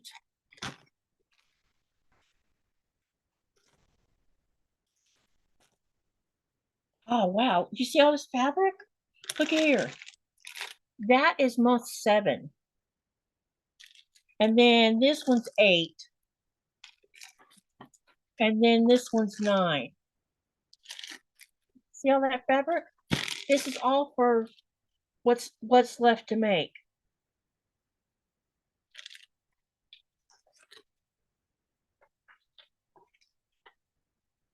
Oh, you're working on bone broth and turkey vegetable soup. Got ya. Would you, let's see. That box keeps making me confused. So that's where I am on it. So I think if I keep on going the way I'm going, we might just have this done by, I know I won't get it finished before Christmas. That's not going to happen. But because I have multiple projects for the channel I'm doing. So, but I do feel like I'm confident enough that I truly think I could get this finished by the end of January. As far as the top. And then when I go to the States in March, if everything works out so I can go, then Sherry said she would quilt the dragon fruit for me. And while I'm there, I'll bind it, put the binding on it, and then I can I can take it to California with me when I go see the grandkids, and then ask Kristen not to give it to Abby until her birthday, which it'll be a long time. She'll have to wait till December to get it for her birthday, because I want it to be for a special occasion, unless I change my mind and decide to give it to her anyway. There is a big chance that I might just decide, screw waiting. Let me give it to her in person so I can see the look on her face when she opens it. I'm really considering that, because it might be, because if I wait till December, I won't be there to see what her reaction is. If I give it to her in person, then I'll get to see her reaction. The only problem with that is if I'm going to do that, I probably need to make another quilt to give to Aria. It won't be fair if I don't bring something for Aria. And I'm working on that. One of the projects I'm working on is for that jelly roll I did with Teresa, the friendship sew-along. I have a lot of that done already, and I could probably finish that, and we quilt that while I'm in the States, and then I could give both of them one a piece, and then there won't be this thing of Aria feeling left out. So I've been doing some heavy thinking about what I want to do about that, you know. So that's probably what I'm gonna do. I think you want to see her reaction. Yeah, I do. Because I know she's gonna understand why I chose that pattern for her, because the artist in her is gonna love it. So yeah. So this is where I am. The only thing I have left to do for the month 5 now is I need to do these two. So I figured I would do these tomorrow. And if I get these done tomorrow, because I'm going to be sewing for a while, I might go ahead and cut and start on month 6. Get this done. Start working on these because it wouldn't take long to get this one and this one done. At least knock these two parts out, and that'll leave these two to, you know, depending on how much sewing I get done, because I'm sewing with friends tomorrow. We get together once a month to sew together, and that's what I want to do. So I think I just need to see what size bed she's sleeping on for Aria. I know what size Abby's sleeping on, but I don't know about Aria. Also, let me bounce something off with you guys. There's going to be a lot of fabric left over from this. Let me show you how much fabric so far I have left over from each clue. There's some in here, but there was this much left in, this is month 5. Yeah. This one is month 4. Look how much fabric's in here. This one is month 3. And there was a little bit left from month 2. Not much because I had an accident. And there's quite a bit left over from the first one. I got to thinking about this. There might be enough here if I'm really frugal with cutting and I don't waste any more fabric by making mistakes. I might be able to take a couple of the bigger chunks that are left over and make a pillowcase to go with the quilt for Abby. I might be able, maybe I can do like make a pillowcase, 2 pillowcases. One for me to put the whole gift in, the whole quilt inside of the pillowcase, and the other pillowcase she can use to put on her pillow. And whenever she's not using the quilt, she can put it in the extra pillowcase. And then the rest of this I can do piecing to go on the back side of the quilt. That's what I was thinking. Yeah, Sean will be with me in the morning. Yes, we will be working on the Stitch It kit tomorrow. So I was thinking a pillowcase would be great to go with this so that I could put the quilt inside of it when I give it to her. And then there'll be an extra pillowcase to put on a pillow. Or I could take, I have 2 thoughts of things about pillowcases. She sleeps on a single bed, so I could make one pillowcase that'll go on a pillow. But I can also take these extra pieces and do patchwork and make a pillow sham to go on a secondary pillow so she can use it as decoration to go with her quilt. I've thought of that also. So what do y'all think about that? Do you think those are good ideas to do with all this extra? Sorry, I don't mean to do that, but this always happens this time of the night. So what do you think about that idea? Do y'all think that's a great idea, or do you think that's too much work?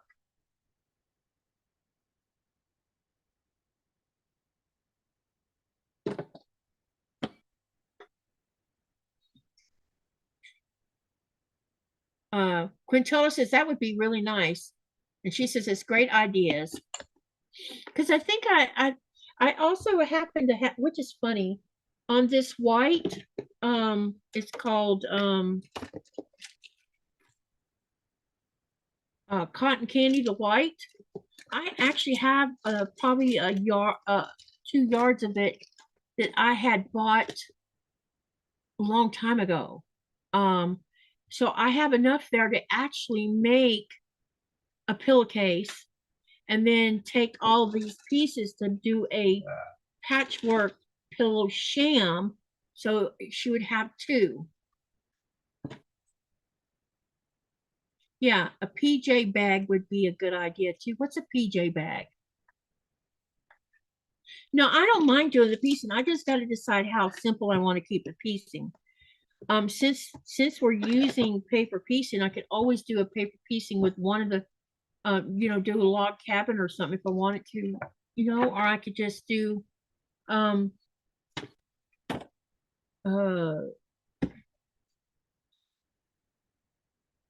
touch blocks. Sorry. A PJ bag would be a good idea too. I don't know what a PJ bag is. Unless you're talking about a pajama bag.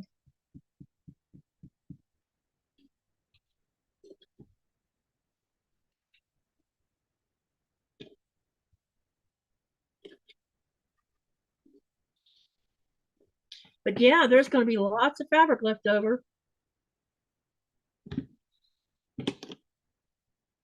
It is like a pillowcase, but you put pajamas in when not in use. Oh, I didn't know there was such a thing. I can send you some patterns. Oh, that would be great. Because I've never heard of that. I would appreciate that, Andrea. So that's where I am. And I think I've made a lot of good progress with this past month. If I hadn't got set back in October, I would have been way up ahead of this game. I originally wanted to get it done early enough so that I could send it to Sherry, but health gets in the way sometimes. She wouldn't want the small piece against the face at night while she's sleeping. Probably not. That's why I was thinking do a pillowcase, but do a pillow sham for a decorator pillow. So that she can, when she makes up her bed, she has a pillow sham going that's got a pillow in it that'd go in front of her regular pillow for decoration. She'd never sleep on it. I don't think I would sleep on a patchwork. Yeah, I'm getting closer to the finish. That's exactly right. And I'm really happy with the progress I'm making. I'm really proud of myself because I've really worked hard for this. They usually look like a stuffed animal when the PJs are in them. What is her favorite animal? I don't know, to be honest. I haven't got to talk to her in a long time. She's 13 now.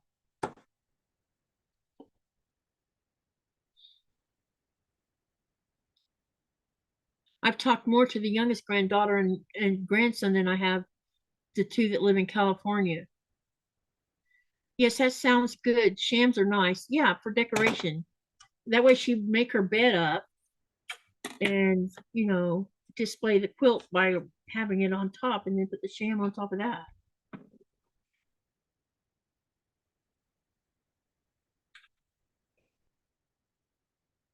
Sorry. It's that time of the night when I do this. I can't stop. Talk to your daughter and let me know. Okay, I will do that. It's like a pillowcase. Put pajamas in, not in use. It's too bad I don't have enough to make her pajamas out of the fabric. But there's not enough for that. I don't even know what size clothes she's wearing. But I'll let you know, Andrea, on that. But I am loving this purple. This purple's beautiful.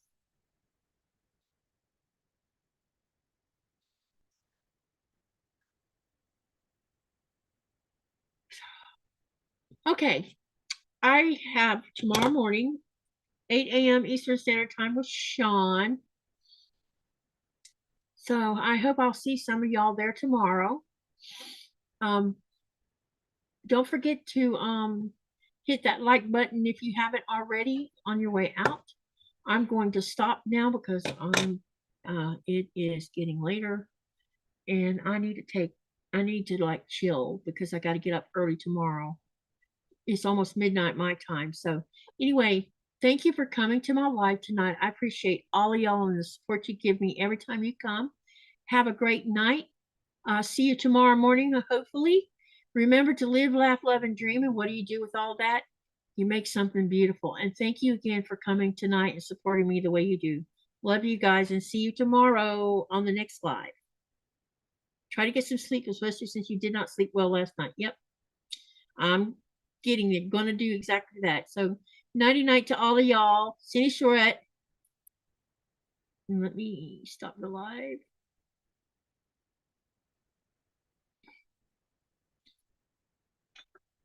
That is it.